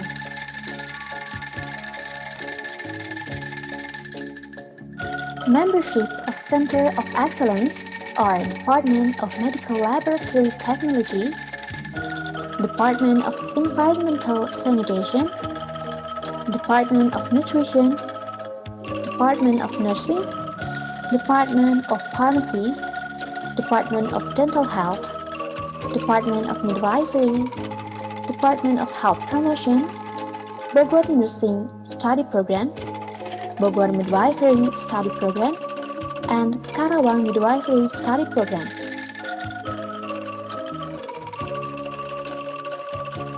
Center of Excellence is one of the organizations that focused on developing and research about science and technology and utilization the local material. Institutional characteristics, they are competitive advantage, strategic value, transfer of technology and knowledge, strong and sustainable institutions, become a national reference, world-class, and being the pride of the nation. Field of development of Center of Excellence Bandung Polytechnic is to be the leading center for the utilization of local materials to improving health degree and community empowerment. The Center of Excellence does not only innovate the use of local products. The product will then be displayed at the exhibition to introduce the innovation product. The Center of Excellence Bandung Polytechnic actively exhibits the product in the international exhibition or symposium.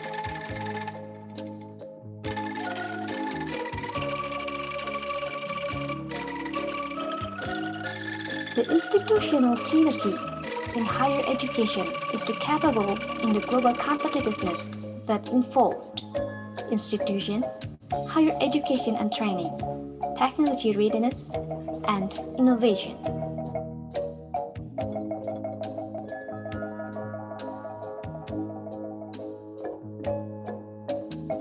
In the future, the Center of Excellence is expected to be able to support a nation that is competitive in the world globally.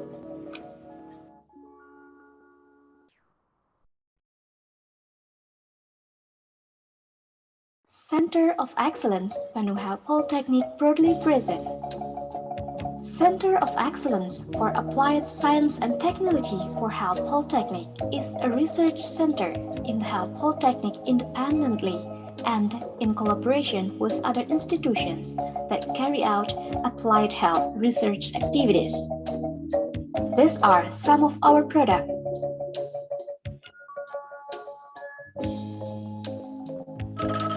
Development strategies of Center of Excellence. First, institutional strengthening, such as decree, vision, mission, guidelines, roadmap, SOP, building and exhibition venue. Second, research and development and also application of research. They are new research or strengthening of existing research. Third, human resource development, including increasing research skills, production skills, marketing skills, and also training seminars. Fourth, partnership network development, including research and marketing cooperation for domestic and international products. The last, dissemination of research for national, international seminar and product exhibition, and also COE special journal.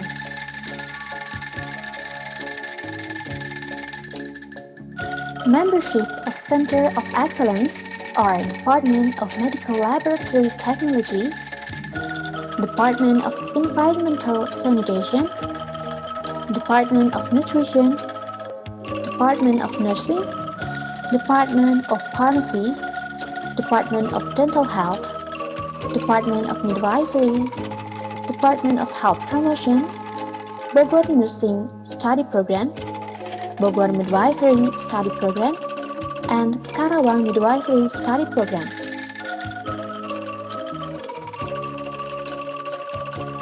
Center of Excellence is one of the organizations that focused on developing and research about science and technology and utilization the local material. Institutional characteristics, they are competitive advantage, strategic value, transfer of technology and knowledge, strong and sustainable institutions, become a national reference, world-class, and being the pride of the nation. Field of development of Center of Excellence Bandung Polytechnic is to be the leading center for the utilization of local materials to improving health degree and community empowerment. The Center of Excellence does not only innovate the use of local products. The product will then be displayed at the exhibition to introduce the innovation product. The Center of Excellence, Bandung Polytechnic, actively exhibits the product in the international exhibition or symposium.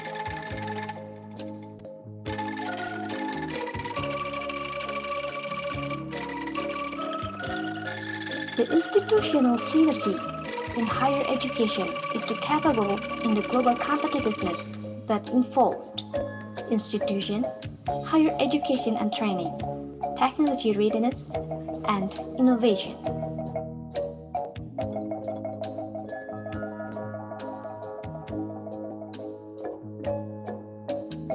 In the future, the Center of Excellence is expected to be able to support a nation that is competitive in the world globally.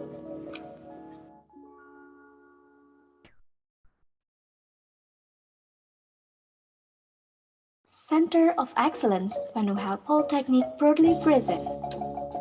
Center of Excellence for Applied Science and Technology for Health Polytechnic is a research center in the Health Polytechnic independently and in collaboration with other institutions that carry out applied health research activities.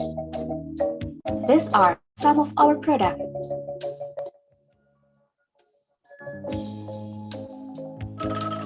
Development strategies of Center of Excellence.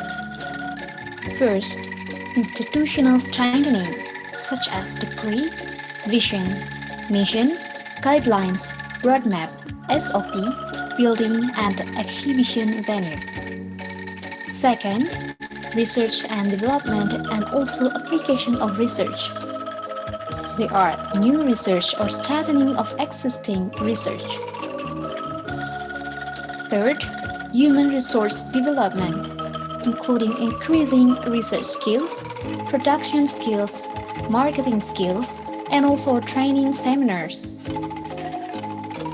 Fourth, partnership network development, including research and marketing cooperation for domestic and international products. The last, dissemination of research for national, international seminar and product exhibition, and also COE special journal.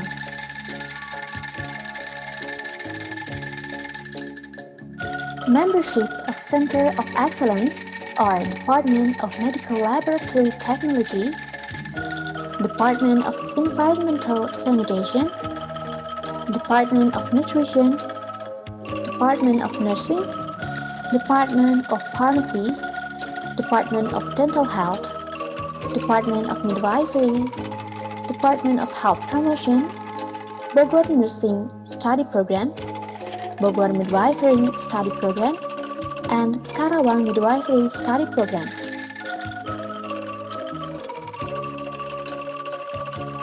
Center of Excellence is one of the organizations that focused on developing and research about science and technology and utilization the local material. Institutional characteristics, they are competitive advantage, strategic value, transfer of technology and knowledge, strong and sustainable institutions, become a national reference, world-class, and being the pride of the nation. Field of development of Center of Excellence Bandung Health Polytechnic is to be the leading center for the utilization of local materials to improving health degree and community empowerment. The Center of Excellence does not only innovate the use of local products.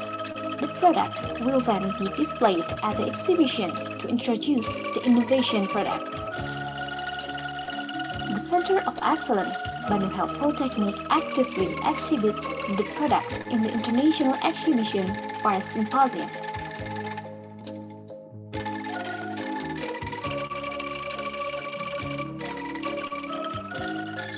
The institutional synergy in higher education is to capable in the global competitiveness that involved institution, higher education and training, technology readiness, and innovation.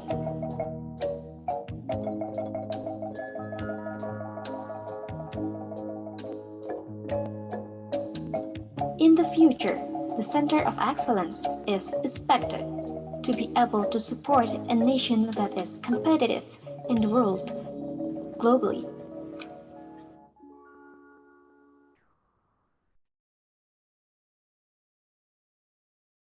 Center of Excellence, Bandung Health Polytechnic proudly present. Center of Excellence for Applied Science and Technology for Health Polytechnic is a research center in Health Polytechnic independently and in collaboration with other institutions that carry out applied health research activities. These are some of our products.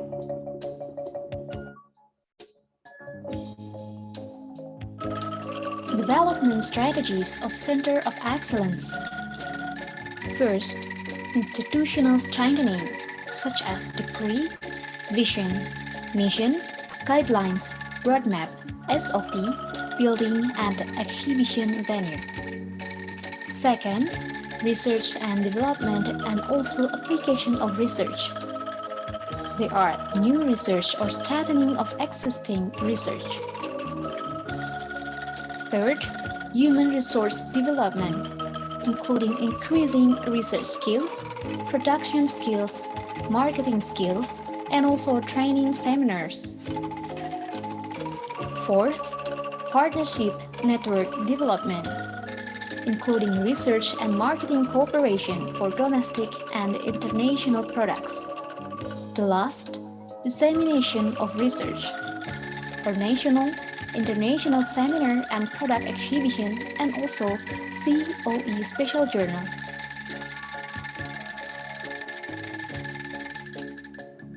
Membership of Center of Excellence are Department of Medical Laboratory Technology, Department of Environmental Sanitation, Department of Nutrition, Department of Nursing, Department of Pharmacy, Department of Dental Health, Department of Midwifery, Department of Health Promotion, Bogor Nursing Study Program, Bogor Midwifery Study Program, and Karawang Midwifery Study Program.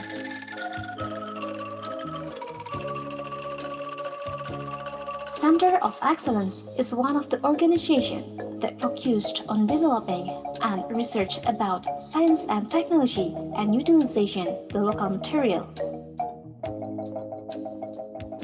Institutional characteristics, they are competitive advantage, strategic value, transfer of technology and knowledge, strong and sustainable institutions, become a national reference, world class, and being the pride of the nation. Field of development of Center of Excellence Bandung Health Polytechnic is to be the leading center for the utilization of local materials to improving health degree and community empowerment.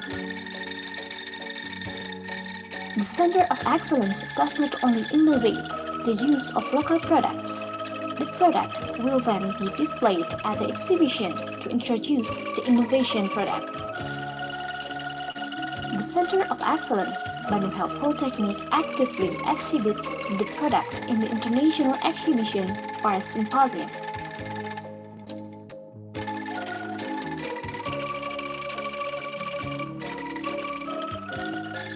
The institutional synergy in higher education is too capable in the global competitiveness that involved institution, higher education and training, technology readiness, and innovation.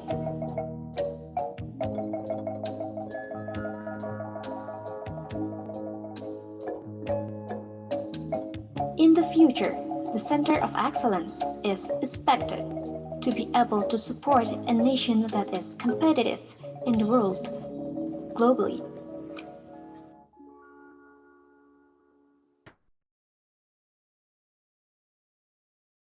Center of Excellence Bandung Health Polytechnic proudly present. Center of Excellence for Applied Science and Technology for Health Polytechnic is a research center in the Health Polytechnic independently and in collaboration with other institutions that carry out applied health research activities. These are some of our products.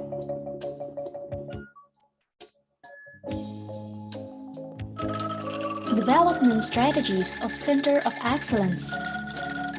First, institutional strengthening, such as degree, vision, mission, guidelines, roadmap, SOP, building and exhibition venue. Second, research and development and also application of research. They are new research or strengthening of existing research. Third, human resource development, including increasing research skills, production skills, marketing skills, and also training seminars. Fourth, partnership network development, including research and marketing cooperation for domestic and international products. The last, dissemination of research for national, international seminar and product exhibition, and also COE special journal.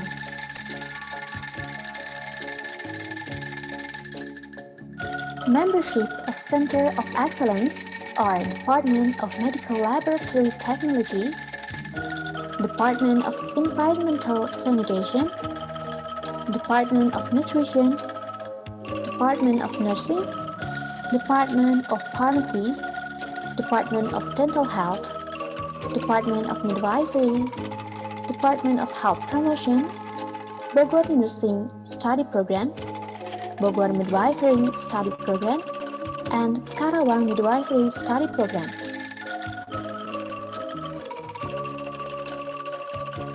Center of Excellence is one of the organizations that focused on developing and research about science and technology and utilization the local material.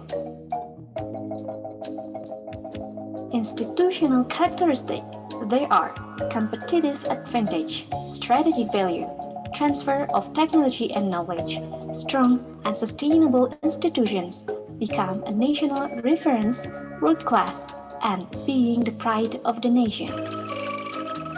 Field of development of Center of Excellence Bandung Health Polytechnic is to be the leading center for the utilization of local materials to improving health degree and community empowerment. The Center of Excellence does not only innovate the use of local products.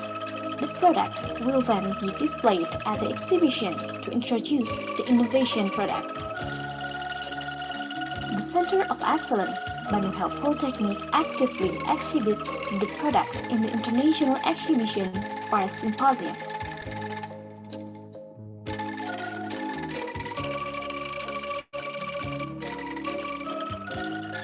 The institutional synergy in higher education is to capable in the global competitiveness that involved institution, higher education and training, technology readiness, and innovation.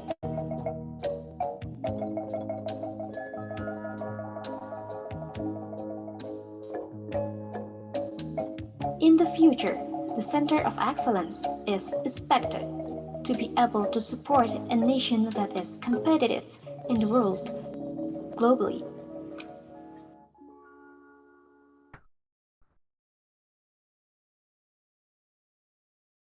Center of Excellence Bandung Health Polytechnic proudly present. Center of Excellence for Applied Science and Technology for Health Polytechnic is a research center in the Health Polytechnic independently and in collaboration with other institutions that carry out applied health research activities. These are some of our products.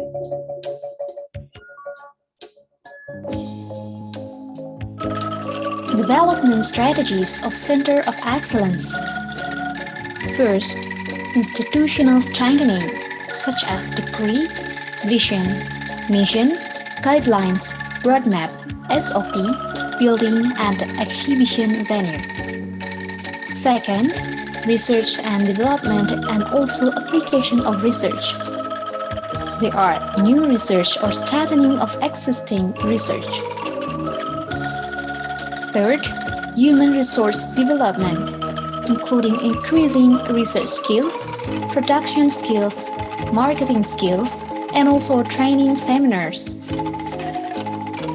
Fourth, partnership network development, including research and marketing cooperation for domestic and international products. The last, dissemination of research for national, international seminar and product exhibition, and also COE special journal.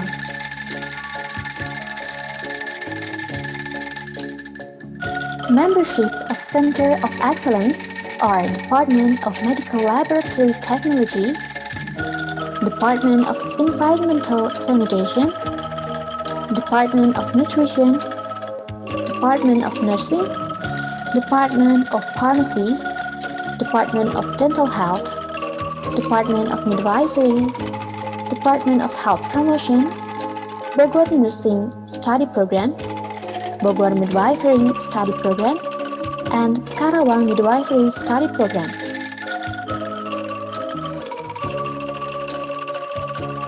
Center of Excellence is one of the organizations that focused on developing and research about science and technology and utilization the local material.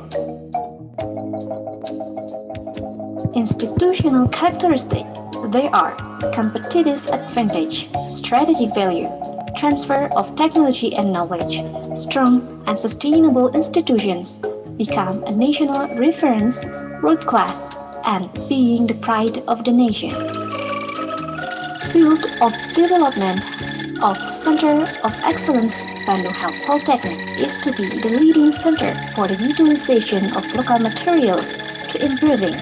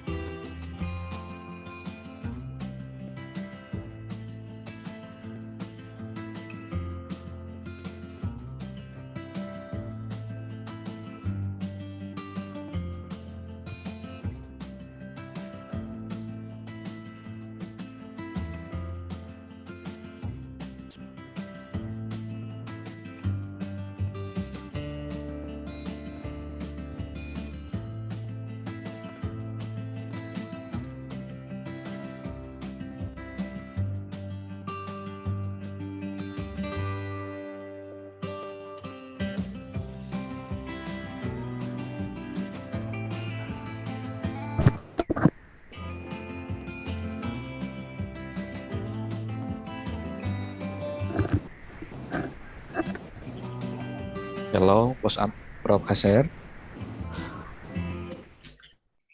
Yes, hello. Hello. How are you, sir? Yeah, I can hear you, but you're. How are you, Prof. Aser? Hello. Yeah, Can you hello. hear me? Okay, Can you see your me? sound is clear. All right. Yes, yes. Thank you for joining this webinar, sir. My pleasure. Thank you for inviting me. You're welcome. Okay.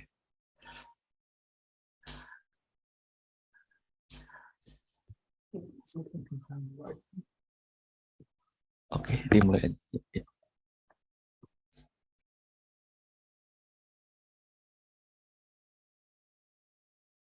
Excellencies, distinguished guests, participants, ladies and gentlemen.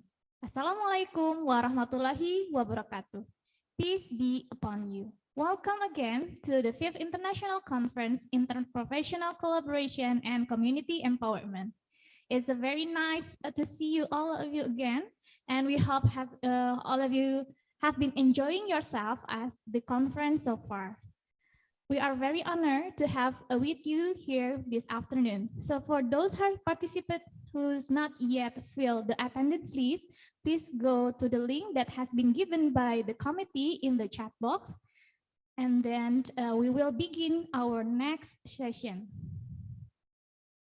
Okay, Excellencies, distinguished guests, participants, ladies and gentlemen, we have had productive and inspiring time together. Now we will continue today's event.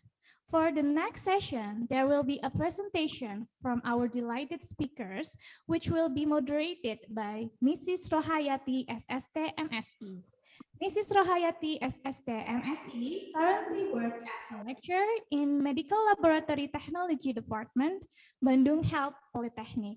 So ladies and gentlemen, without further ado, please welcome again our moderator for the fourth session, Mrs. Rohayati, SST, MSE. Thank you, Mrs. Witri. Good afternoon, ladies and gentlemen. Welcome to today's seminar with the topic, the transformation of health applied technology and digitalization of education after the COVID-19. Allow me, Rohayati, to guide all of you in this material session. First of all, I would say thank you to the Honorable Management of Poltekkes Kemenkes Bandung and the committee who entrust me with this season. Before we begin, I would like to introduce the speaker, Dr. Asir Ahmed. Hello. Hello. Okay, nice to meet you. Nice meeting you too. I'm very honored to guide you in presenting the topic in this time. The lecture about applied technology of health after COVID-19. Before we start the presentation, I would like to read about the curriculum vitae.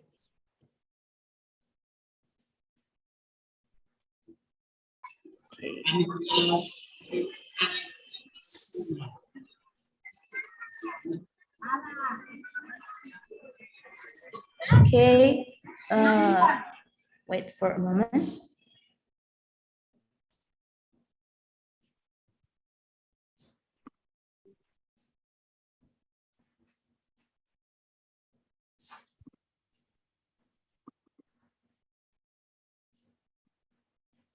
Okay, Dr. Asir Ahmed is Associate Professor Faculty in Information Science and Electrical Engineering, Kyushu University of Tokyo. He is a Director, Global Communication Center, Grameen Communication of Bangladesh. Also a founder of CTO or Social Tech Japan Incorporation. And also Dr. Ahmed research aimed to develop technology to achieve a social goal. So many research that he had to, and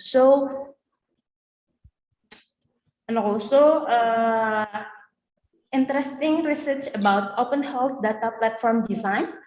And the latest project is conduct market testing in Bangladesh to check the social adopting of the regular health check-up program based on portable health clinic in industry and university. Other activities, writing a book, paper, design software, and become a speaker and presentation. And so many membership in academic society. And many more that I can mention one by one. Okay. Professor Asir, before we start, let me remind the entire audience that the material will be presented for 45 minutes and 5 minutes is a discussion session. For those who have a question, can put them in the chat column or in a pigeonhole. Professor Asir, I will remind you 5 minutes do the time ends, okay? Without prolonging the time, let's start with the material from Professor Asir Ahmed. Prof, the time is yours. Thank you. Can I share my screen? Sure. But you have to allow me to share. Okay.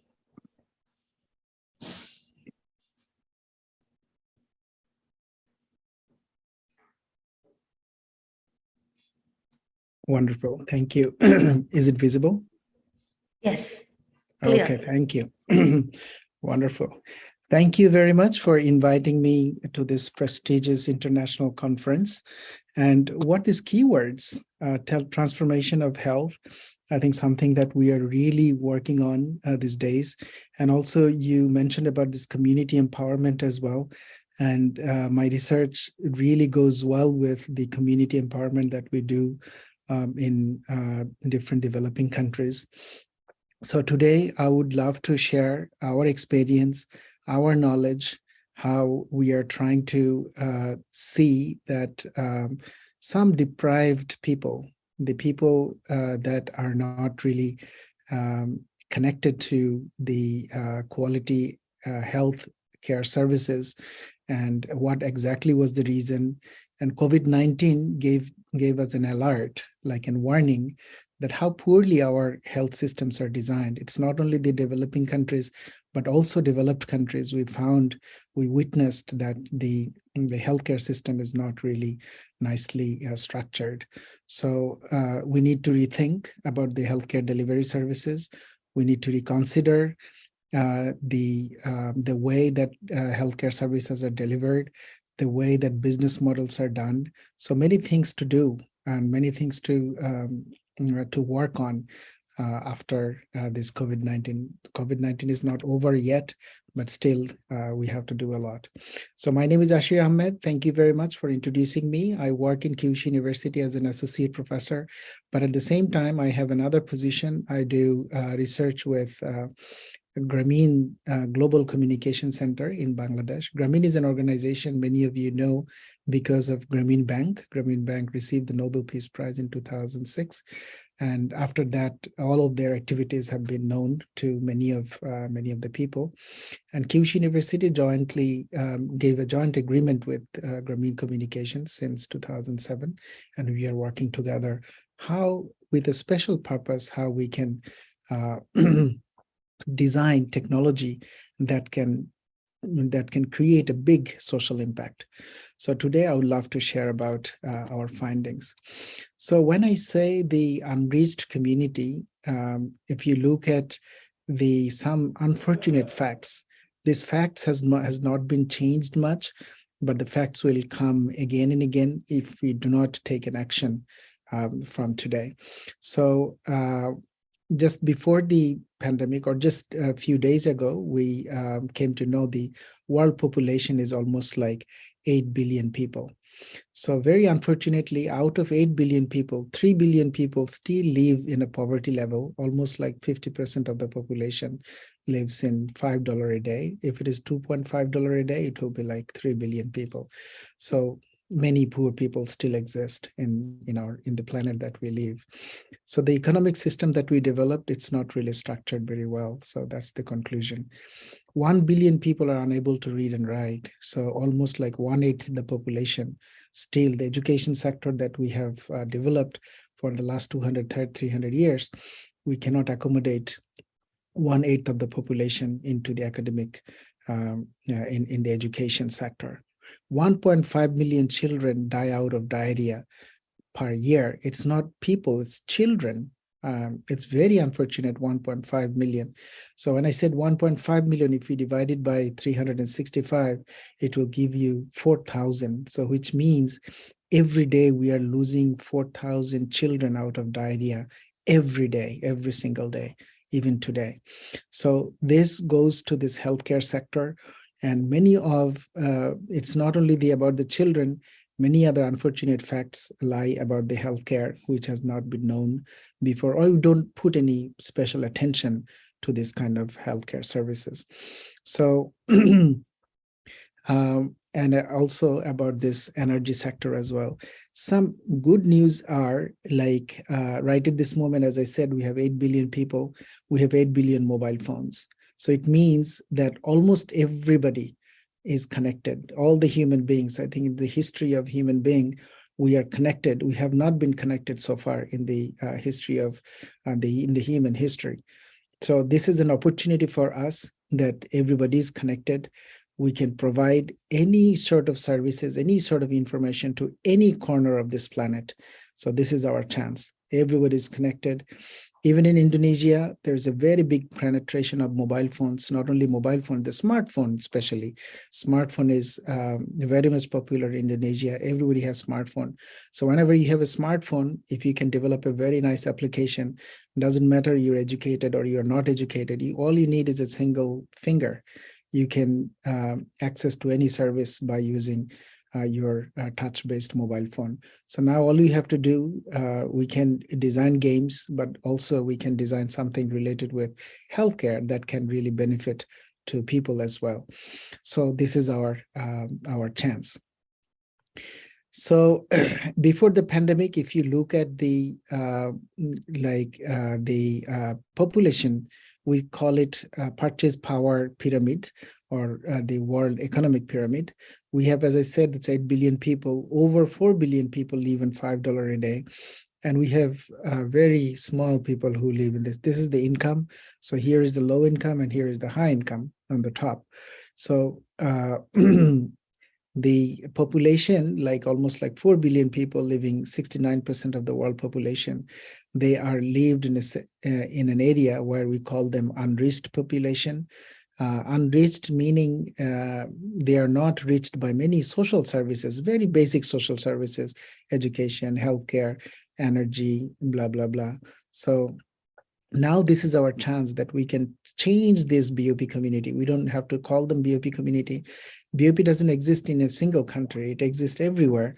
But BOP meaning, if you look at the economic scenario, they're probably the poorest people.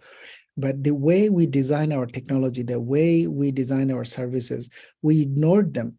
We thought that this population can be served by charity. Charity is a good thing, but it's not a good thing it's not sustainable. So can we use their brain? Can we use their potentials? Can we use their energy so that they can do their own thing by bringing technology and also some sort of business ideas, so that the BOP people, BOP community, the unreached community can be reached. It's already reached by mobile phone, but now if we can design an ICT-based services, even healthcare services, today we are focusing on healthcare, I believe that this community can be reached in a sustainable way. So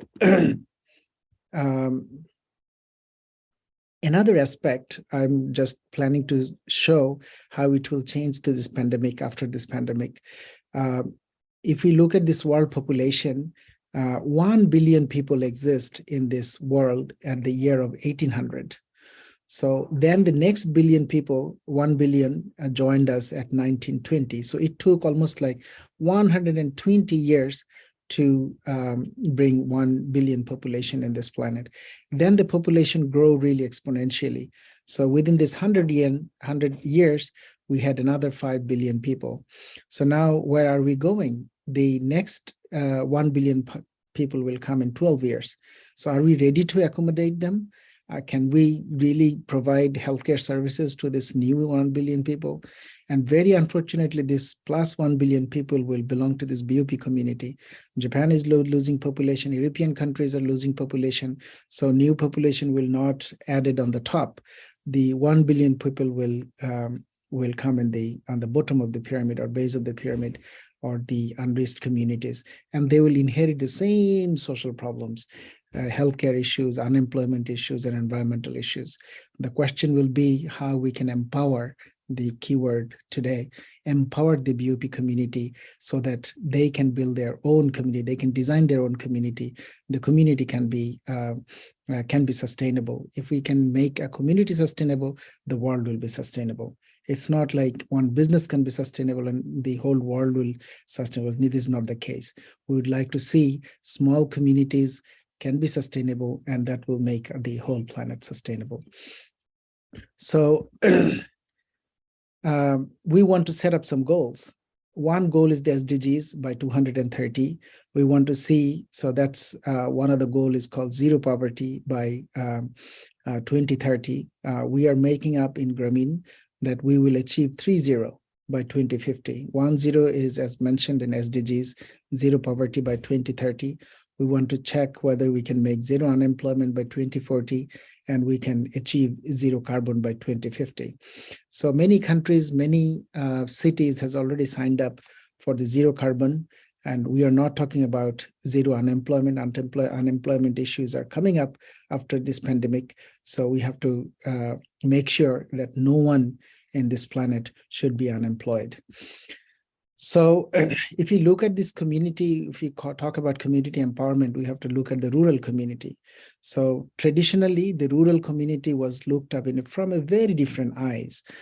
They are looked at as a supplier or just laborer for agriculture inputs. They were informal sector. There are many issues because of this, its informality. Things are expensive and unjustified things are there. Fake medicines are there. Fake doctors are there, even in the healthcare sector. And also the lack of basic infrastructure was one of the issues. That's why the rural community couldn't really move up that much. But after the post-COVID, what we want to see that it will exist as a parallel economy. Rural economy should not be looked as just.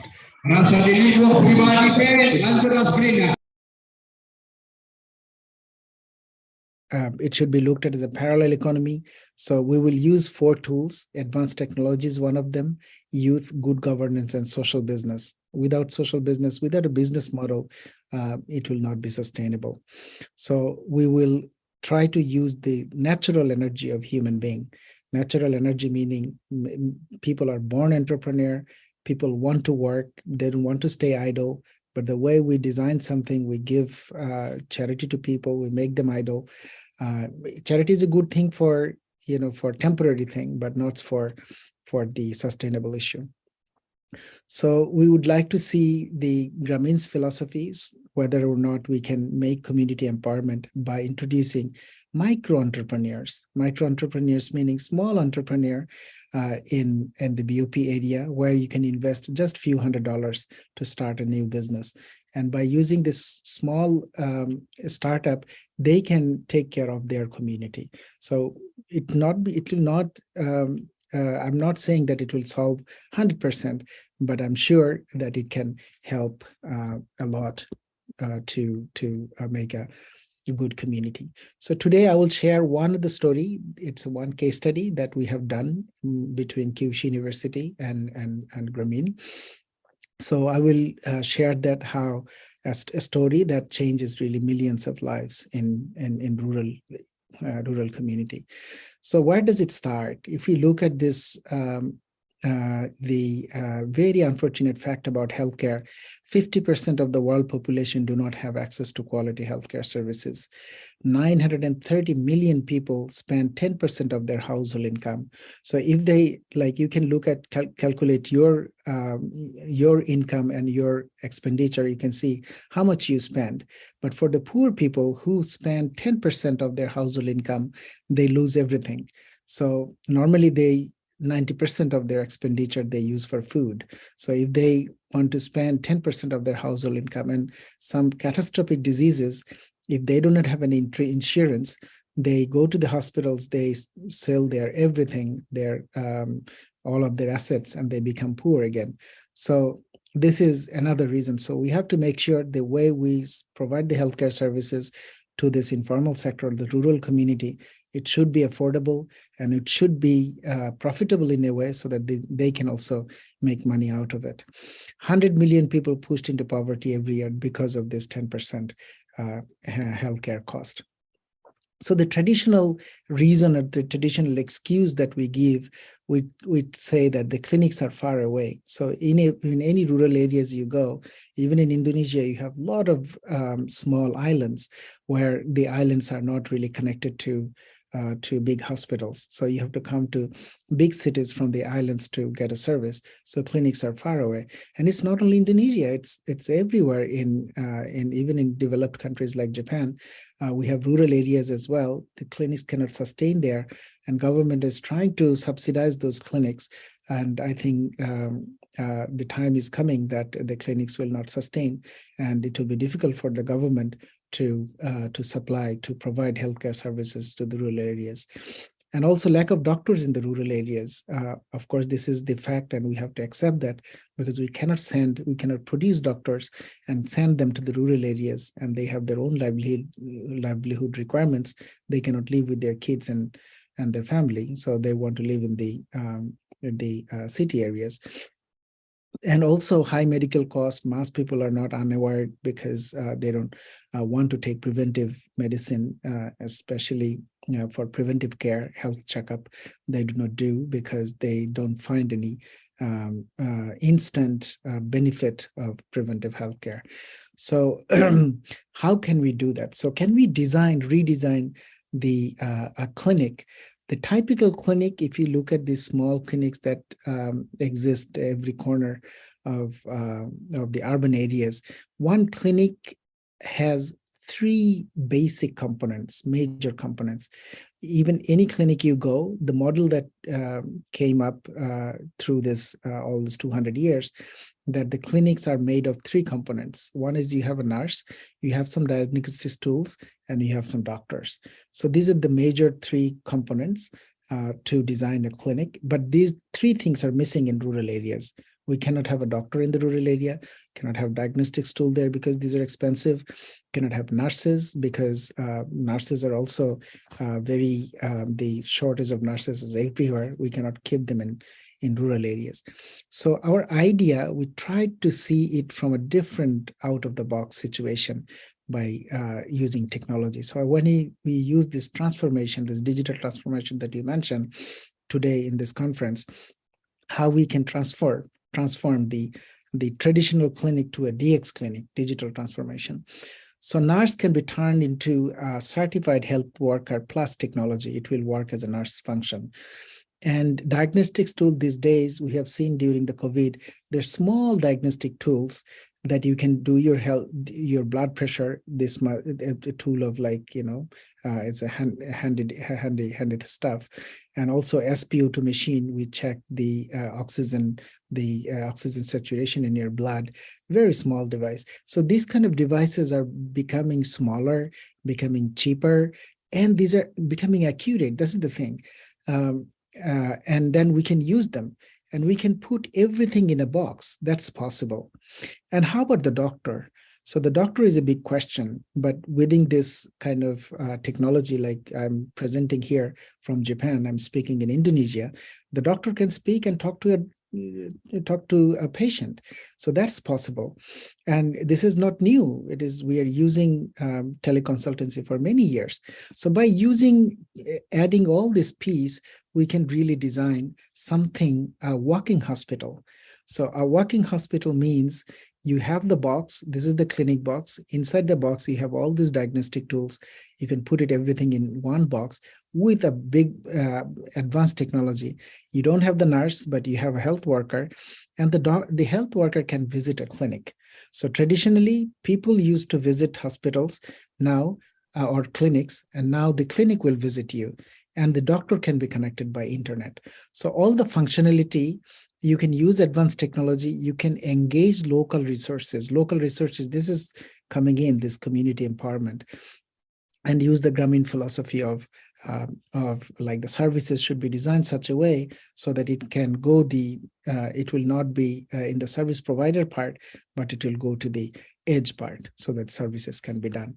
So let me show you one video where you can see how it works. Let me see.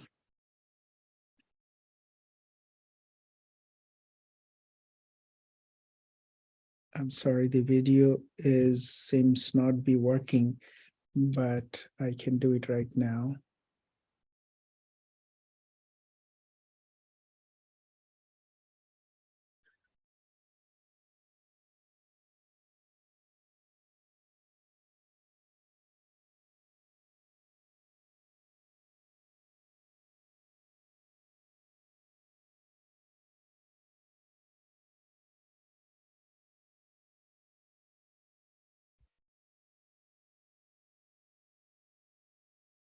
I'm sorry for this, but it will coming up soon.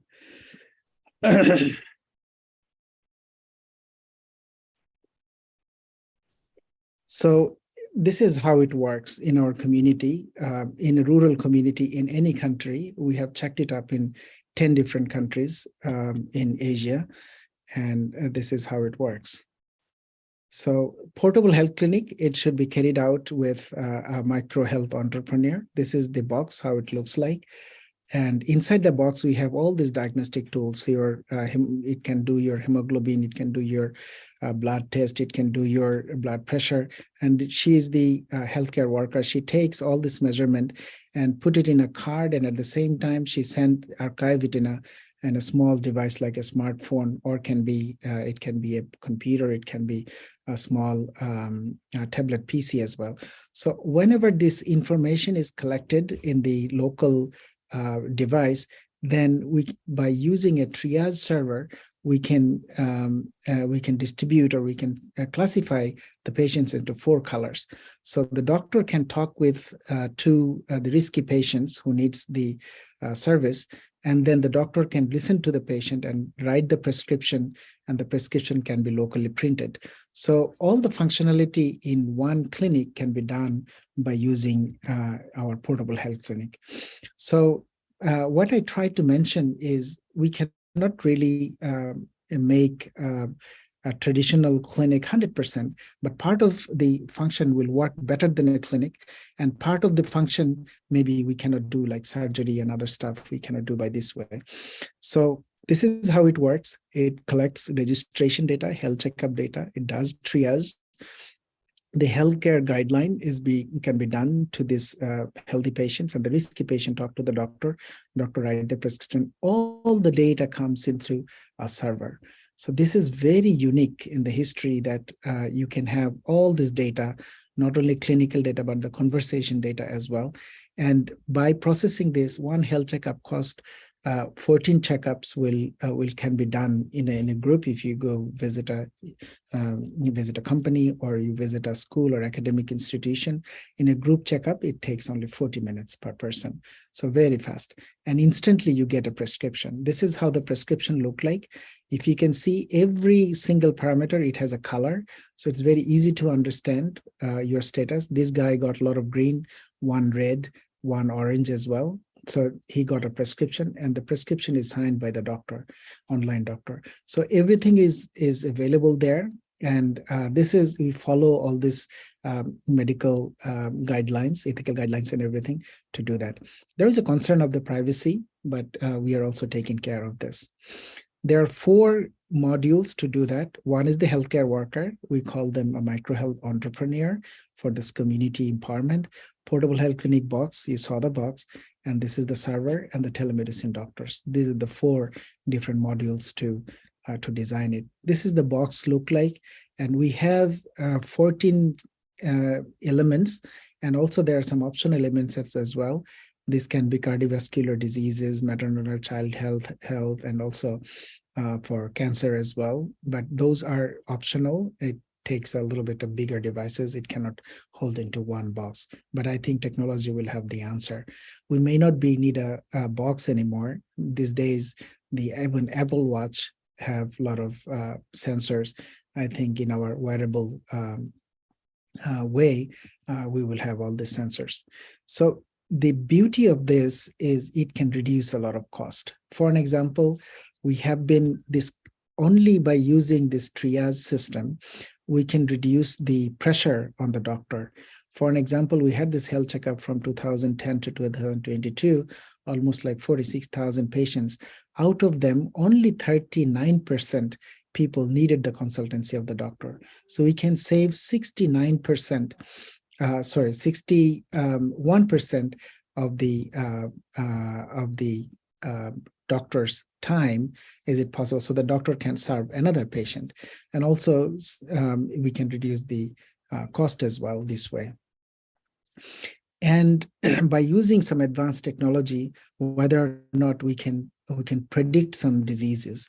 So this was very dangerous at the time, that if you mispredict something for the healthcare issue, it will be very dangerous. But we tried to see the little bit of less risky, but even the prediction, how much prediction we can make, but at the same time we will have the mismatch, we will match with the doctor as well. So artificial intelligence should not be a doctor, but the doctor should be a doctor. It will be finally checked by the doctor. So only artificial intelligence can assist the doctor. So that's the thing. So we use this data, clean the data, make a lot of prediction algorithm, and we successfully found that for 97% health status prediction accuracy was there. Diabetes risk prediction 96%. For blood uric acid prediction, the root mean square error was less than 0.03. So these studies are coming up, and we believe that the cost will be reduced. And how can you produce the healthcare entrepreneur? So we'll find a lot of unemployed girls in rural areas. We can train them. government in that country, they can give them a certificate to become a healthcare worker. And then we will give them a training how to use the box, and also some entrepreneurship training. So she becomes a micro health entrepreneur. But in order to become a healthcare entrepreneur, you need some fund. We found out that it's like, $2,500 a micro health entrepreneur, just a simple amount of money, considering like when any startup company, it start with like, $1 million, but only $2,000, $3,000, they can start business in their own community, and they can do it. So Grameen recently started Grameen Social Business Fund to create this kind of entrepreneur.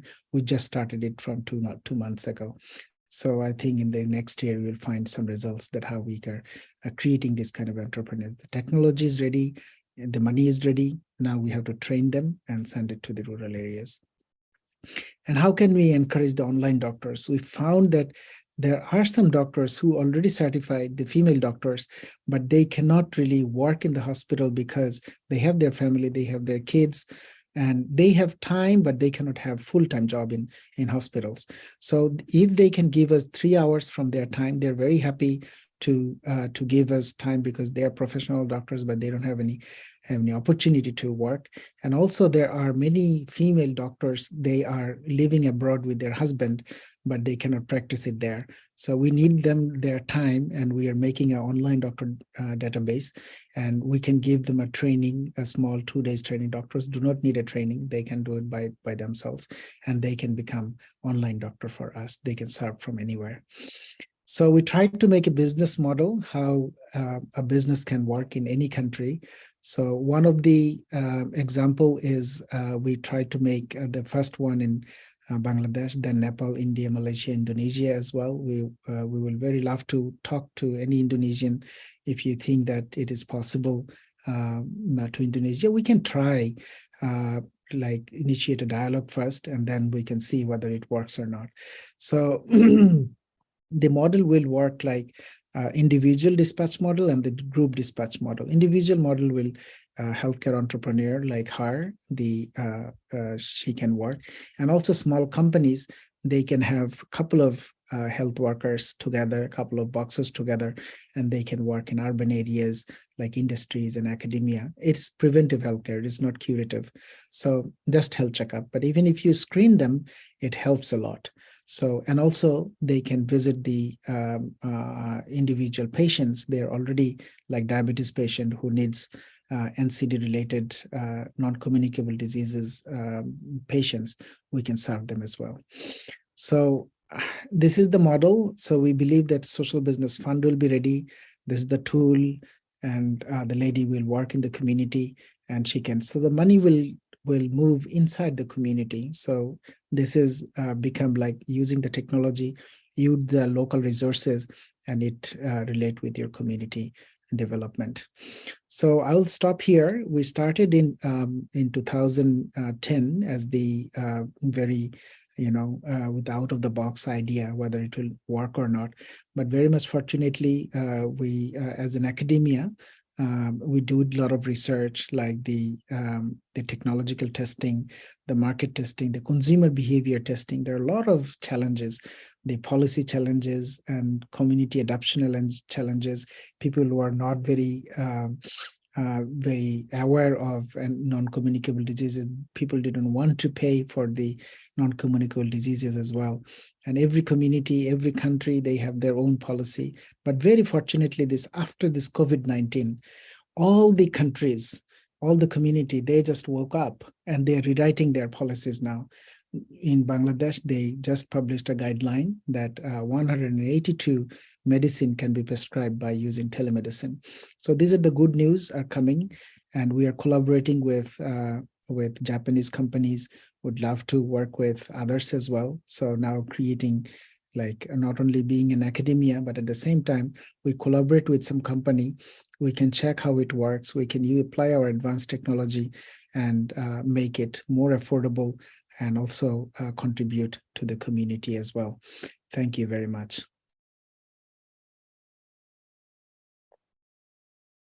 Okay, thank you, Mr. Asir. Very nice presentation.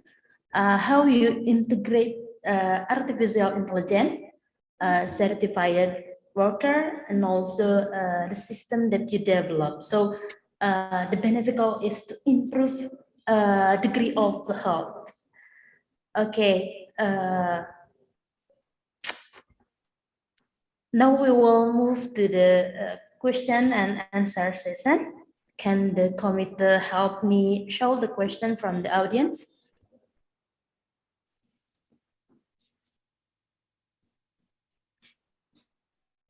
Okay, or maybe we will wait before the committee display the question. Maybe I have some question for you. Okay. How about the legality and authority of the worker? I mean, the system is very good, but sometimes we need a legal aspect. How we can guarantee that less of mistake from the worker? Wonderful. Thank you very much. I'm very happy that you asked this question. If you can see, like here, I wish I had another slide to see. The portable health clinic data, it's archived, right?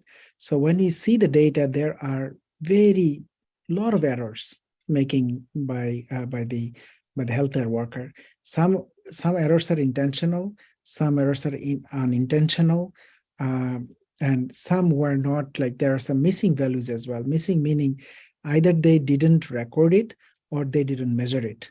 And also the data was unbalanced. Unbalanced meaning when we apply artificial intelligence or any machine learning, if the data is not balanced, then the machine learns in an unbalanced way. So what we did is, before the cleaning, you can see the data was very ugly. It doesn't show any pattern. So we can, if the data is unusual, we can detect it, like error detection technology. There are a lot of, even the statistics, very basic statistics is you can apply outlier functions. So you can delete the unusual data if the errors are there. But if the errors are in line, if the errors are not outliers, but if they're inliers, then it is very difficult to detect. But there are some ways to find those errors as well by applied some advanced statistical analysis. So this is the way we do cleaning. And for the cleaning the unusual data, cleaning the errors, and then we do imputation for missing values. So that imputation meaning you can replace the missing values by predicting the past records which are not measured. We can do that, and we can do prediction for the future medicines as well.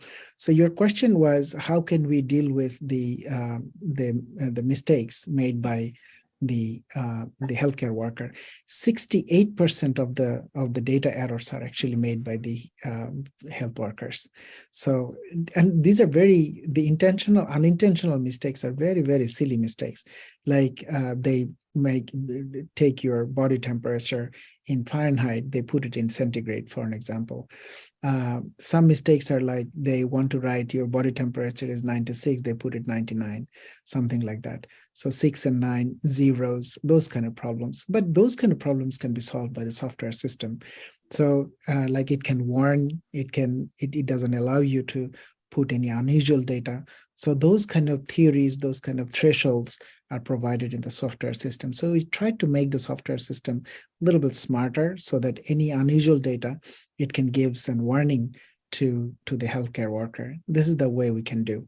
And if there are mistakes that the same healthcare worker are making mistake, we can check it from the server. So then if the person needs more training, we can provide more training as well. Like some measurements need really good training. For an example, there are some ways to measure your blood pressure. For an example, you have to have your arm in a center and is in a specific height. So if they don't follow that, then the data they take is mistaken. So we need to provide them training, and it's easy because we can work by using ICT. So whenever we see some data, erroneous data is coming from a single point, then we can make an appointment with that person and provide the training. So this is the way we reduce the errors. Okay, have a solution, right? Okay, another question, Dr. Asir. When we have to use this system, and when we must come to the conventional clinic, sometimes we have to go to the conventional clinic because some urgent situation. When we have to choose the system. Okay, this is not actually for those like emergency situation. This is more, we started with less risky items. So for an example, preventive measures, or for an example, NCD related diseases like diabetes, hypertension, that you need some regular monitoring of your system. So we work only on those systems. But if you need any emergency, how we can help is introduce a right hospital or right clinic. So our database has all this clinical, the data of the clinics. So at least we can help them how to go, where to go, and what to speak. So we can write an introduction letter for them so that they can go to the right hospital. So this is the way, but this is not our scope right at this moment. We cannot really do, the healthcare worker cannot do much. So even they do the non-communicable diseases, as you can see, the non-communicable disease, one of the highest rate of death is coming from non-communicable diseases. And these are not like something happen very quickly without like diabetes, and it's something like it's not fully treatable, but it exists. It becomes like a palliative care for people. So we are targeting those, not for something that emergency you'll have to go to the hospital. We cannot really support that, but we can do some primary screening for them and send that vital data to the hospital. That we can do.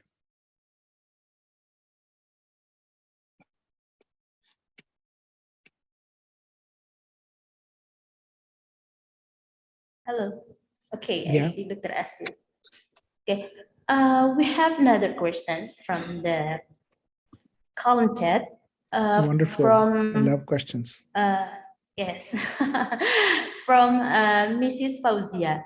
What are the specific government policy in Japan and Bangladesh to solve various problems after the pandemic, especially in terms of economic and health?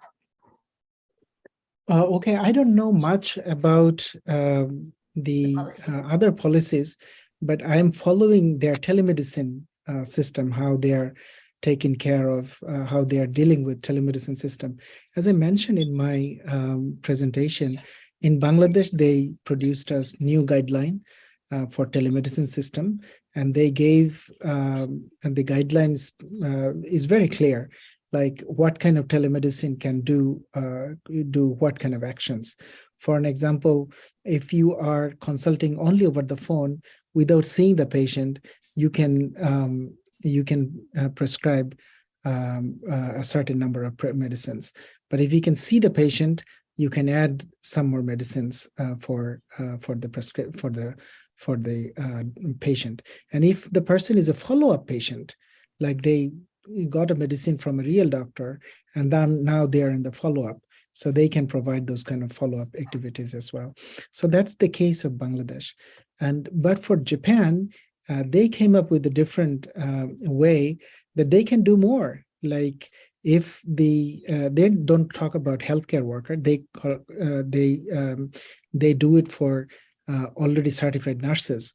So the certified nurse, they visit the patient, and the doctor is in the other side, and it's in real time.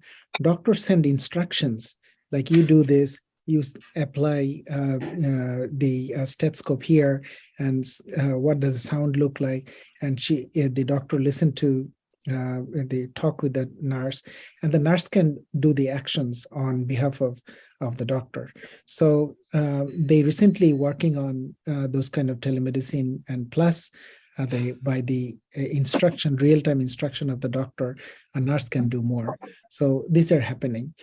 But there is another practice in Japan, like self-care.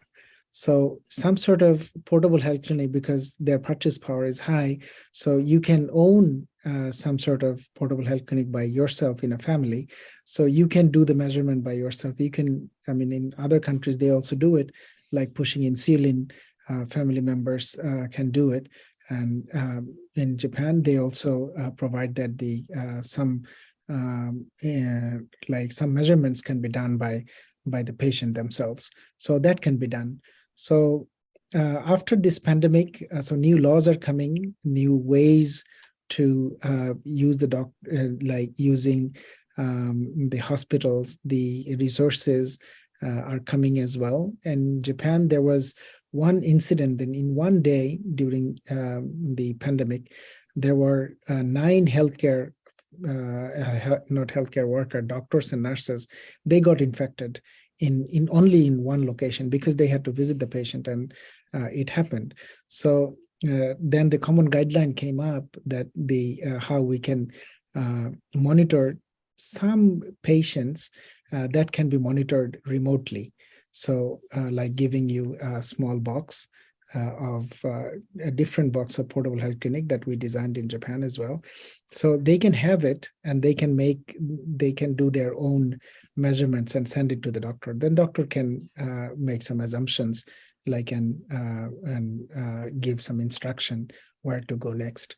So these types of after the pandemic, I think some policies are changing, some technologies is being adopted.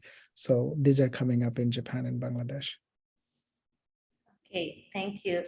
This pandemic, but Japan and also Bangladesh and also the country in the world make some improve on telemedicine. Okay, the next, maybe the committee can help us to show the question.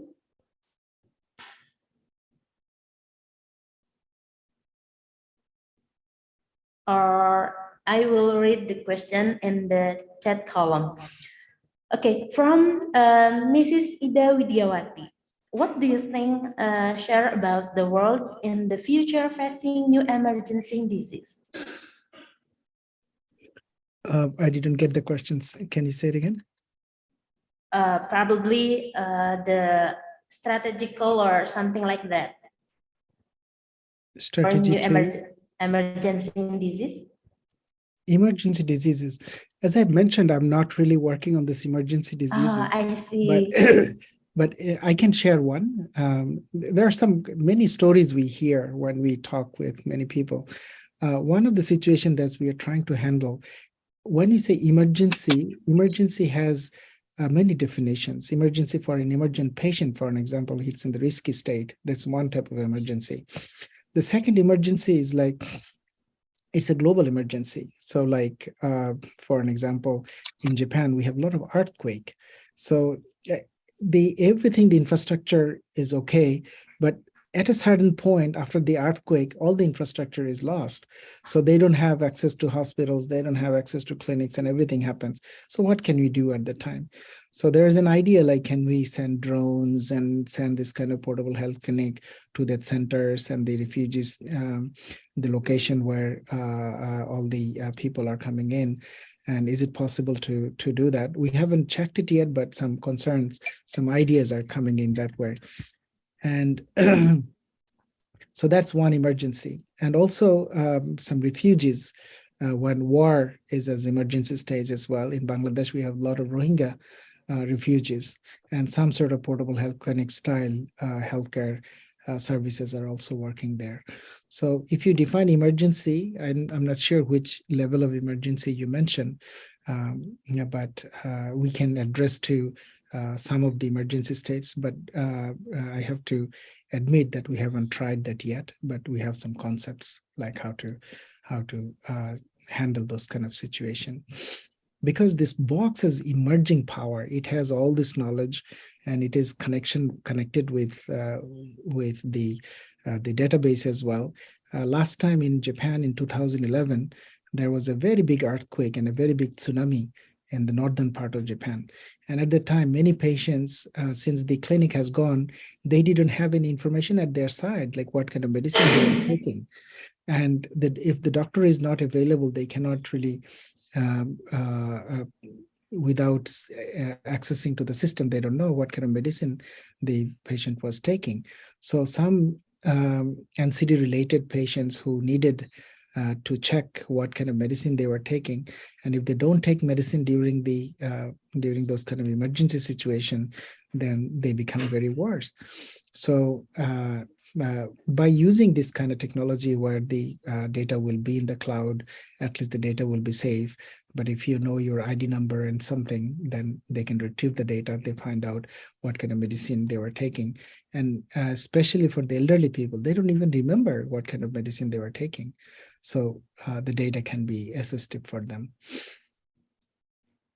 Okay, Dr. Asir, it's a very good presentation, but we have a limited time.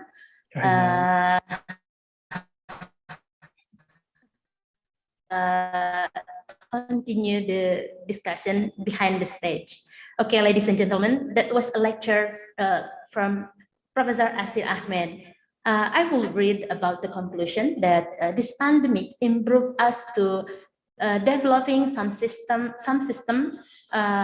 who can reduce cost, integrated of artificial intelligence, the certified worker, and the system to improve of the degree of the health of the people. Probably, Dr. Asir, would you like to say some closing statement? Yeah, thank you very much for inviting me to this prestigious conference. And I found that there are more than 151 participants listening to this, at least in this webinar, I can see that.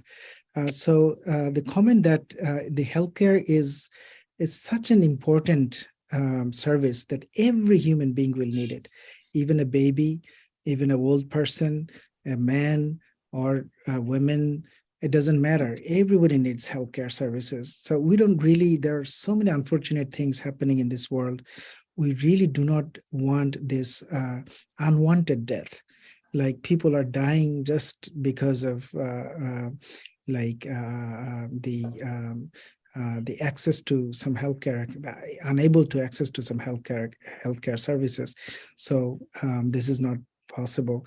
So let's think together. Whoever wants to communicate with us, it's not only one person's job. In Kyushu University, there is a big team who are working for this portable health clinic.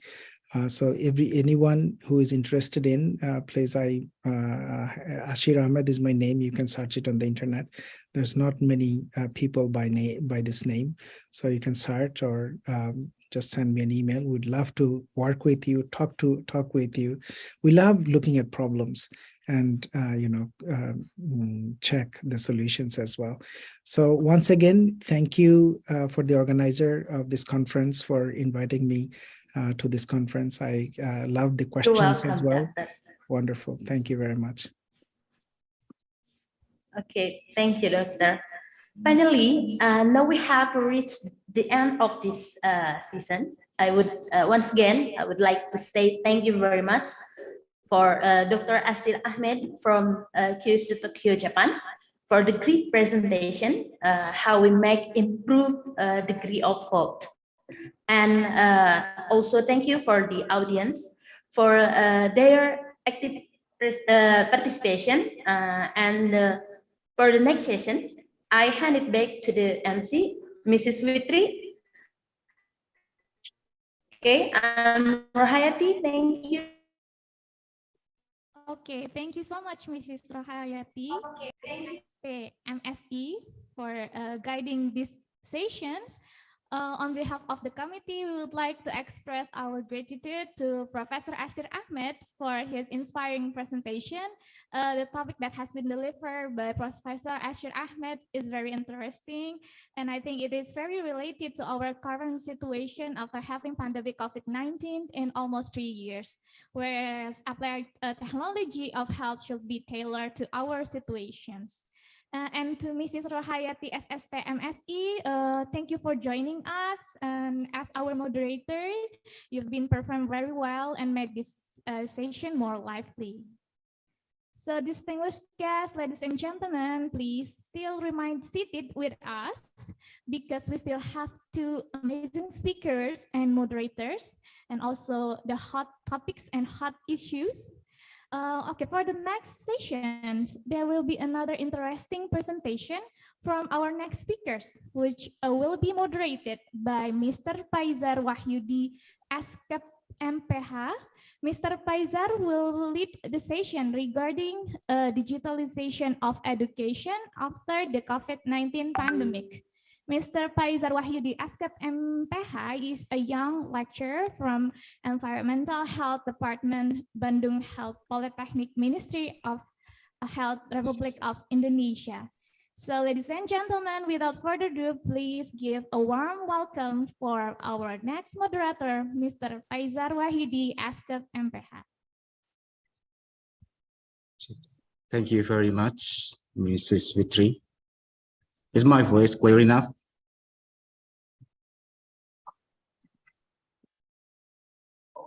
Also, hello, is my voice clear enough? Clear enough, Mister. Okay, thank you. Well, Assalamualaikum warahmatullahi wabarakatuh. Good afternoon, ladies and gentlemen. Welcome to the webinar. This is International Conference Interprofessional Health Collaboration and Community Empowerment with theme Transformation of Health, Applied Technology, and Digitalization of Education after the COVID-19. My name is Faizar Wahyudi, and I'm going to be a moderator for these sessions. So it's been more than 2 years since we live in a pandemic, and I do believe not only in Indonesia, but every country all over the world was struggling to cope with it. Even the COVID is no longer as bad as a couple months ago, but we still live in a susceptible situation. And now what? Yep, we feel the impact. We must accept what COVID brought to us today. And my organization is one of the big health polytechnic in Indonesia, wants to give a positive contribution for that through this conference. Our next speakers come from Philippines. He has an amazing education background, research, and some achievement as well. Please join us, Mr. Crescencio Fidel C. Talukat, MDRN. Hello, sir. Are you with us? Yeah, hello, sir. Good day, sir. I'm with the. Good afternoon. Thank you for giving me this opportunity to share my specialty when it comes to the globalization of the technology. Thank you, sir. Thank you, sir. Magandang hapon, sir. That's the only word that I know. By the way, I just Googled it. Okay. Am I spelling your name right, Crescencio? Yes, sir. It's very good, very correct. Okay, thank you. Before we move to the presentations, allow me to read a brief profile of Mrs. Crescencio. I will share screen.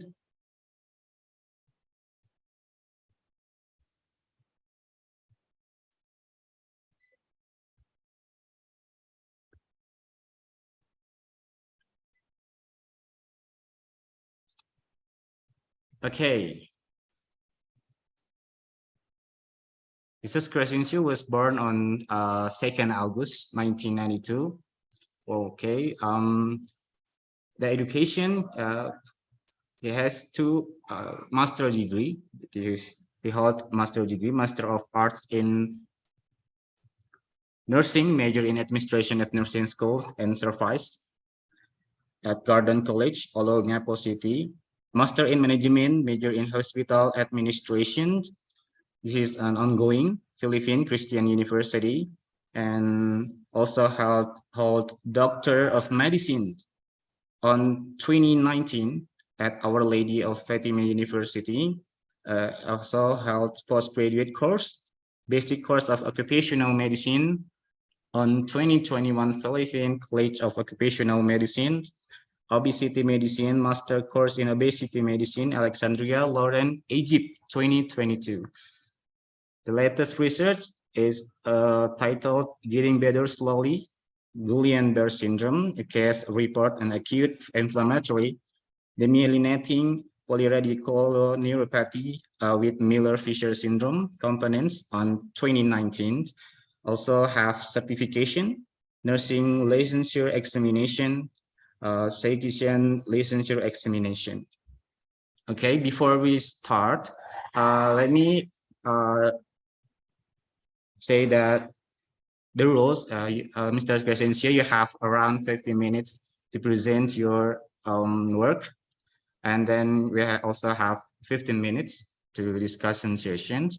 Without any further ado, Mr. Crescencio, this webinar is yours whenever you're ready. Thank you. Okay, thank you, sir. I'll just ask the operator to please share my slide. Thank you. Okay, so good afternoon, everyone. So my topic for this afternoon named Transformation of Health, Applied Technology, and Digitalization of Education After COVID-19. Okay, next slide. So as the COVID-19 affects our life since way back late month of 2019, there's a lot of changes that occurs in our life, not only in the business, but such as in education and in health. According to a study that was published way back 2021, the name of this journal is COVID-19 and Digitalization.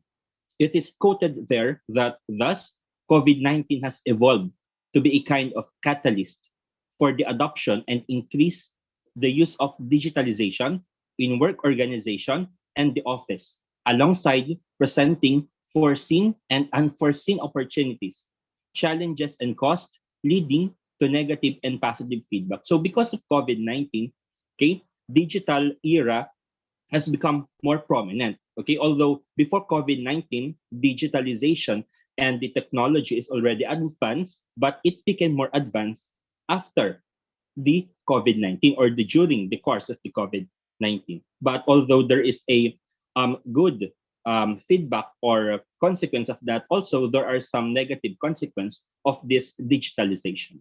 Okay, next slide. So another from a study that was conducted way back 2021 again.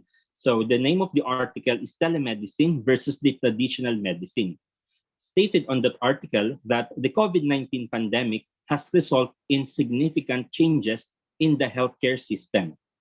In the early stage, adult services were overwhelmed with sick patients, whereas it seems that there has been an unprecedented or unprecedented and rather dramatic decline in pediatric attendances, because during the pandemic, most of the patients in the hospital are adult, not the pediatric patient. Why? Because some parents are very afraid to bring their child in the hospital. That's why there are sudden decline of patient that is being hospitalized because of that fear.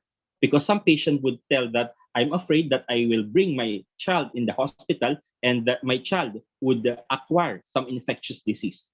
So that's why during the pandemic, there is a decline of pediatric cases. Another, lockdown and advice from the government urged the people to stay at home to prevent the spread of the virus. And telemedicine or the teleconsultation, in which a patient and a physician are talking to each other by the process of digitalization. So by phone or by computer, okay? So telemedicine was not new before COVID-19, but it has now become a legitimate means of allowing medical professionals and patients to communicate in a virtual clinic setting. So telemedicine is already existing prior the pandemic, but it became more common during the pandemic since there are left and right lockdown and some patients could not go out to their house because of some restriction that is being implemented by certain countries. Here in the Philippines, in my country way back 2019, there's a lot of restriction. Okay, this age population should not go out on their house and others. Okay, but some patients that cannot go out, so they're going to find other modes how to get or to consult to their healthcare physician or healthcare provider. So as one mode is the telemedicine. Okay, next. So by a research named COVID-19 and Digital Health, what can digital health offer for COVID-19 that was published way back August 2020, stated there that as the first country hit by the outbreak, which is the China, it started in Wuhan, okay, introduced a range of digital solution throughout different stages of the outbreak. So since the pandemic start, okay, on 2019, so there's a lot also changes because of those.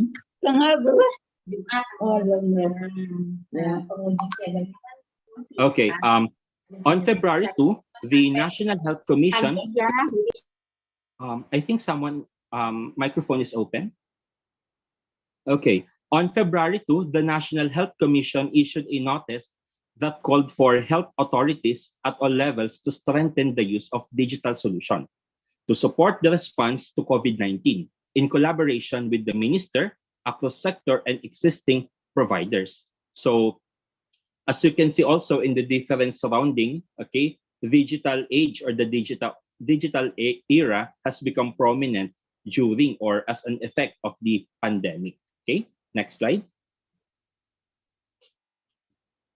So in the health digitalization, according to a study that was conducted by 2020, it states that the health authorities recognized this problem and issued a series of policies to promote telemedicine as part of the ongoing internet and healthcare strategy. Okay, as my experience as a medical doctor here in the Philippines, since the pandemic, okay, there's a lot of restriction and other inhibition for the individual to go out in their house. So left and right, there's a lot of telemedicine contacting me to treat them. So in way back 2019, in one day, I experienced 30 calls a day, sometimes 50. Okay, so can you imagine that? So because of that, or because of the pandemic, the healthcare system became compromised because of that. So online consultation services were boosted either by revamping existing privately owned online telemedicine platform for equipping public hospital for such function. So there's a lot of applications where you can book your physician. So example of that is here in the Philippines, we have this named the DocWitty. Okay, DocWitty, you're going to book your physician if you feel something which is unwanted. Okay, another is the 1MD, which is 1MD medical doctor application. So there's a lot of application that arise during the pandemic to help the other individual to manage or to cure. Okay. On February 28, the National Health Commission and National Health Security Administration took further step to co-release a policy. And because of that effect, okay, so that effect until now, okay, we experience that digitalization. Although there is a sudden decline already of COVID-19 patients, but still COVID-19 is not yet done. Okay, so still it's an effect of that. Okay, next slide. So it removed two other practical barriers when people turn to online platforms.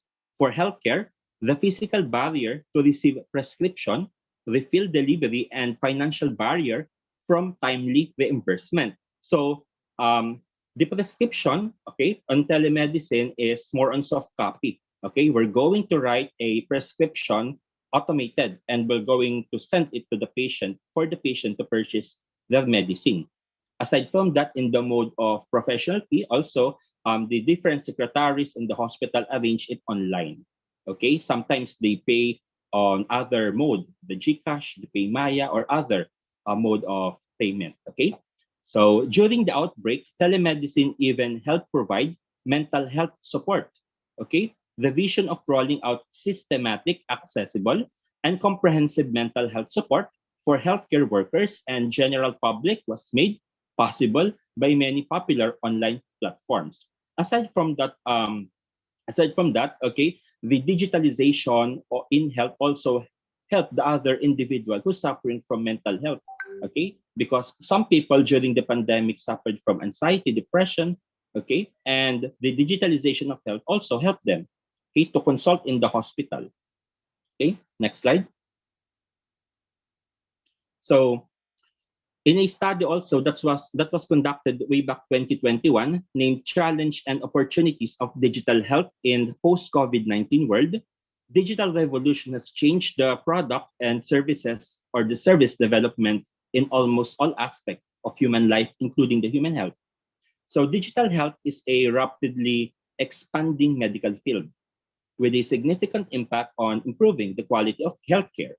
Okay, its effectiveness, okay, lowering the cost of healthcare system and patient and clinical research. Okay, so that's also a effect of digitalization. Okay, next slide.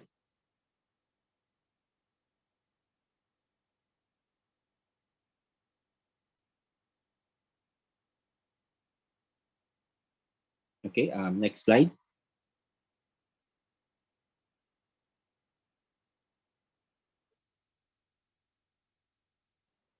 Okay.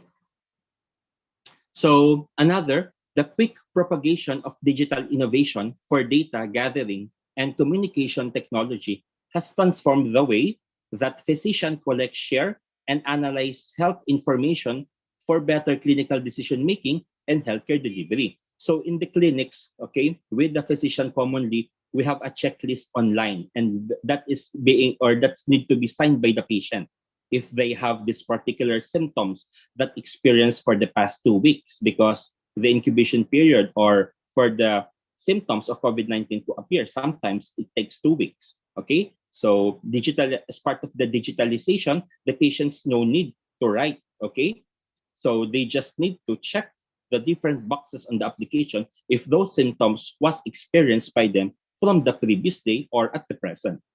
So digital health technology has produced a flow of data from patients' vital sign or the blood pressure, the heart rate, okay, the respiratory rate, lifestyle, and the past medical history. If the patient have a history of heart attack, kidney problem, lung disease, or others, to healthcare professionals that could support the development of a personalized medicine model. So on this digitalization on health, okay, so the way we treat our patient became online. But although it became faster, but sometimes there are some restriction in taking care of the patient via online. Okay, because again, we don't see them personally. Okay, we just see our patients online. Okay, and sometimes we could not assess them the way that we should assess them in person. Okay, so those are the different complications of or consequence of telemedicine. Okay, next slide. So the disadvantage of technology in healthcare, okay, an article that was published way back 2021, it is quoted there that technology permeates our life more than ever. Okay, as technological advances continuously emerge, every industry has been upended and transformed, which is very true nowadays. Most of our, or the way we talk, or the way of our life is being affected by technology, including the health and then the medical industry. While any innovation may seem like progress, there are certainly advantages and disadvantages of the medical technology. Okay, there's always two schools of thought in everything. Okay, there are bad and also the good side. Okay, next. So according to a study that was published way back 2021 named Advantage and Disadvantage of Digital Health, okay, on occasion, technology is presented as a threat to certain health professionals when seen as a complement or an aid. And that's correct. Okay? And only 30% of public hospitals are prepared for this digital transformation because, again, sometimes healthcare is being put aside. Okay? And sometimes the fund of the different agencies are lacking, especially during the pandemic, since during the pandemic or the peak of the pandemic, COVID-19 is not only the disease that is existing. Prior to COVID-19, there is already disease that is existing, heart disease, lung disease. So the fund on that, okay, would be split. So the fund on the previous disease could be or would be insufficient, okay, and that would be the effect on that. So, however, 60% of private centers or the private hospitals already have a digital transformation plan. In addition, only 1% of health spending in autonomous communities is allocated to new technologies. Here in the Philippines also, okay, in other countries, so most are being now digital, okay? And each technological advance can sometimes be costly, okay? And the public administration and patients do not always make this as disbursement, okay? Next slide. So way back 2021, there is also an article that was published named Telemedicine During COVID-19, which is a survey of healthcare professional perception. The most common barrier in remote consultation, or the one that, for example, live on a far-flung area, was the inability to access patient record raised by 37% of the respondents or the patient. And aside from that, but there is a however, the 70% responders, okay, felt that patient understood the medical condition and the instruction given to them over the phone, and 70% agreed that video conference consultation would add to patient's care. Okay, and telemedicine can be used for selected groups. Okay, there are group of patients that wants telemedicine, and there are group of patients wants to have a face-to-face consultation in the hospital. Okay, so selected group of patient in the post-COVID-19 era. Okay, so and the healthcare professionals caring that should have the sufficient experience and knowledge expected to operate these clinics. Okay, one hindrance nowadays for the older, for example, the older group of physicians, okay, are their knowledge when it comes to the technology. Okay, because sometimes they have problem operating of those technologies. Okay, so next slide. So in education, okay, digitalization in education during COVID-19 pandemic, emergency distance anatomy education. Okay, it's a study that was released year 2021. And as a conclusion on that, the unexpectedly expeditious spread of COVID-19 pandemic since the beginning of 2020 has caused unprecedented changes in the economic, social, and education field globally. So it's not only one aspect. Okay, it's a big aspect. So it affects the health, education, and others. In many countries, it has become one of the most important problems that the government should consider how to continue face-to-face education that serve to a significant part on the population. So as a professor in one of the university, okay, here, so for me, it's still very convenient to do a face-to-face class because you could see your students, okay, if they're listening or not. And sometimes in online lecture, okay, there are problems when it comes to the internet connection, okay? So to contribute to the prevention of the epidemic, it has been decided to suspend education in a short time in many countries and then to start distance education. So by the start or late of 2019 and until now, there are some school also or schools still using distance education. Okay, there are schools right now that already on face-to-face, but there are inhibitions, okay, or there are some reservations and policies that needs to be implemented prior to do their face-to-face class. Okay, such as the students should be well, no sign and symptoms of cough, colds, fever, headache, or other flu-like symptoms. With the COVID-19 outbreak, for the first time in history, a student group of this scale has been deprived for face-to-face education at school. It is very difficult to predict how long this process will take because COVID-19 now are the one who dictates the course how we live our life. Although COVID-19 right now is declining, but still COVID-19 is in our surroundings still. Okay, next slide.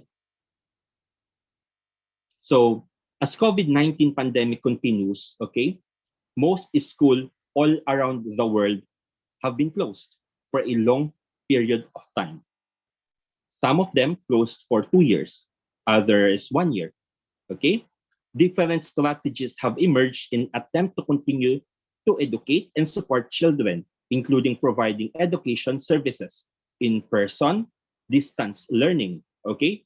And various hybrid configuration like remote distance strategies. Nowadays, okay, there is a hybrid way how to teach the children or the students, okay? Some, okay, they are pure online. Other are face-to-face, and there are days that those students have their face-to-face class also needs to do their online class. That's a hybrid, face-to-face at the same time online. Okay. Today, online education is emerged as a reality for everyone, and digitalization of the school environment is a challenging process for each and every shareholder of education. Okay. So because of the pandemic, okay, the education also changed in modes how to teach the students. Okay, traditionally we're in class, okay, and all of us are in face-to-face, but due to the pandemic, it became online. Okay, next slide. So in a study that was published way back 2019 named Advantage and Disadvantage of Digitalization, so it is stated there that online learning should not be an alternative for in-class experience, as it makes lack of personal connection and interaction between student to student and teacher to student. Okay? So another, with this advancement of introducing technology to education, teachers are not equally trained with its proper implementation. Another, digitalization also makes a chance of user to get into cyber bullying, okay, and makes people disconnected from the real world. So that is the effect of the online. That's why we should not substitute face-to-face class in online class. So as laptop, computer, mobile phone completely replaced the usage of paper and books, it leads to extinct of good handwriting. Okay, it's stated on that particular study. Okay, that's why very important, although right now the education still or is on digital, okay, we encourage still the student to somehow write. Okay, so next slide. So another, so the benefit of digitalization have a flip side. Okay, again, there are good consequence and bad consequence of that. The ease of communication can have a negative impact on our real life, social skill and weakness, or weakens the strengthening of the community. So easy access to information increase the chance of its misuse. Okay, for example, incorrect self-diagnosis for health condition. Okay, and also and allows the spread of false information which can be used for manipulative purposes. Okay, one downfall actually of the technology is some patients, if they feel something, they just Google it. And Google actually is not always right, because when it comes to health, it is individualized. It doesn't mean, for example, I have a headache and then I'm going to search it on Google or internet, and then I saw a lot of diagnoses there. So the main problem of that is the disease of individual patient is individualized, or for example of that is it is case-to-case basis. Okay, so it doesn't mean, for example, you have a headache, you have a tumor. Okay, but in lay individual, if they saw a tumor on that, sometimes they become anxious. Okay, the reason why I'm having my headache is due to tumor. So that is a disadvantage of digitalization. Okay, sometimes the patients self-diagnose themselves. Okay, but still they need to consult their primary physician. Okay, so finally, fast-paced, shallow nature of digital exchange could create a more passive society that is unable to consider ideas on a deeper level or any passion. Okay, next slide. So in a study named Online versus Traditional Education, which is the best, that was published way back 2019, so they compare, okay, the traditional and the online, okay? The traditional classroom continues to be the medium in which most students spend the majority of their learning career. This familiar model is seen by many students as the best option to pursue higher education, okay, courses, okay? Part of this familiarity is that the methods associated with this learning style are considered by many to be tried and valued, okay? And as previous mentioned of the many benefits of traditional classroom setting, familiarity is the number one. That's why classroom setting or face-to-face class with the students still important comparing with the online class. Okay, but nowadays, online is already becoming or emerging the new trend when it comes to a distance education. In other words, they know that they are able to learn in this setting, okay, as they have been trained in this manner. That's why traditional classroom setting is still the best comparing with online. Okay, it's stated on this study. Okay, next slide. So, a journal was also released way back 2020 named the COVID-19 Pandemic Technology, okay, used to support the well-being of children, okay? We live in a world where internet access now is become necessity, okay? And not a commodity. Since now we're on the era of technology and it's part of the globalization and digitalization. Access to a computer is essential for learning in school, as is owning paper, pencil, and books. Now, most students prefer the PDF file rather than bringing a bundle of books. Unfortunately, we still have a disproportionate amount of children in parts of the country that are unable to access the internet, and some families may share one computer, others may not own a computer at all. Again, the most vulnerable individual here are the people that belongs to the lower strata of the society, or the one that belongs to the poverty. They cannot afford to buy the phones, computer.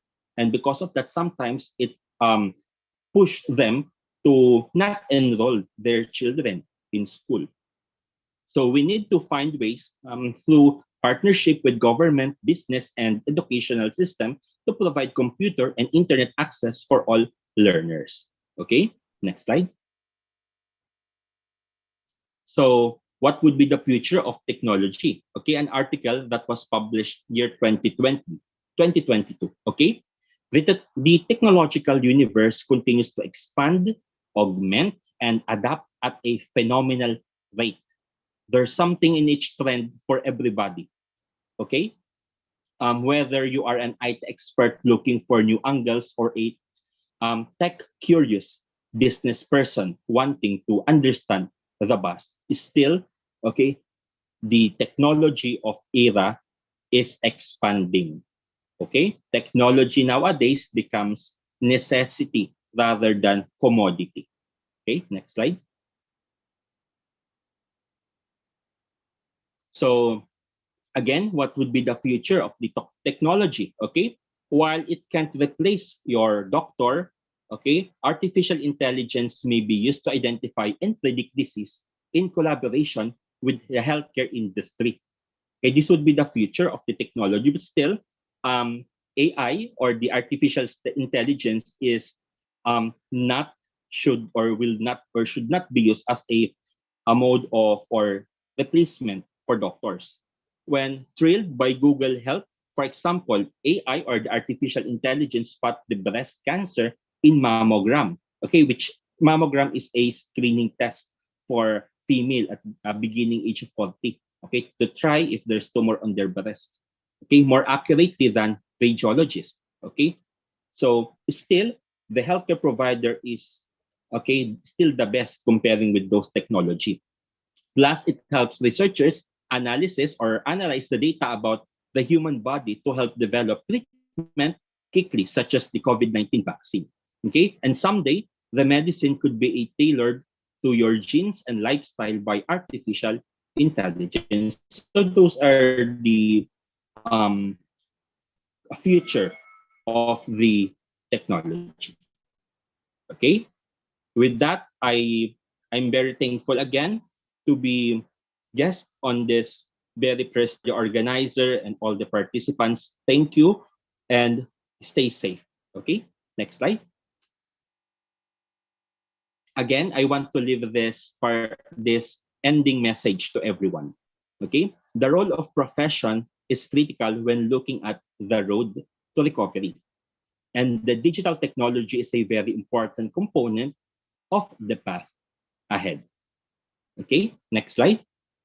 Thank you, everyone, and you can ask me if there's any question. Thank you. Thank you very much, Mr. Crescencio. That was an amazing presentation.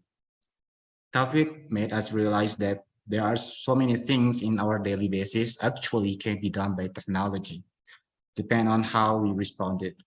Well, now we move to discussion session. We already have some questions for you, sir. For audience, you can type your question on the chat box, or you can type it on the link Pigeonhole that we already shared before. Comedy, maybe can you share the questions? Okay, thank you. Okay, it's from Anonym. Oh, someone don't allow us to say the names. The first question, this is about your country, sir. How can the Philippine government support its people in facing the digitalization era of educational problems in urban areas?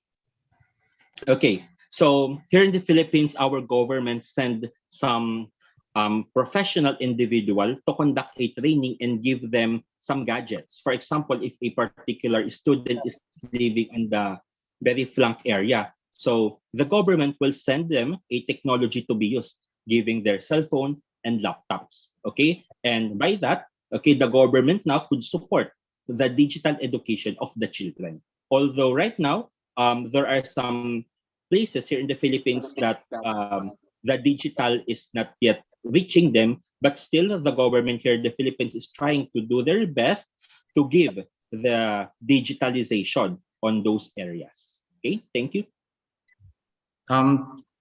Does Philippines have connection problem? I mean, in Indonesia, we still have struggling about the connection, especially in remote area. What about Philippines? Are the connection good wherever you are? I mean, like that. Actually, here in the Philippines, the connection of internet is slow. Okay, slow. There are some places here that the internet is good, but there are some places the internet is not yet good. But most of the people here actually is having internet connection problems. Okay. Oh, we missed the questions. The question is run away.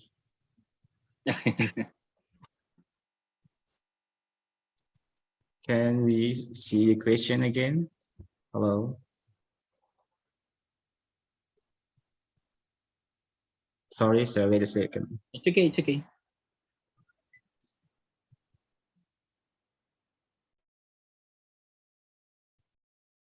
Okay, a question from me, sir. Some people say that if we have online class, let's say we use platform like Zoom meeting or Google Classrooms, it's about the quality of learns is lower than we just doing like offline class. Then just people just underestimate if we are doing Zoom meeting just like that, the class is just like not effective at all. What do you think about that? Yes, actually, in the digitalization of education, okay, there are consequences when good consequences and bad consequences. And one downfall of that is some students in learning education, sometimes the retention of information is very low. But there are some number of students, but not all the students. Okay, so the one thing that we can just give to them is have their time to study on their own. Maybe their facing is different from the facing in the class. Okay, but still, yes, you're right. The retention sometimes is very low on that. Okay, but it's yes, it exists. Okay, in some students. Thank you. Okay, thank you for the answers. Maybe the audience have a question, you can just type it on the chat box. Or the team, can you show the questions? Or can you raise your hand or just directly ask question to Mr. Crescencio?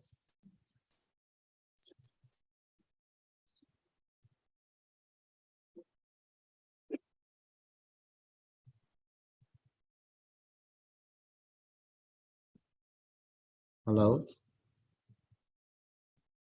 Actually, sir, my major is occupational safety and health, just like you, just because I read your curriculum today, but I'm especially at industrial sector, like management, safety management, or just mining and logistic supply chain, something like that. Okay. We still have questions?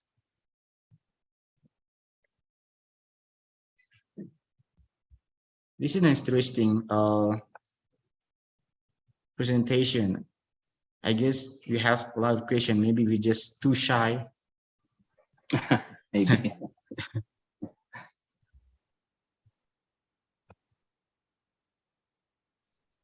Okay.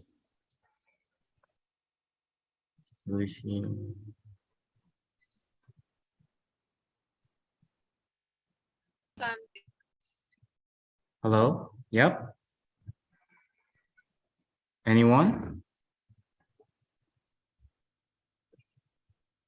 Because we still have around 10 minutes or 15 minutes to ask the question, Mr. Crescencio. As long as he's still with us, because we live in a different country, Mr. Crescencio. Okay, we got any questions? How to apply in a simple way in our how to apply it in simple way in our environment? Apply what? Apply it in simple way in our environment. How to apply this in simple.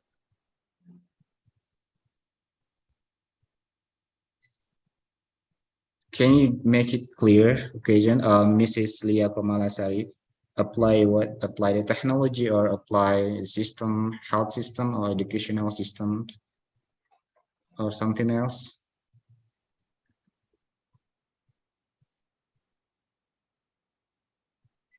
Apply the system. Okay. Okay, about maybe the system, learning system. Okay, in our environment. Maybe you are working in a hospital, Mr. Crescencio. Yes, hospital and a professor in the university. Okay, do your hospital implement like telemedicine or kind of? Yes, actually, most of the hospital here in the Philippines implement telemedicine, and most patients nowadays, they more convenient when it comes to telemedicine right now. Through an application that we can download it on App Store or kind of? Actually, yes. Website? Each hospital actually here in the Philippines have their own website to message them. Okay, each hospital, it is not a general app.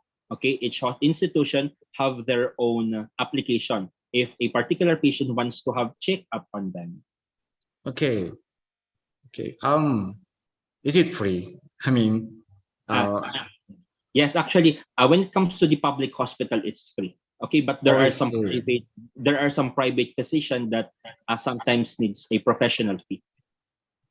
In Indonesia, we have some private sector called like Halodoc. Halodoc is an application that people can ask a question to the doctor about maybe they feel a kind of disease or symptoms, and then the doctor just give an answer about the question, and then maybe we can wait after 5 or 10 minutes more. You get the medicine that delivered by online, like Gojek, Grab, or kind of like that.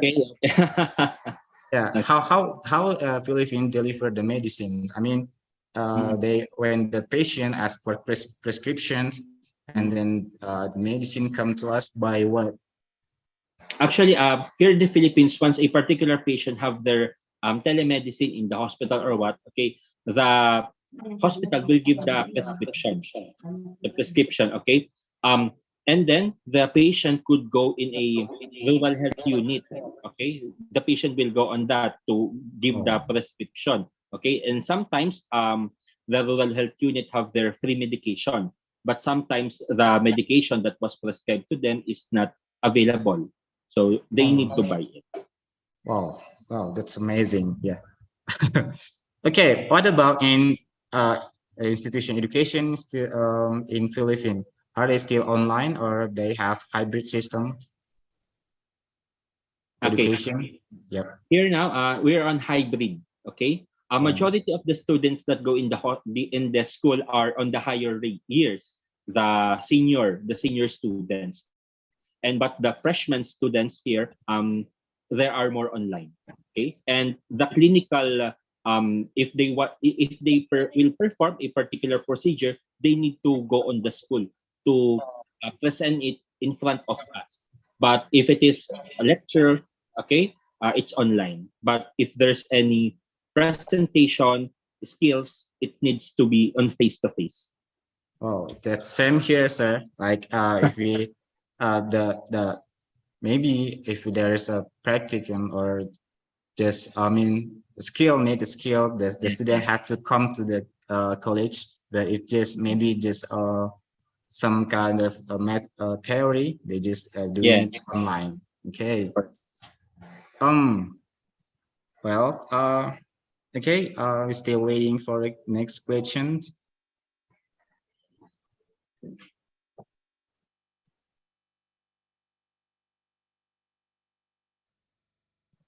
We have 134 audience here.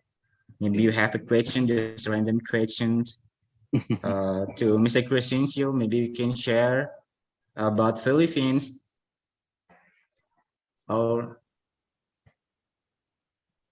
okay. I will still wait because the next speaker still coming in, but we still have time, ladies and gentlemen. Oh, we got a long question finally. Okay. One of effect from online school is the social skill student. Wow, it's interesting. Social skill student, when they are on the field study, sometimes they don't feel confident enough with their knowledge and capabilities, especially when they are with patient directly, how to solve this problem. Wow, this is like phenomenon in yeah. What about do you got questions? Yes. Actually, in the different institution that I work, we have our skills enhancement. So what does it mean? Although the student perform it online, okay, they still need to do it on face-to-face prior to the clinical. Okay, for example, they have their injection via online, but still they need to do that on face-to-face with us. Okay, and actually it become a prominent that skill enhancement when the restriction here in the Philippines has been decreased.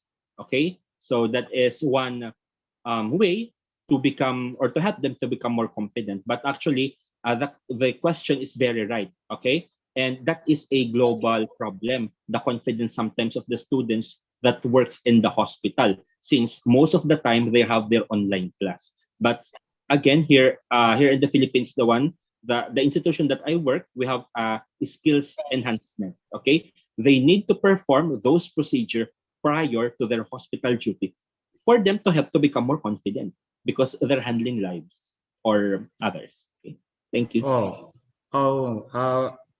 In your institution, provide more time to enhance the skill of the student, like that. Yes. Before their clinical exposure in the hospital.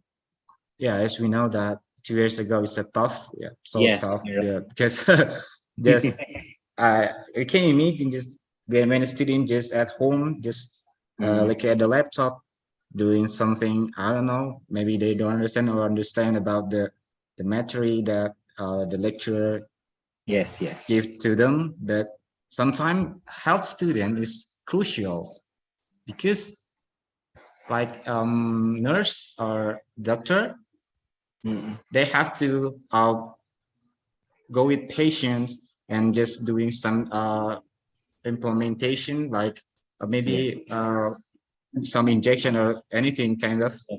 So if they just don't practice it directly, maybe just they have a little bit confident or less confident about this. Yes, Okay. you're right.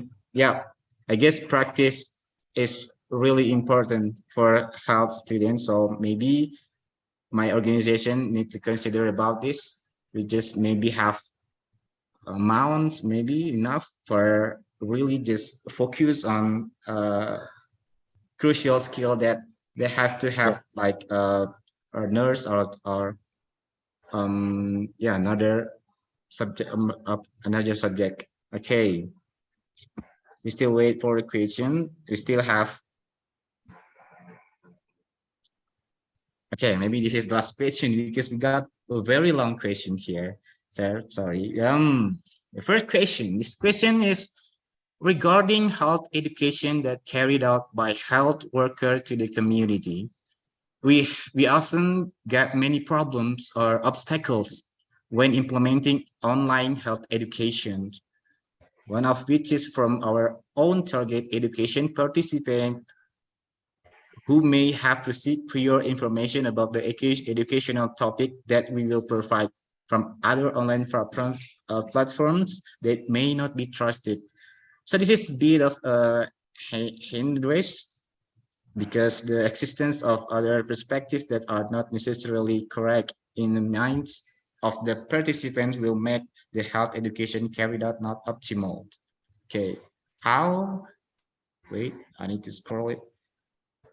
How to deal with this problem in this increasingly widespread digitalization era? Oh, this is about misinformation from platform like online information. The topic from another online may not be trusted. Okay, about something that resource that maybe not be trusted. Okay, because we are digitalized, we can rule the world by Google. Yeah, we can rule the world by Google. We can find anything on Google, but sometimes many information is not trusted or maybe just not valid. How to deal with it? Okay, first try to validate the source. Okay, and first try to validate the source. When the study or that information, or when and where that information come from. That's why while I'm presenting my presentation, I have my source below for us to know if that information is correct or right. Okay, you need to know first the source, because if the source is unknown, probably that information is hoax or false. Okay, first we need to know where that source came from. Another, I know in Indonesia you have Department of Health. Okay, the Department of Health Indonesia, actually you could visit their website, since Department of Health in Indonesia. Okay, they are the authorized information when it comes to particular diseases. Some agencies of health, they use their different formats. Okay, when it comes to information of particular disease. For example, they will go into the poster, what are the complications of hypertension. Okay, so those are the different sometimes information that is being given by the Department of Health in your or in Indonesia or your countries. But importantly, for you to know, first you should know where the information came from. Okay, you need to validate it. You need to read it carefully, because now, since digitalization is very prominent, okay, there's a lot of fake news, okay, worldwide. Okay, that's why first we need to validate where those information came. Okay, that's why I stuck. And okay, let. Oh, you still want to continue your answers? Yes, it's okay. It's that's my answer. Okay, and I'll just answer the second. Okay, that's why I stuck on your third slide, because I clicked the link of your reference, so that's why I stuck it. Okay, right. Yeah. And we got a second question. In your opinion, is it possible to conduct adolescents reproductive health education based online and can be accessed freely? However, the public stigma, especially in Indonesia, still thinks that reproductive health education is still something taboo. Yeah. Okay. Actually, yes. Yep. Okay. Actually, same here in the Philippines, because this is a Catholic country. Actually, the reproductive health bill the reproductive health bill in the Philippines is not fully implemented, because first is the religion still a taboo. Okay, so still the reproductive health bill should be taught on individual or in student on their right age, because sometimes if that reproductive health bill is not being taught on individual who is not on their right age, maybe they may have or they try it wrongly, but still it should be taught in right age, and it should be taught by professional, not only by others, that it should be professional, and another, if it is accessible freely, again it should be accessible only on the individual on the right age and the individuals that who needs it. But the key word here is it should be open to the individual or on the right authority. Not anyone could access it.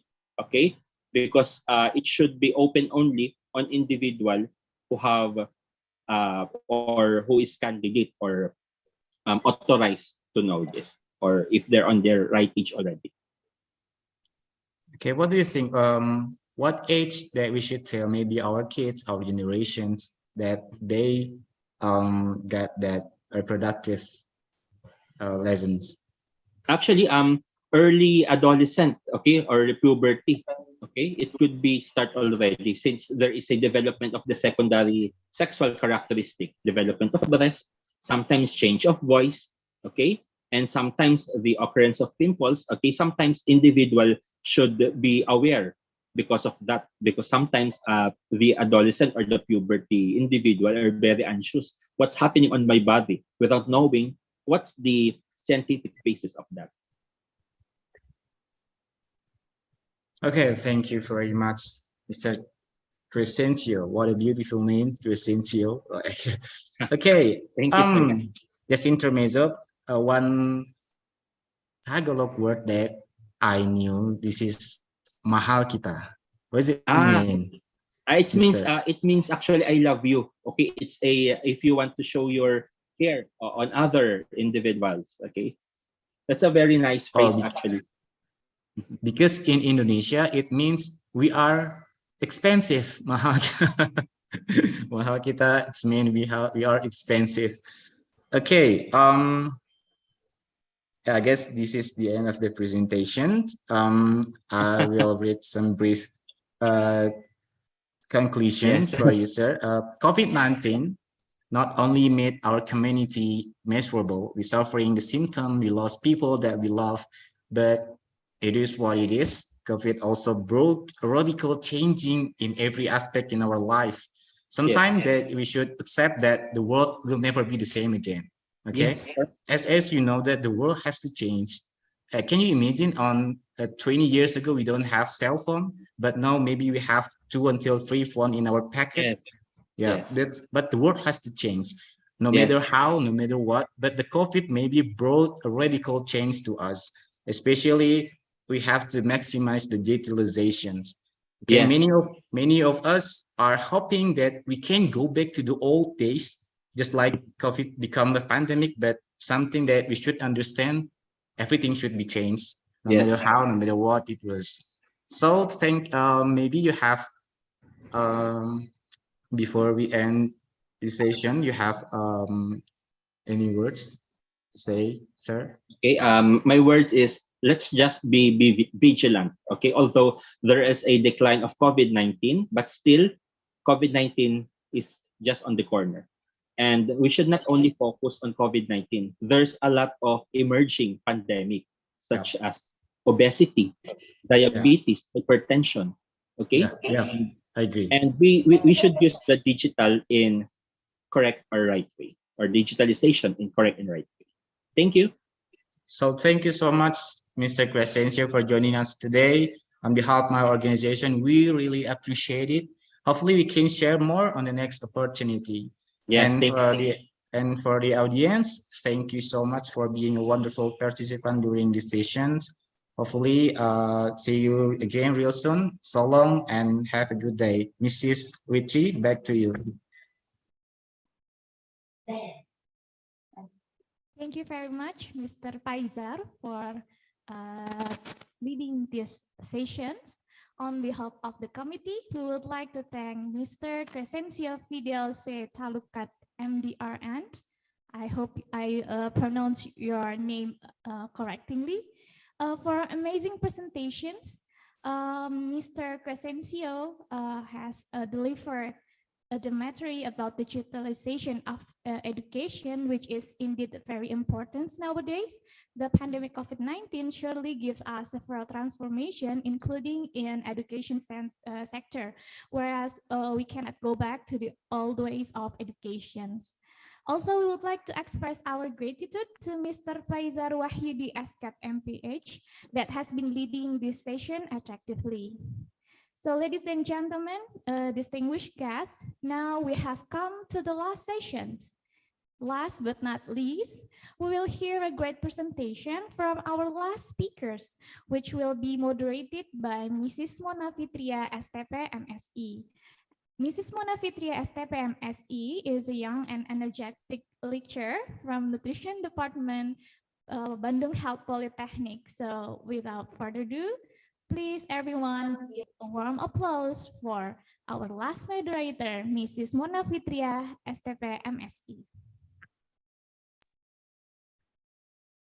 Thank you, Master of Ceremony, for the nice introduction. Is my voice clear? Okay. Yeah, clear.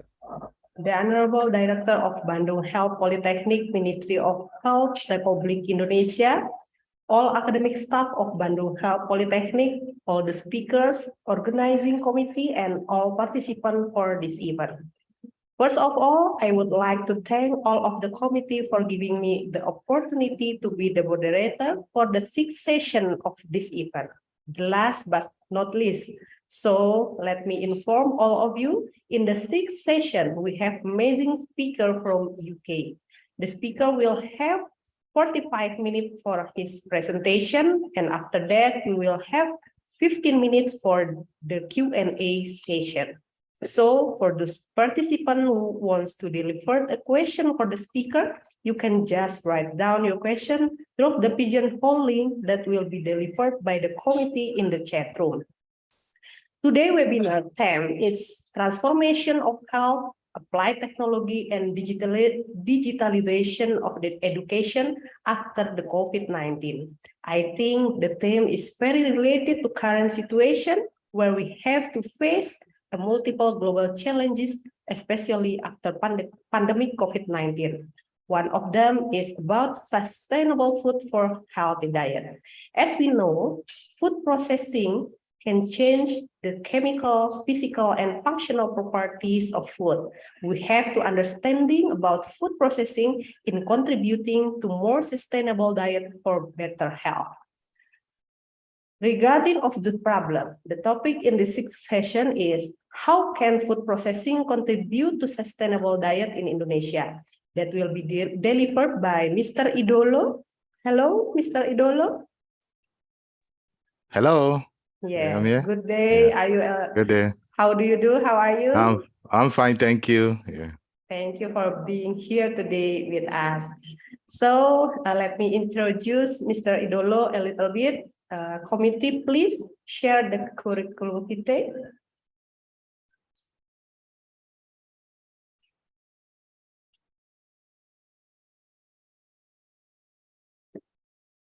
Okay, thank you. Mr. Idolo currently is a lecturer in School of Food Science and Nutrition, University of Leeds, UK. He got his bachelor and master degrees of food technology from University of Ibadan, Nigeria, He got a PhD degree of food science and nutrition from University of Leeds. Of course, he has several professional experience, article and publication related to food processing, phytochemicals, and bioactive compounds. Several of his publications in international journal collaborate with Indonesian authors such as Mrs. Nur Fauziah from Bandung Health Polytechnic, Mr. Sandi Darniadi, and so on. So everyone, please give a warm virtual applause for our speaker, Mr. Idolo. Mr. Idolo, time is yours. Okay, thank you.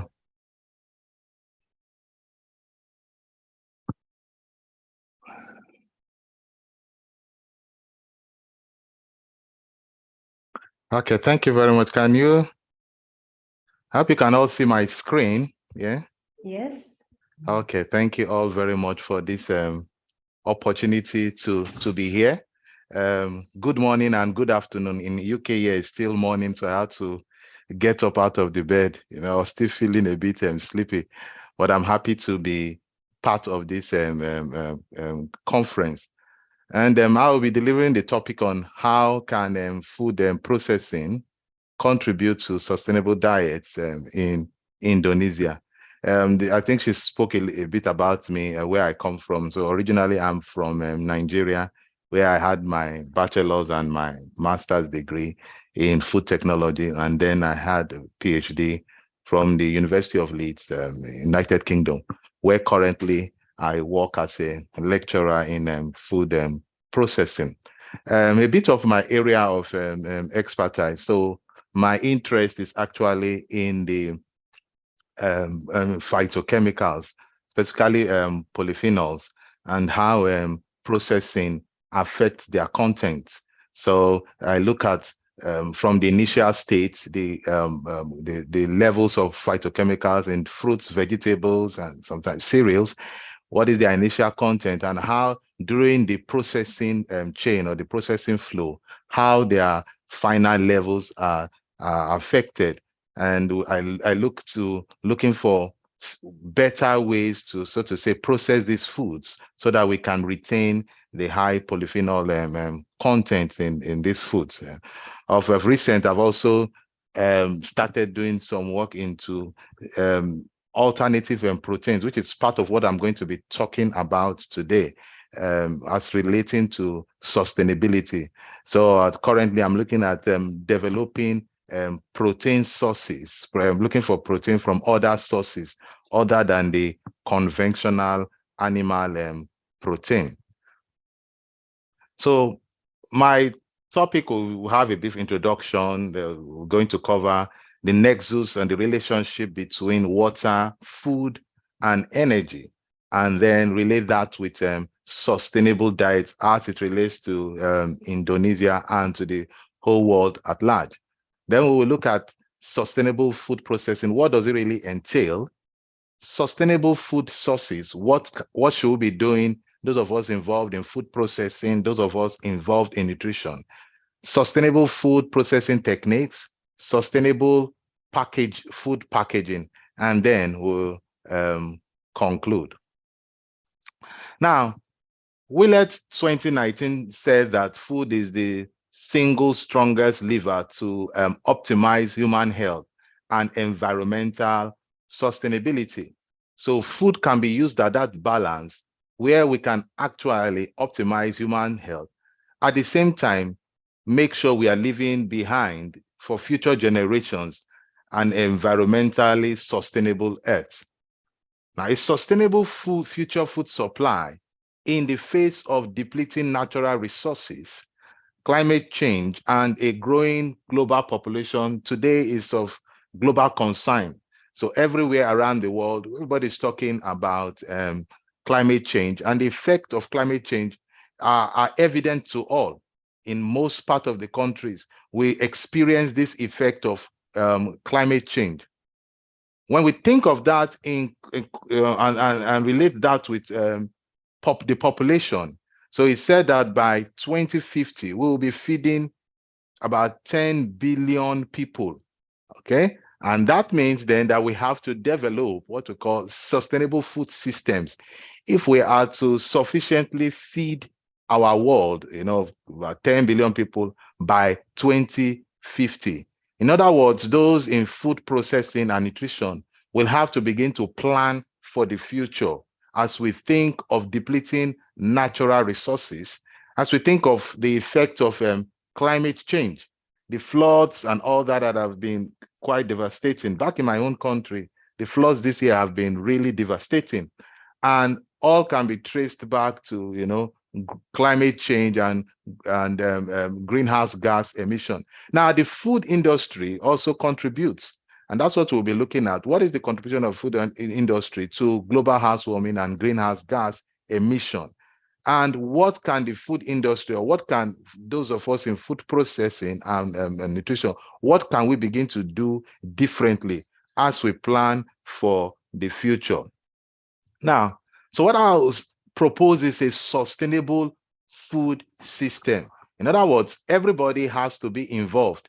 If we are to achieve our target of feeding 50 billion people by 2050 sustainably, then we all have to come to a place of decision where we develop sustainable food systems right from the production. Okay, so those involved in plant breeding and growing of this plant will have to be involved in developing sustainable food methods in growing the plants. Okay, when you look at use of organic and fertilizers, what are their contributions to global warming? What are their contributions to the effect on climate change?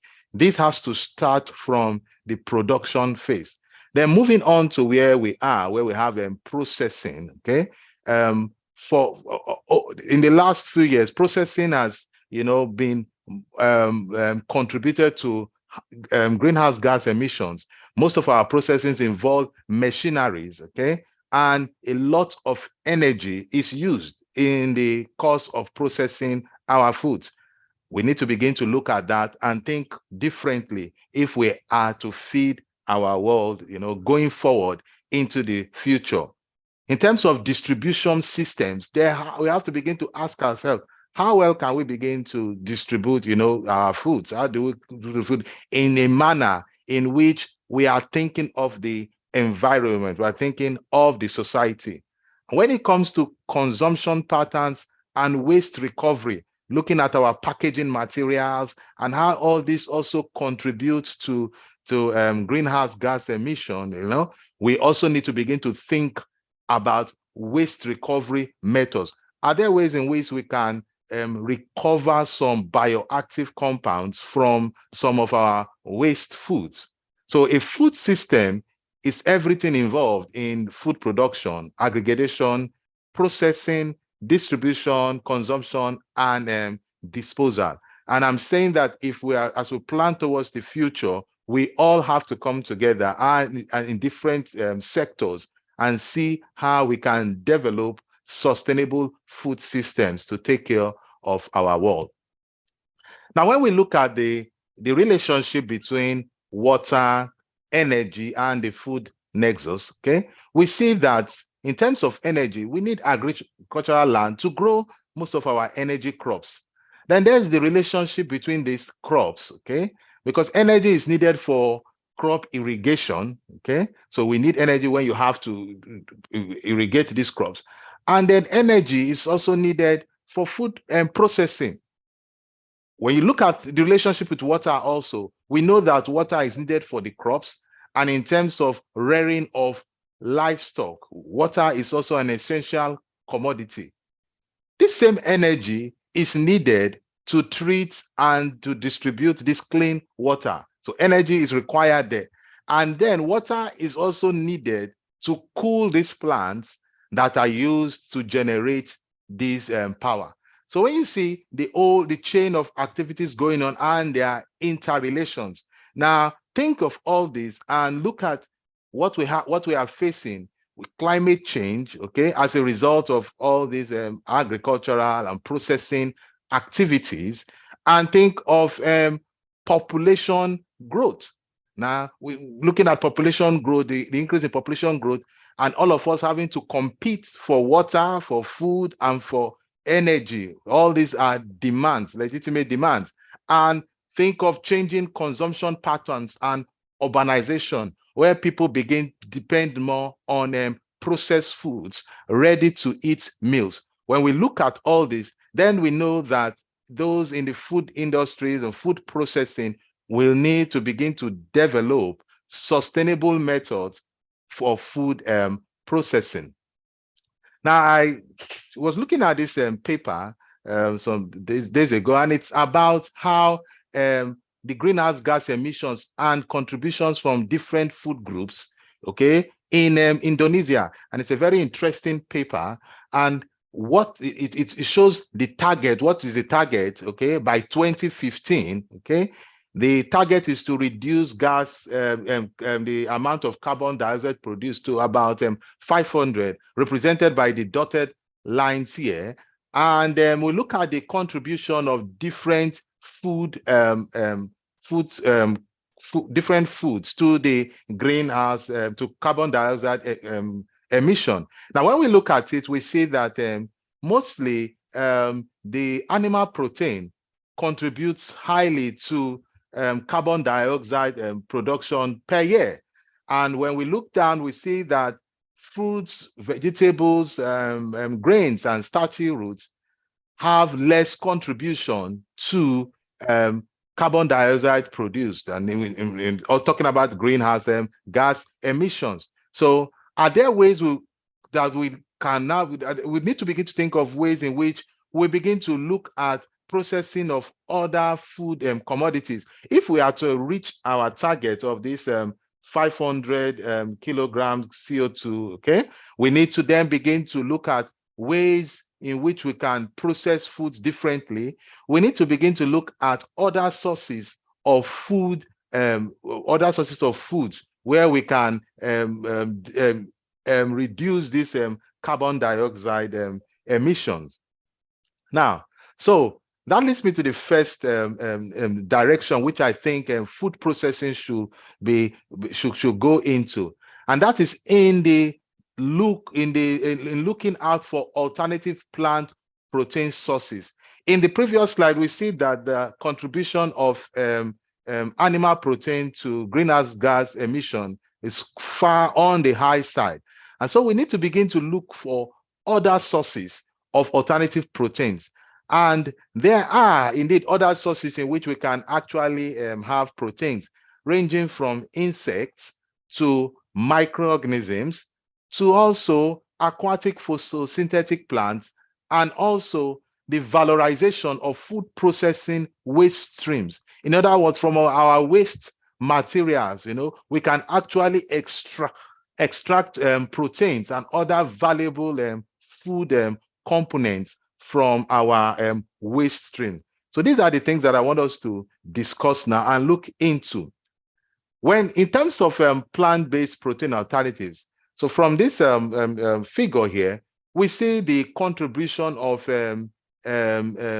beef to greenhouse gas emissions, okay? Beef is way on the top as compared to other sources of proteins like peanuts and legumes and peas and nuts. When you see that their contribution to greenhouse gas emission is lower than that of beef. So we can begin to develop alternative proteins, extract proteins from sources available in Indonesia, from pulses, from lentils, from nuts, and oil seeds. We can extract proteins from them and incorporate them into our diet in such a manner as to, as developing sustainable food sources of protein. Now, we know that we have sometimes some of these plant proteins may not contain all the required amino acids, but that's where we can begin to do like combinations, okay, between one particular pulse and a lentil, so that whatever is lacking in one can be supplied by the other. I think this is the right direction in which food processing should be going when we consider the contribution of beef consumption or reign of beef. And let's face it, as we move into the future, it's no longer sustainable in many parts of the world. It's no longer available. It's not just enough to feed the population if we have to depend on animal source for our protein. It's not sustainable. It's not, apart from that, it's not available. And in terms of cost, it's on the high side. So what we need to do as food processors and nutritionists is to begin to highlight the importance of these plant-based protein alternatives. And many studies have shown that these plant-based protein alternatives, apart from these pulses, lentils, they have been shown to have bioactive peptides that have health benefits in terms of cardiovascular and also cardiovascular diseases and anti-diabetic effect. So we need to begin to do research more into these plant-based protein alternatives from pulses, lentils, nuts, and oil seeds, as we think of the contribution of these different food sources to greenhouse gas emissions.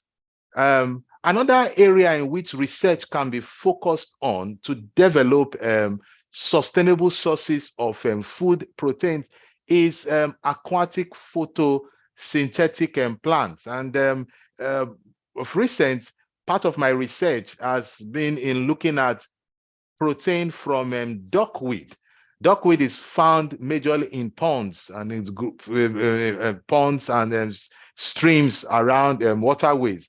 And it has been found that this duckweed, in the paper I did, contains protein content as high as even 45%.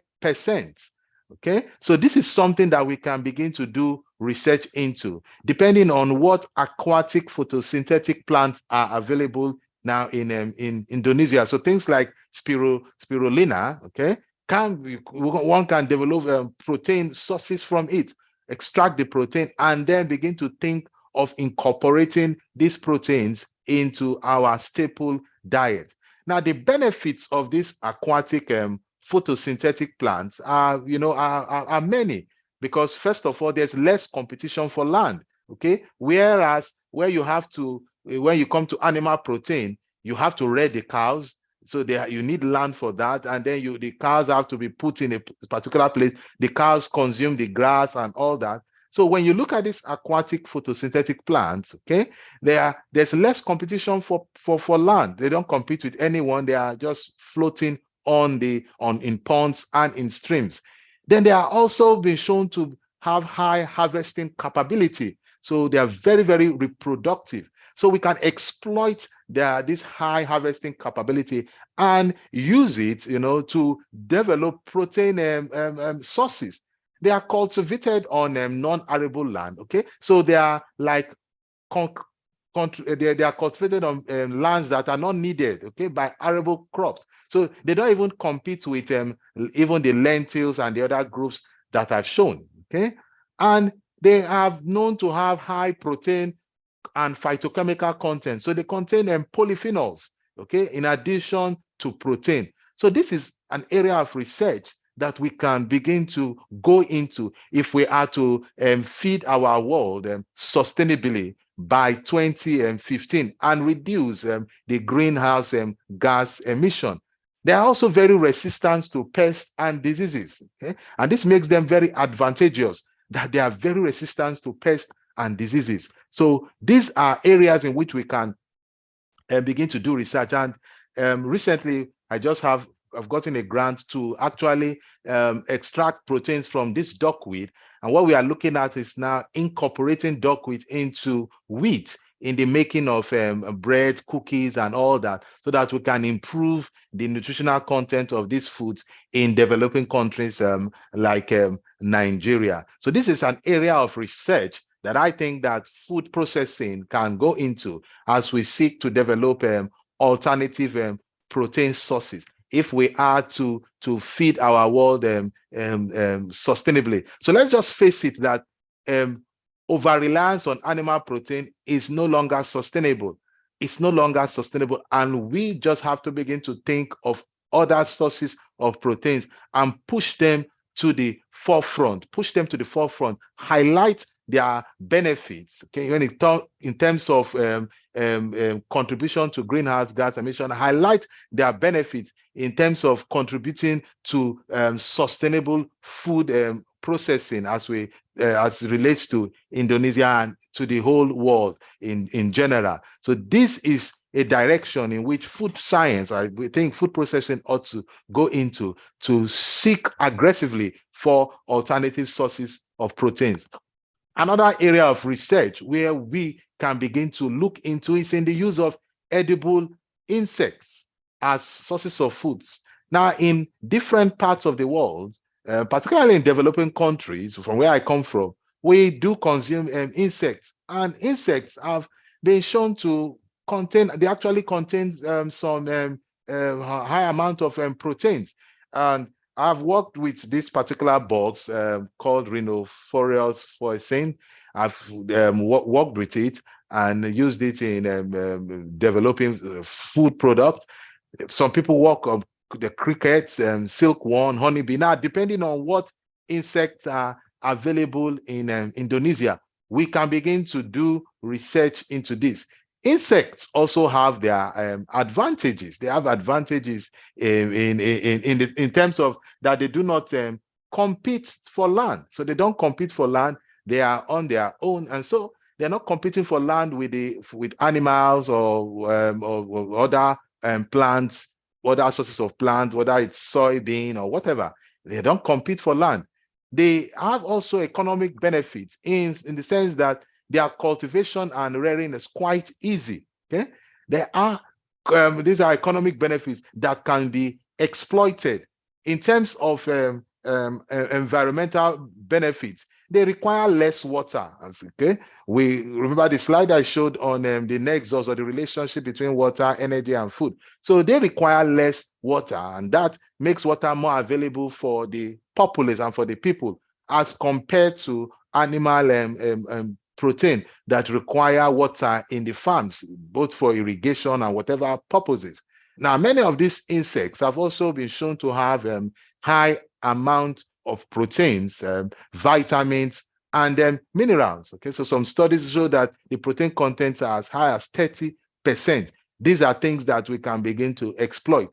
And not to forget that these insects are they are highly reproductive. Okay, so they reproduce very, very quickly. So this is an area in which I think that food processing will have to begin to go as we move towards the future. If we are to feed our world, our populace sustainably, we have to begin to think of these sources of protein, and a good one will be edible insects.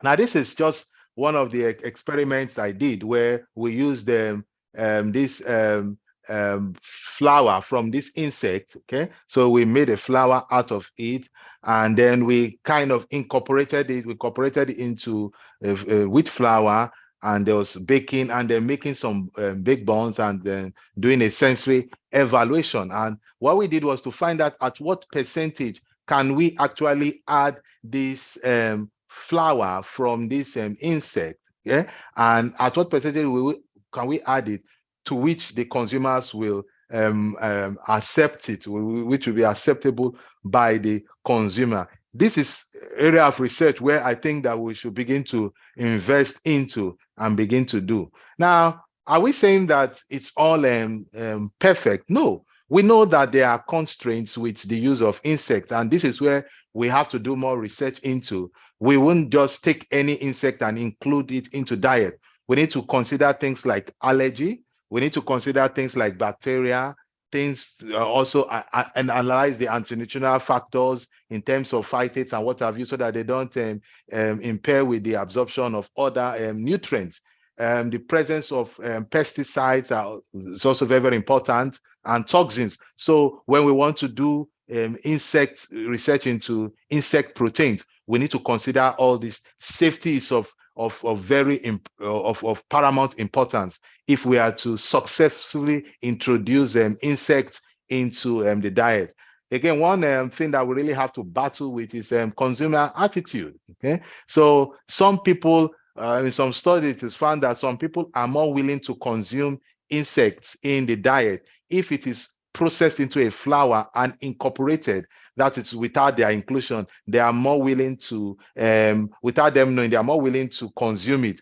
But consuming it as a whole, as a snack on the side, they may not be interested in consuming it that way. But when it is processed together with the food, they are more willing to consume it. And that's where we need this consumer education, and that's where nutritionists come in, where we begin to sensitize the public on the importance, okay, or the health benefits of consuming some of these insects. This is the way I think that we have to go. We need to begin to develop research, or begin to do research into alternative proteins. And one way to go is to look at alternative proteins from insects. Now, another thing is also in waste. There's a lot of waste. 1.3 billion tons of food is wasted worldwide every year.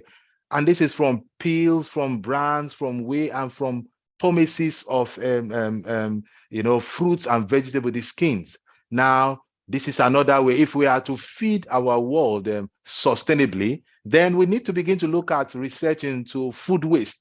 Can we begin to extract viable materials from this food waste, okay, through different techniques, maybe fermentation, anaerobic digestion, and solid state fermentation, whatever technique, we can begin to recover valuable materials, valuable food components in terms of fiber, organic acids, bioactive peptides, and phenolic compounds. Most of these phenolic compounds are present in the skins, okay, of most of fruits and vegetables, and many times we discard them.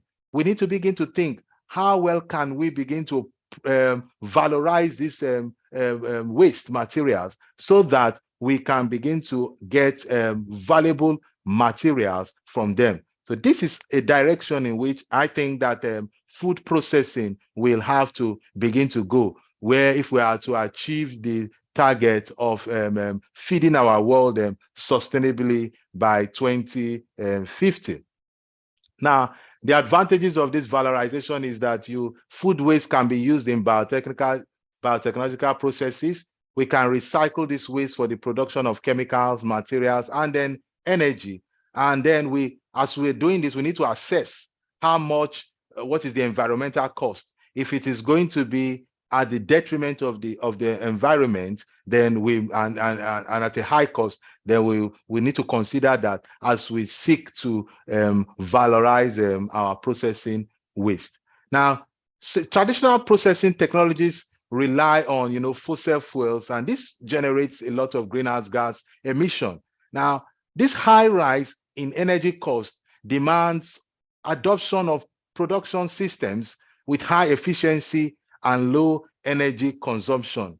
And that's where now, at present, we're looking at non-thermal processing techniques. Now, this is purely for, those, I know most of those in the area of real food processing will be aware of some of these methods where we use non-thermal processing techniques to process food. So they are ranging from different ones, from cold atmospheric plasma to irradiation to high pressure processing to ultrasound to pulse light and infrared. These are all non-thermal methods of processing. So going forward into the future, food processing will have to begin to incorporate these non-thermal methods into processing our foods. The benefits of these non-thermal methods of food processing include reduced gas emissions, reduced energy consumption. So there's energy consumption efficiency. There is a reduction of food waste, and then we'll also have water treatment. So these non-thermal processing techniques has all these advantages. I'm doing some research now into ultrasound and a bit of high pressure processing techniques. Ultrasound involves the use of sound waves or frequencies to actually pasteurize food and material. Yeah, these methods are still in the pilot scale in most cases, but as we move towards the future, we need to begin to do more research on them, because this is the direction to go if we are to feed our world sustainably, if we are to reduce greenhouse gas emission as a result resulting from food and processing. Another area of research will be into sustainable food packaging materials. Okay, so we see the high contribution of plastics, which are used to process our, which are used to package our foods, many, to greenhouse gas emissions. Moving to the future is no longer sustainable. So research must now begin to, we need to move research into developing what we call environmentally friendly or green materials, okay? Materials that are easily degraded, okay? Or even edible food packaging materials. And we can begin to do research into biopolymers from microorganisms, from using biotechnology, polyactides, and polysaccharides and proteins. This is the direction in which research to begin to go, where we develop packaging materials from bio-based polymer sources. So these are directions in which food processing we have to go if we are talking about sustainability and the future. Now, achieving these sustainable food chains is not going to be going to be that easy. We need to be we need to develop methods, okay, to achieve this. And I say we need to start first from influencing consumer behavior and trust. If we are to achieve these sustainable goals, then we need to begin to influence consumer behavior and trust. And this is where nutritionists come in, okay, where we have nutrition education working hand in hand with food processing, okay? So we begin to push these alternative sources of proteins, okay? Be it insects. So we need to see how can we begin to influence consumer behavior? How can consumers begin to trust, okay, the information that we bring, we generate, and tell them, okay, these foods are healthy, they can be consumed, and they will meet your daily protein or vitamins requirement. This is very, very important. Again, there has to be that integration of the entire food value chain. So like I said, it's not going to be just one person alone, not going to be one aspect. So the food processor, no, it has to start from those even involved in agriculture, those involved in rearing. Are there ways in which we can rear our crops or plant our crops in a sustainable manner where we have less dependence on artificial sources of fertilizers that contributes to the greenhouse gas emission? This is what we need to begin to think about. So there has to be a full integration of the entire food chain, not only food processing alone. So we need to have meetings and conferences where we bring together all stakeholders, and then we arrive at methods, or you arrive at a consensus on how we want to process our foods going forward. And that leads me to the third point, that there has to be a consensus on sustainability indicators. So we have to all agree that, on processing parameters and processing techniques. And this has to be agreed among everyone in the food processing chain. Exploring also other alternative sources of energy. This is also another direction in which we have to go if we have to achieve our goals. So what I'm saying in a nutshell is that achieving sustainable food chains does not rest with one group of scientists or one group of people. It has to be a holistic approach, right from the farm to the table. So from the farm to the transportation, to the processing, and to the distribution, and to the packaging. All this has to be taken into consideration if we had to develop sustainable food chains. So in conclusion, how do we achieve this sustainable food processing as it relates to Indonesia? I'd say that it's resting on three legs. The first one, like I said earlier, is we have to move into novel raw materials. We can no longer depend solely on animal protein. It is no longer sustainable as we move into the future. We just have to look into other ways. Can we look for other alternative sources from insects? Can we look for alternative sources from aquatic plants and animals? When we look at the advantages, we need to begin to do research into this. Now, we know that there are challenges, and we highlighted those challenges that you know of this these other sources, from consumer acceptability to also the textural changes and sensorial qualities of the food. But as we do more research, we'll be able to get the right balance, okay, at what percentages can we introduce these sources of protein into our staple food. And I think if we go in that direction, the journey of 1,000 miles, they say, starts with little steps. As we begin to take little steps in this direction of adopting novel raw materials, I think that we'll be able to achieve some of our goals, or most of the goals, by 2015, to reduce the greenhouse gas emissions. Then we need to also invest into novel processing techniques. We need to look into non-thermal methods of food processing.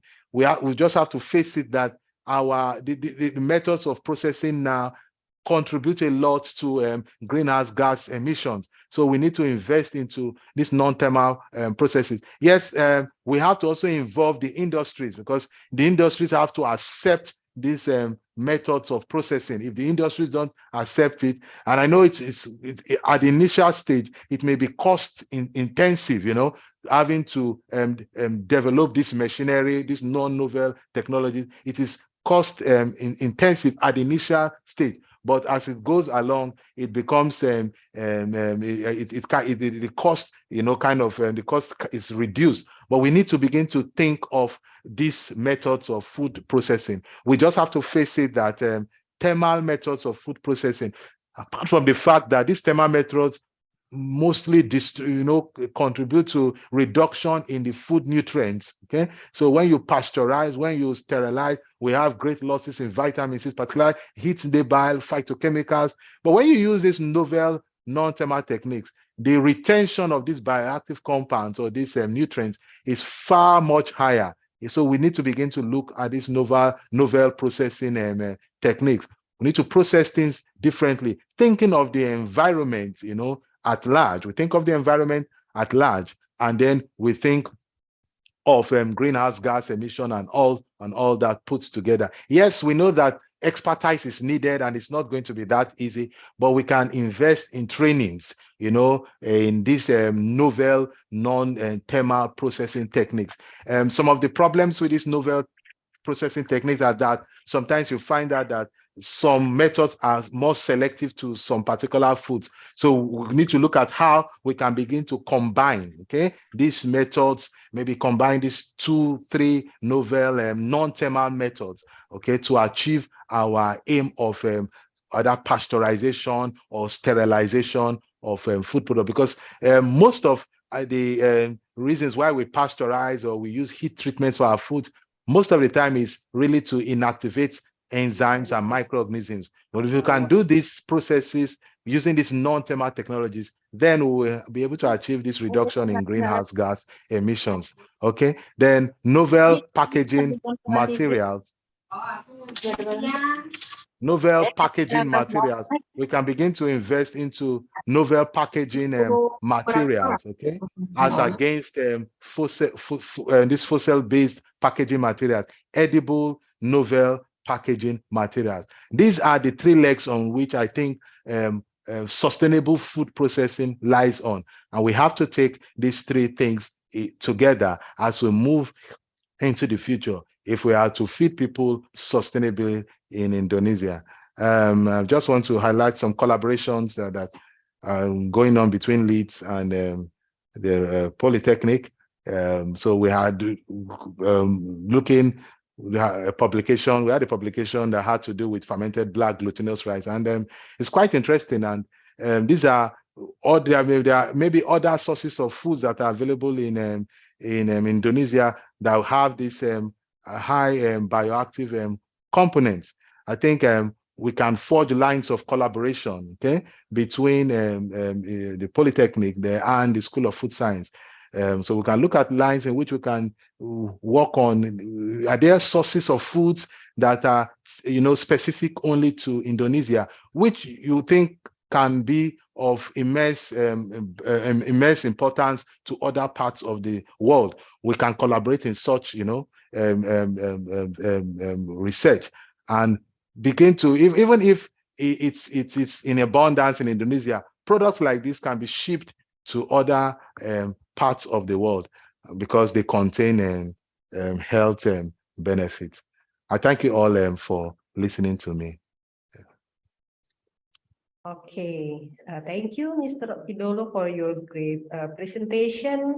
It really broadened our knowledge about food sustainable system, novel food sources, novel food processing, and also packaging materials.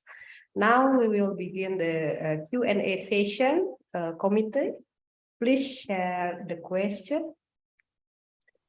Please stop your share your Okay, slide. Let me stop my slide here. Okay. Thank you. Yeah. Okay.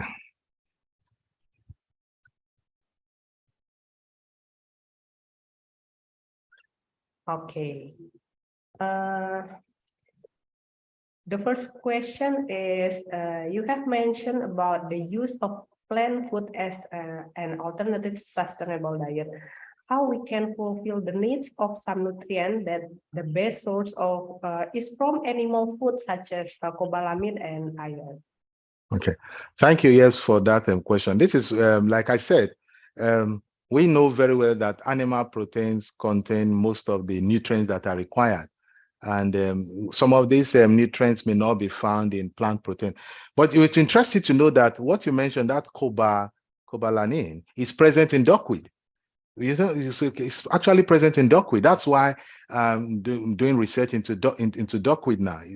So many times, because we've not done analysis on some of these products, we don't know that they actually have some of these nutrients. So I think there's a way out. First of all, we need to first evaluate what these alternative sources have. And it was very interesting when we found out that duckweed actually has that cobalamin. Okay, so that can be a source, okay, of that important vitamin. So that is the way to go. First of all, we take stock of what we have. Okay, we analyze them and see what we have, and we may be surprised that some of these alternative sources may contain these nutrients that we are actually looking at.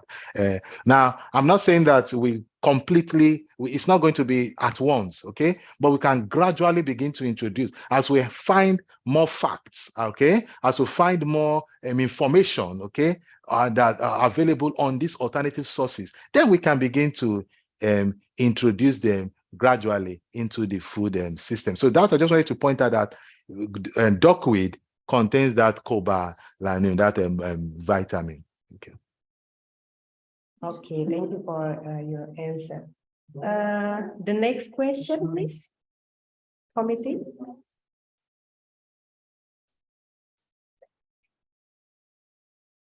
Okay. The next question is, what are the main challenges in implementing sustainable food processing? Non-thermal food processing probably is a novel technology that has not been widely applied, especially in household. But we know non-thermal processing decrease nutritional value of food. Okay. What is your opinion about? Yeah, like I told you, yeah, we appreciate the challenges with sustainable food processing. We have been used to processing foods, okay, using thermal. Most of our foods are thermally processed, okay, and that has been on for since the 19th century, okay. So from time when we started, when processing was at the basic, where we had fermentation, and a little bit of just little, to where we have real commercialization and industrial plants and all what have you. So thermal processing has been on for in the last century, and trying to begin to introduce non-thermal processing is not going to be a sprint. It has to be a marathon. It has to be gradually introduced. Okay. Now, bear in mind that the industries already have system in place. So you have a system in place for pasteurizing.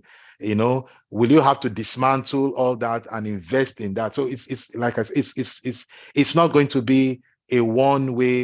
It's not going to be how do I put it? It's not going to be a sprint. It's going to be a gradual introduction of this non-thermal processing technologies. So one of the main challenges why this non-thermal processing technology have not been accepted is that first of all, there's a lack of education about it. Very few people know have right information about these non-thermal processes. So we need to begin to educate people more about it.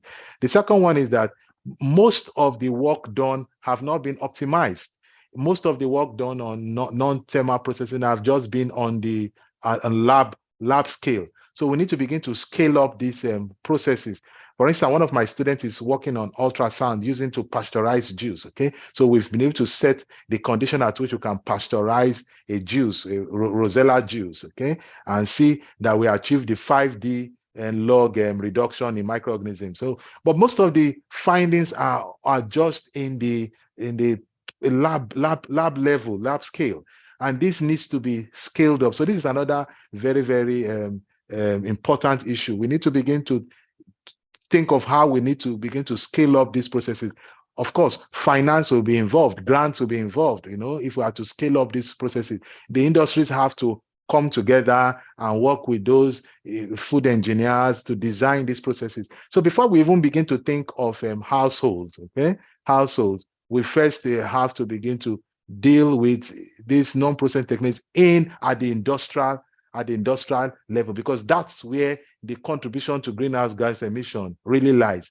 The contribution in household processing is quite minimal. Okay, so what we need to do is to begin to sensitize the public, let it become more aware of these non-thermal processing techniques, and then the results that already obtained, because there are results, research, a lot of results, publication on this non-thermal processing. We need to begin to move these results from the lab to begin to have some kind of semi-pilot scale and pilot scale, and then we can then introduce it fully into the food industry. It is a challenge, quite right, and I appreciate that, but I think it is the way we have to go as we move into the future if we are talking about sustainable food processing.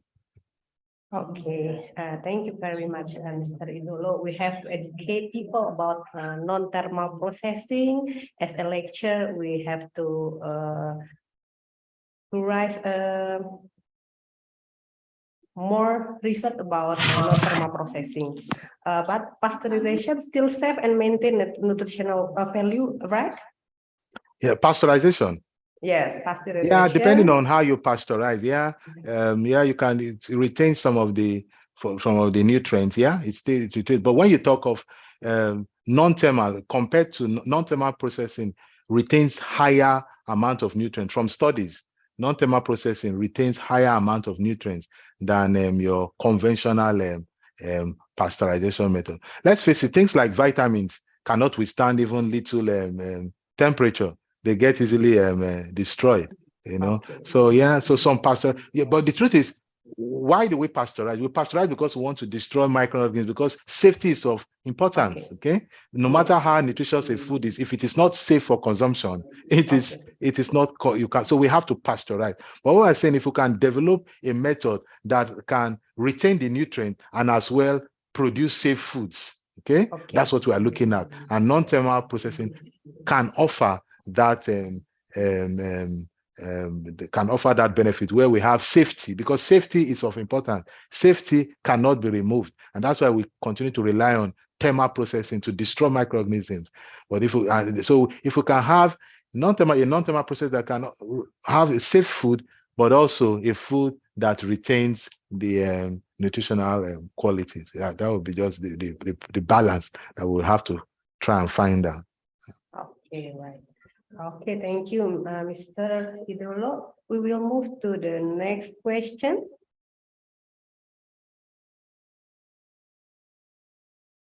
Okay.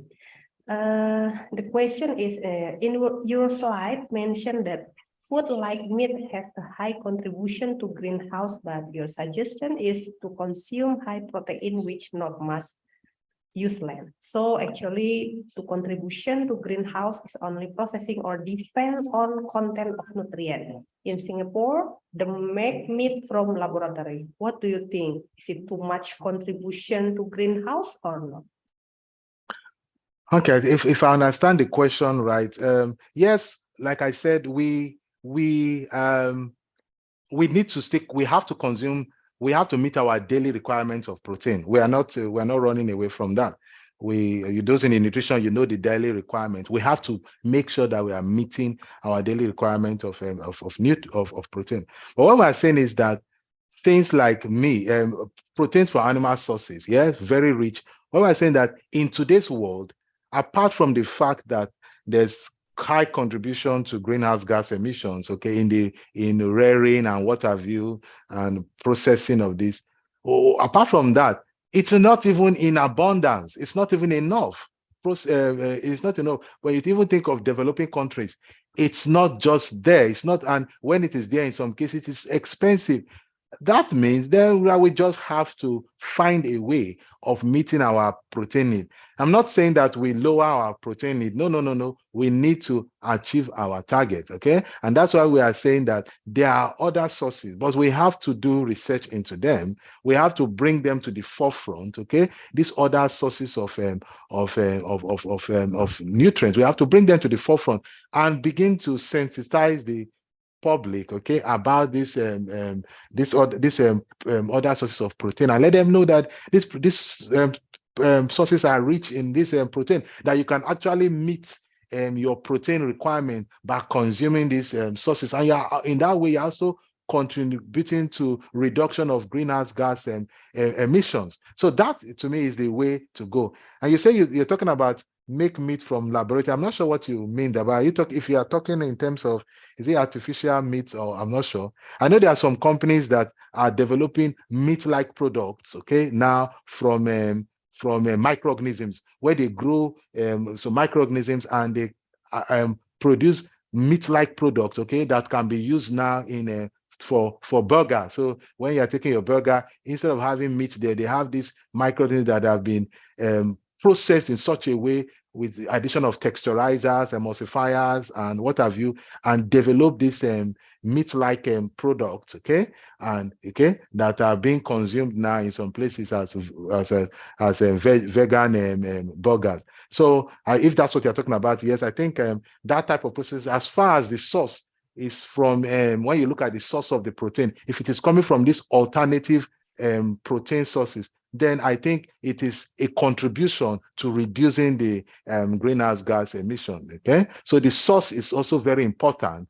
The source is important, and the processing techniques, okay? So from the source, getting from this source, you can, from the source, reduce the greenhouse gas emission, okay? If the source of your protein is coming from a plant protein, and then also the processing technique, how is it processed, okay? So a combination of the two of them, I think moving into the future, we're able to achieve our goal of sustainable food processing. Okay, thank you for your answer. Still we have another question? Okay. The next question is, what do you think about claiming intermittent fasting, which can reduce the need for food as a solution for heading into recession? Well, that question, I think it's outside of my area of research. So I don't want to say what I do not know, really. I don't know too much about Yes. intermittent Okay. food. So it's really, so maybe those in nutrition can answer that question, okay? Those in nutrition, I think they will be Okay. Thank you, better Mr. to answer that Ridho. question. Thank you. Okay.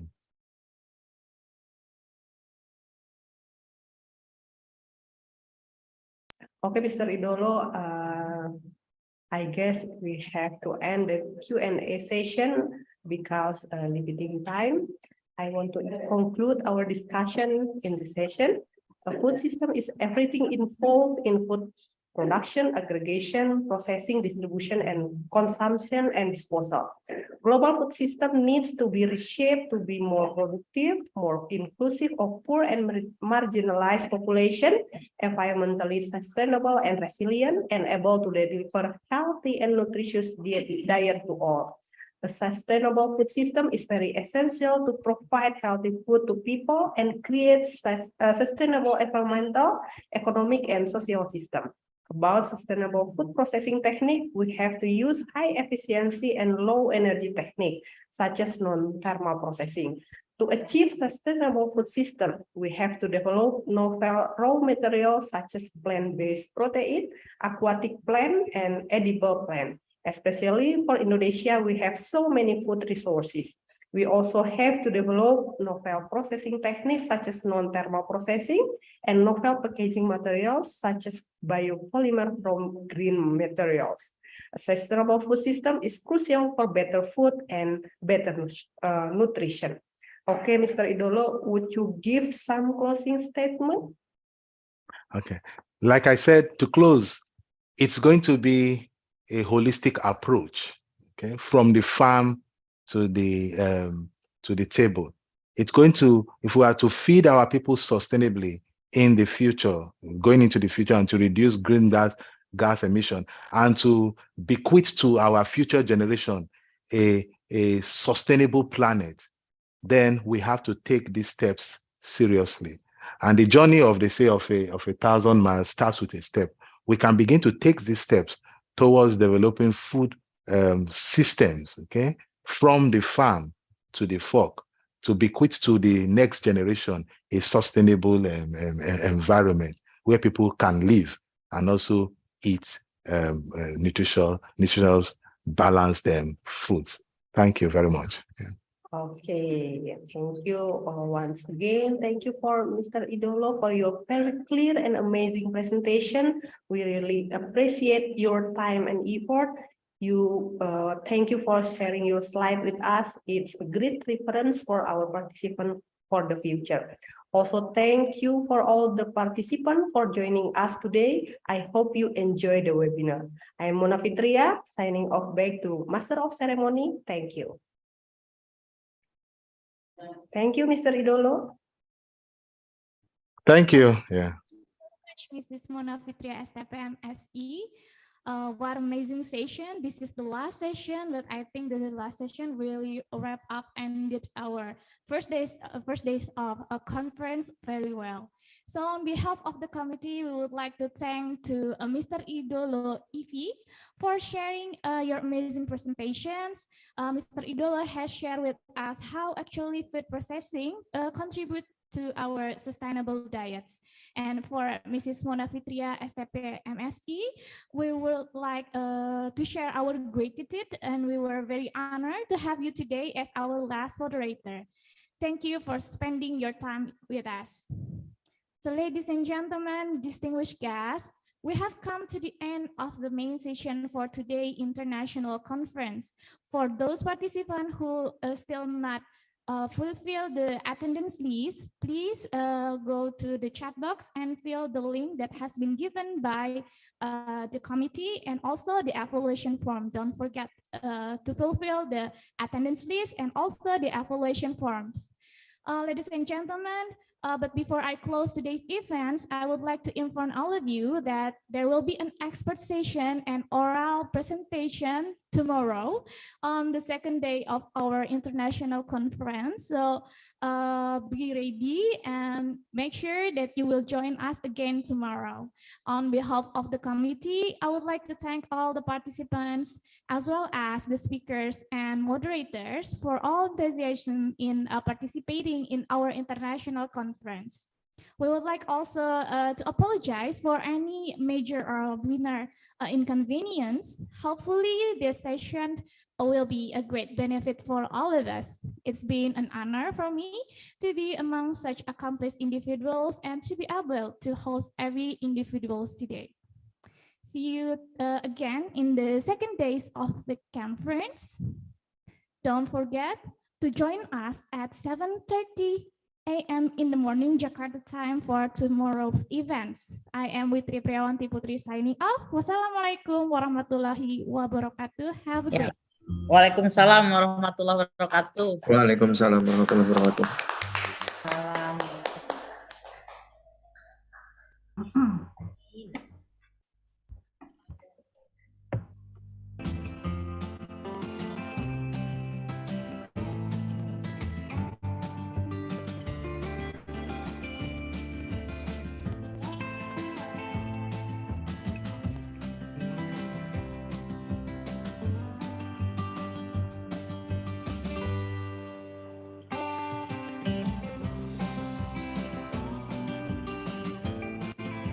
Terima kasih untuk semuanya, luar biasa. Terima kasih buat semuanya. Ya, sip. Selamat Bu Roro. Ya, siap. Sukses panitia, izin Ya. lihat. Bu Roro. Mangga-mangga ya. Nuhun, Sadayana. Sampai ketemu.